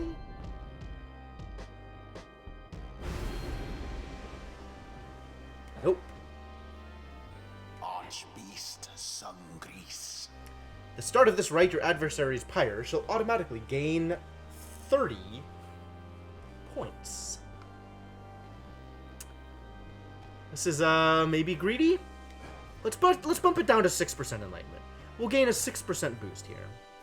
This I don't mind that much, and this I kind of don't care about. This is annoying because it puts me closer to death. And this sucked. So let's just do these two, and see where that puts me, because I really do want to win this fight. I'll try for Yislak again sometime later, but not on the liberation rite. Not on the final fight, as it were. They can no longer aid you in the rites. Yeah, that's the plan. The Nightwings have returned unto the fall of Solium, at which the scribes first formed their sacred union. At stake this night is freedom and prosperity. But only for one exile who prevails in this liberation rite. Your many adversaries all did strive to earn this opportunity. 'Twas the Essence which earned it. Jerks. Who shall be absolved is up to all of you.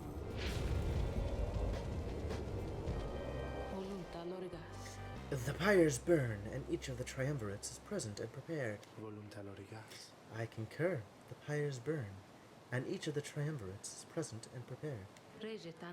Then, anointed one of the Essence, come forth now and declare yourself, and pay any respects you have unto your adversaries, the Nightwings.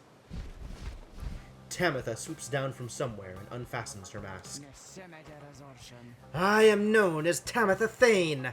I mean to return to my ancestral home, and promptly resume my responsibilities as flight tactician of the Highwing Remnants. Our long stalemate against the Commonwealth shall soon be ended, should I and several of my sisters manage to rejoin our clan. Then our vengeance shall be swift and thorough. Your quarrel with the country that cast you into exile is beneath the notice of the scribes, Tamitha Thane. Here you shall be judged under the stars. My quarrel with the Commonwealth is all that gave me and my sisters strength enough to reach this point. The scribes ought well take heed of how my people suffer. We are not weaklings anymore like your Triesta Tithys.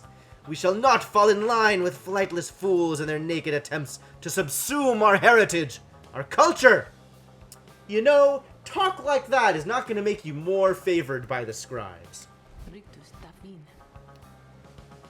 Speak not again thus of the saint, or you shall be expelled, Tamitha Thane. Of course she's a racist! Their entire culture is built around racism! Tamitha scoffs, then turns her attention toward your side. Nightwings, as for you, the fury we shall imminently show you is nothing in comparison to the hatred growing for your Commonwealth in the mountains on the other side. She signals to her sisters to ready themselves. No comment about how they beat me last time. I was kind of expecting them to be like, oh, we'll beat you just like we beat you the time before. You seek your freedom, but there shall be nothing save for devastation should you manage to return. Yeah, I don't like her. She's a jerk.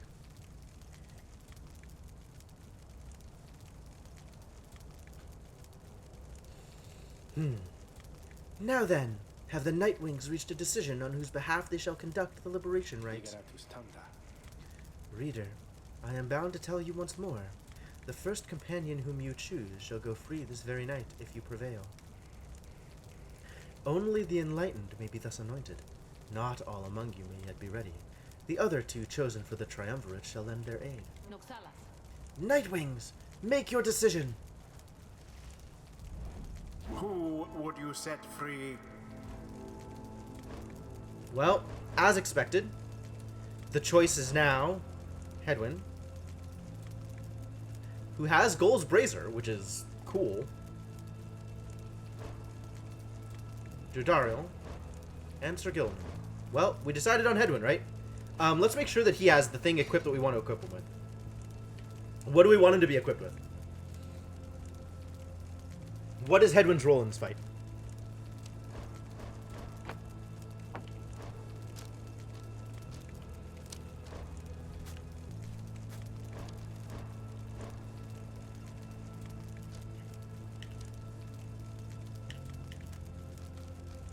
Who else are we bringing in? Could bring in Jodariel.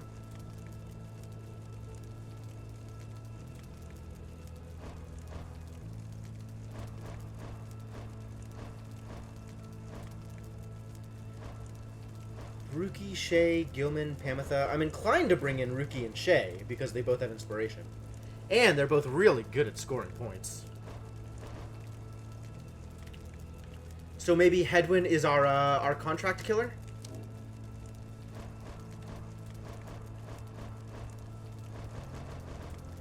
Hedwyn is the only one with enough presence to play good defense, though. Maybe Shay's our contract killer. Actually, I kind of want to make Ruki the contract killer. Because he can run around and fling out his aura real quick. He's kind of scary out on the field. So Shay, then...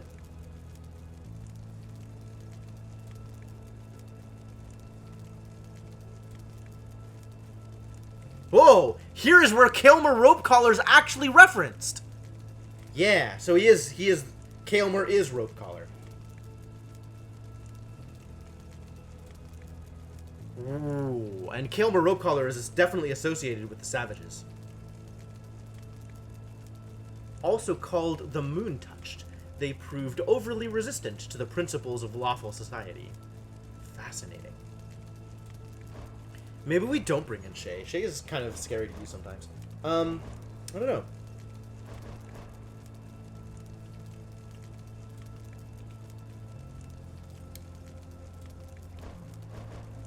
Maybe Shay's our contract killer. That actually, it seems better, actually. Shay is the contract killer. We can have Ruki be our contract bomber. And I guess that means we give the fairy spirit to Hedwyn?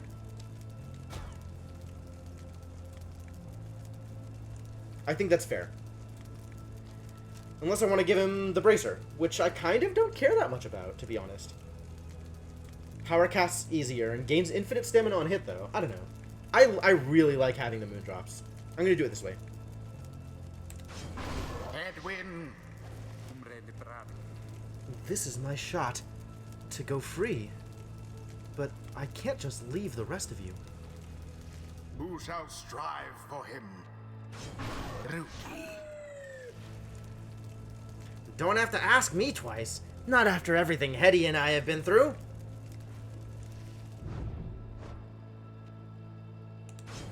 Shay. Oh, I can help? I think I can help. It is done. Wow, her presence is wild, too. One final obstacle to overcome ere I can soar again above your commonwealth. Aren't your wings clipped? How do you get that recovered? Such destruction I shall rain upon it soon. But first, let us dance this final time. Yeah, aren't their wings clipped? If they go back, if they try and rejoin the High Wings, like, will they even be accepted back, given they're practically flightless? It seems like it wouldn't work out too well for them.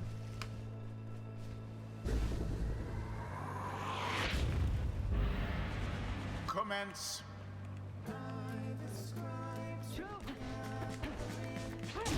Whoa! Instantly. Wow. Oh, no.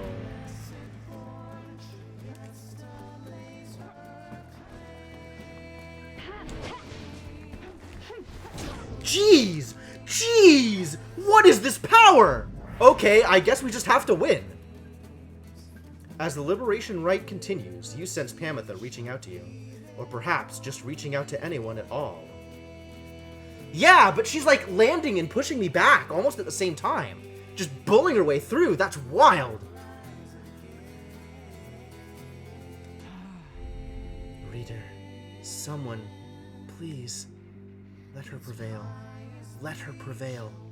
Please let her prevail here this once. Oh no, Pamitha, I can't do it. I can't do this for you. If this thought makes me a traitor, so be it.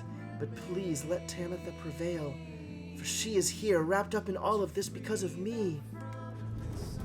The plea trails off, and Pamitha remains steadfast, all her attention focused on the Liberation Rite. And as for Tamitha... Prepare yourself, Nightwings!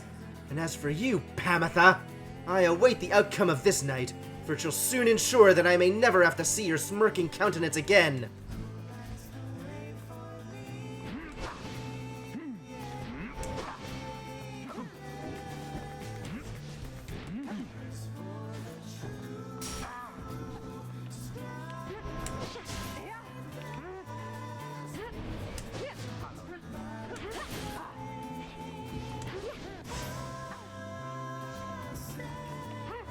Alright, well if I can score, I can score. This is gonna be some work.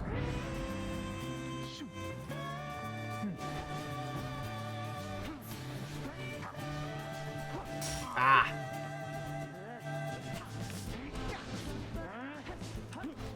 Ah! Crap! That was garbage.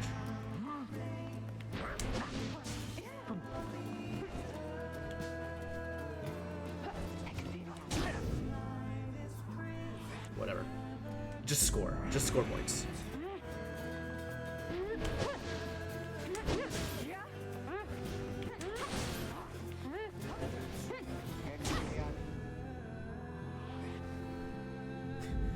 Just win. Just win. Hark now, my sisters! Damn what the book says! Advance to strike formation! Prevail here against these wretches, no matter the cost! In disregard for the ways of rights, Tamitha Thane has ordered her triumvirate to push farther afield, adopting an even more aggressive stance for the remainder of this rite. Is that allowed?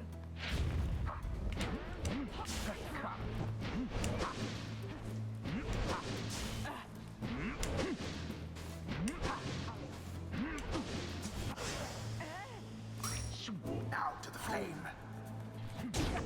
Fire of resolve. Jeez, this is scary. This is actually scary.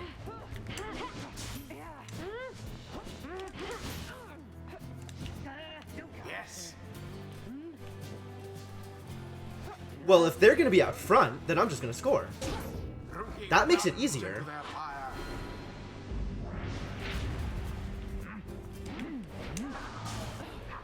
Ah. None left unscathed. No! Your Only one more. flames grow weak. Only one more. Ouch. 'Twas almost cruel. Headwind plunged into their fire. We only need to score 2 more times, though. I like my odds.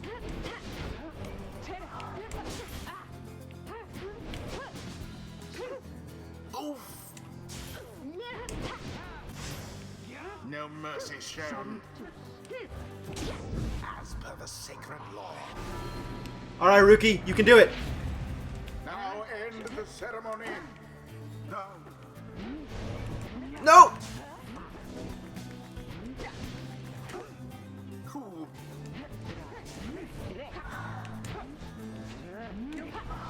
Okay, bye.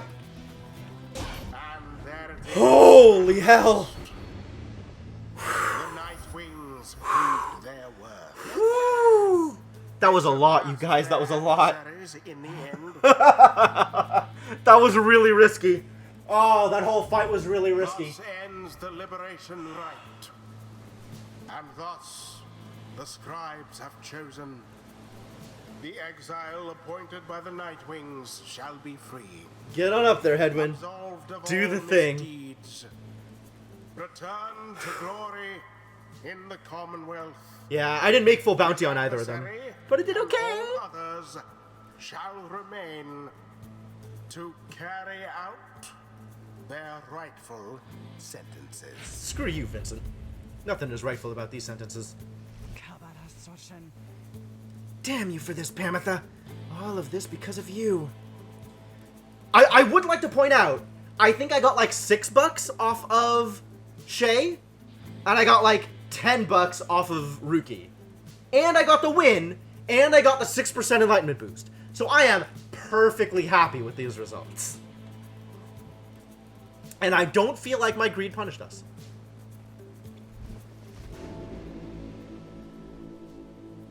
Although it was close. It was really close, I'm not gonna lie. It was really close. We did it. Then, I guess that means I have to go. I broke my vow to him, that we would all go free together. Reader, my friend, why would you do this? Will you ever forgive me? Fikani, wait for me. Wait for me. He remained silent for a moment longer, then... Listen to me, all of you. I will not forget this. If there is anything at all that I can do back on the other side to help the rest of you, then I am going to find it, and I am going to do it. And at the very least, I will do everything I can to make sure that by the time more of you come join me back at home, that it'll be a better place for all of us. Look, I don't have long now, so just thank you, all of you. I won't forget this. Then he plunges out of sight into the shimmer pool. His voice is audible, but growing faint. It's happening. Goodbye, my friends. Reader, everyone, goodbye. Until we see each other again. Edwin earned back his freedom. May he return in glory. Godspeed, Edwin. The 8 scribes are ever merciful. By their grace, the cycle of the rites may soon commence again. So where is the thing that,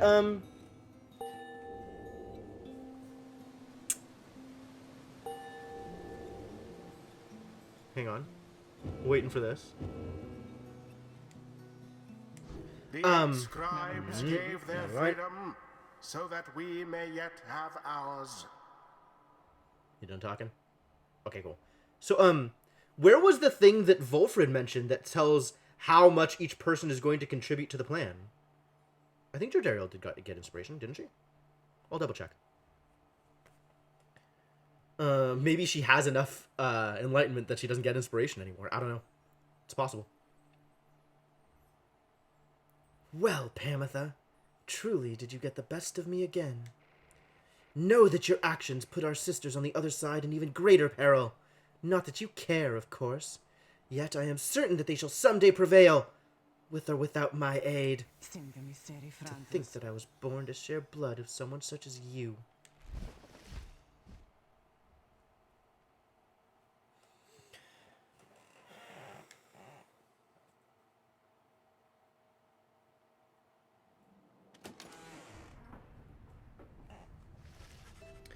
You return to the wagon after having... Whoa, that's a lot of pages.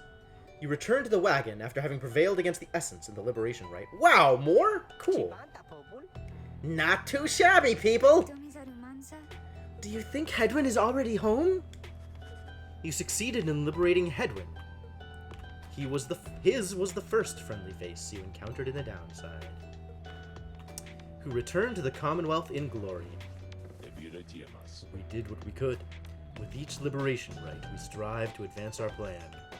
Yo, 7%, good. A brighter future awaits at the end of our path. For now, we must persevere. Oh, right, Senna? I didn't even think about that. Oh, this is such a problem. Speaking of which, reader, I take it you have seen the stars. Or, I should say, the lack thereof. You have, or did. Once more, the sky is all abyssal darkness following the liberation rite. No stars illuminate themselves to guide you further on your path. Let us go once more to Moonlight Alcove.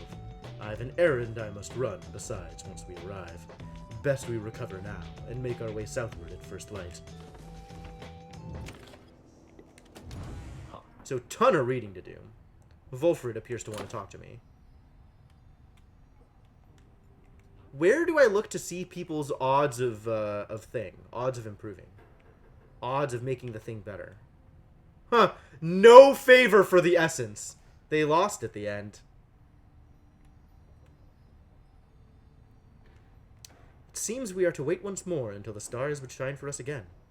This means I should have a bit of time to make preparations for the next stage of our plan. Maybe in the roster. Hang on. There was another thing. Ah, 2 liberation rites completed. Okay.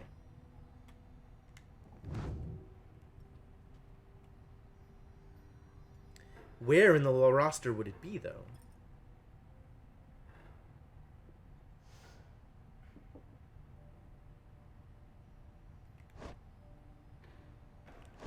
Yeah, Jadariel totally gained inspiration. It's just hard to see behind her horns.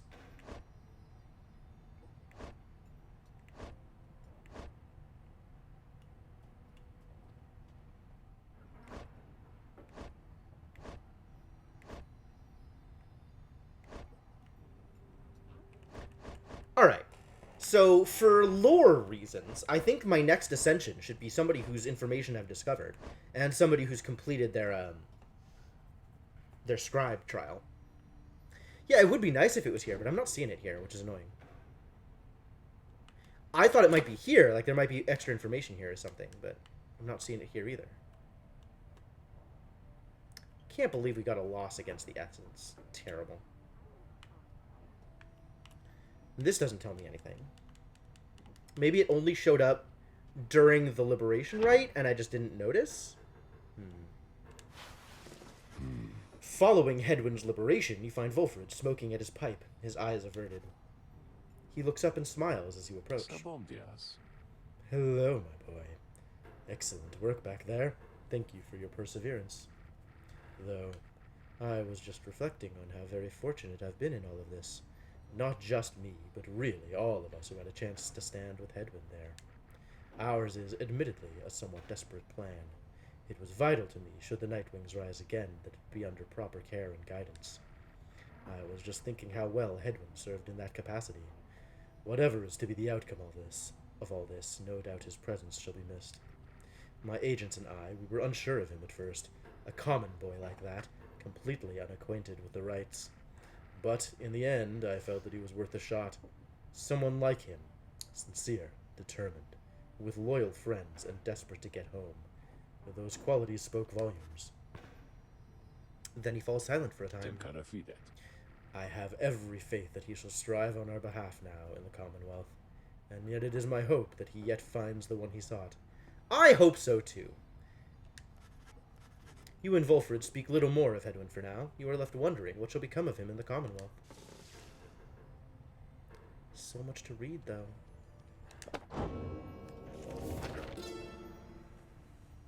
So much to read.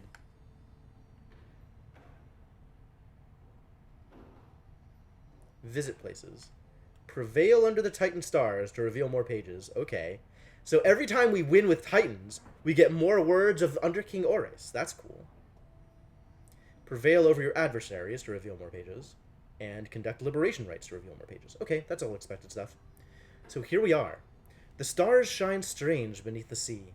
This one dared rise from the waters so that he could see them plain, the burning essences of those who came before.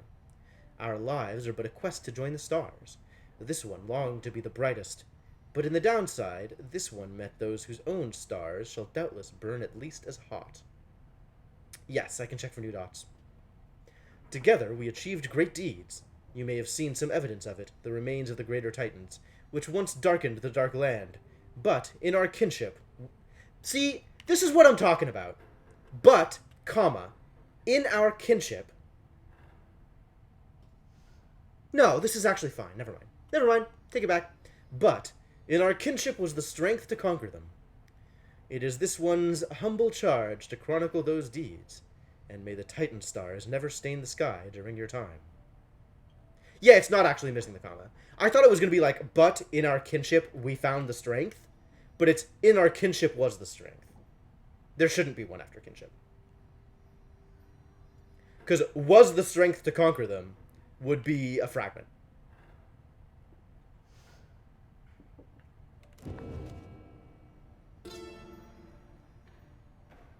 Yeah, right? I mean, I jumped to the same conclusion. Now, know you the sacred Mount Elodial, the highest peak within the lowest land. Then know that it is no mere mountain, but the fractured bonework of the world titan himself, the Arch-Beast, Sungries? I don't know. This one's bog-dwelling companion Melith is too mild in her account of our ascent. 'Twas not a pleasant mountain hike, but a pitched battle, spanning 17 full moons. Finally, the 8 of us, we climbed atop the brow of old Sungries. We merged our strength and struck the mortal blow, such that the Arch-Beast shattered finally to pieces. 'Tis no mere myth that from the Arch-Beast's eye the Shimmer Pool emerged, the sole means of freedom from this land. Ooh, that's rad. Limbless Erizek. If this one is to be honest, he nary expected his high-minded friend, Luce Sklorian, ever to raise arms. And yet, 'twas Sklorian alone who toppled the Root Titan, which befouled the serenity of Wakingwood. Sklorian, he brought to bear the might of his entire family of willful saps, contained within his ancient gnarled staff. Yup, Oris also speaks in the third person, and I still hate it. Soon did the poisoned soil of limbless Erizek begin to dissipate. The Root Titan cried out a deafening last cry, and withered to a speck. Erizek yet lives, a husk, a single foul seed, still rotting where once something mighty stood. Sklorian in his mercy deigned that the surrounding woods ought to grow bold and strong, by casting off the influence of Erizek, not by forgetting him. Yes, the plan is to finish reading, and then pause before or during rests in the, whatever they were calling it, the Midnight Alcove, or whatever the heck it is.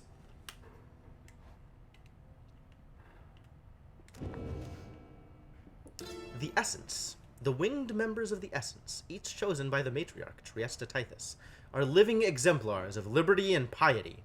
Are they, though? Would that my wings could be thus.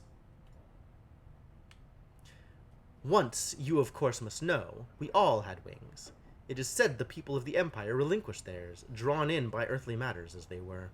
But the harps, such as Triesta, held tight the liberty their plumage could afford. These divergent paths did cause a share of differences between the winged and the wingless, over time. But here, in this land, our purposes are shared, our goals united. Are they, though?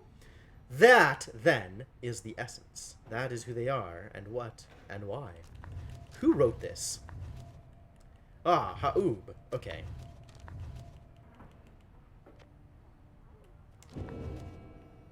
This is the words of Triesta Tithys, the 8th scribe, I guess.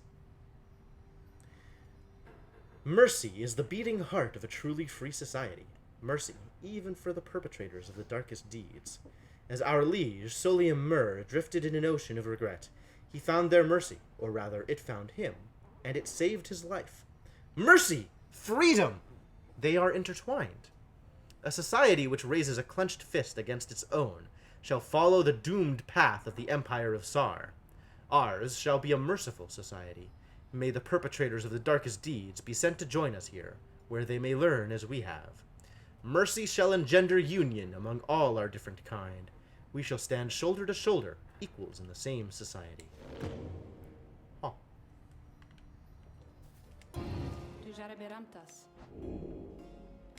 Nothing. I wish nothing.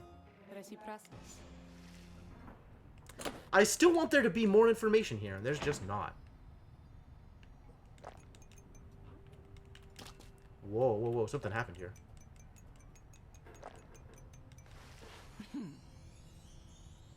Huh.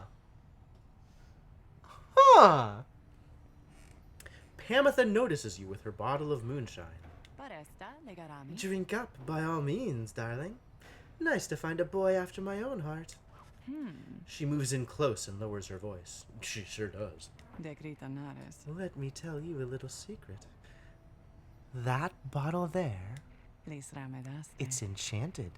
Never runs dry. Ever. Believe me, if it could, I would have known by now.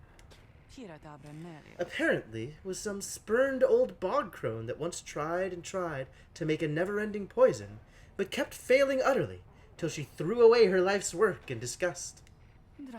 I fetched a good price for it. Decided to take a swig one day while on the hunt for Tamitha, when things weren't going quite as well for me as they are now, you understand? Turns out that stuff is pretty good. Consider it for sharing, darling. Just, everything in moderation and so on.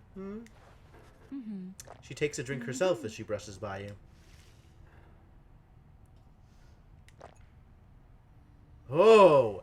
Every time I click on it, I'm drinking! That's why I get that weird fade effect. Weird.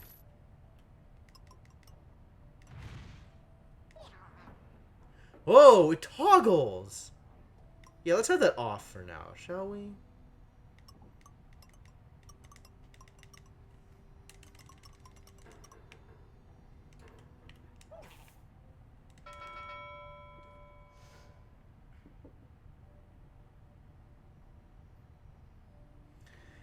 Hedwyn's status liberated.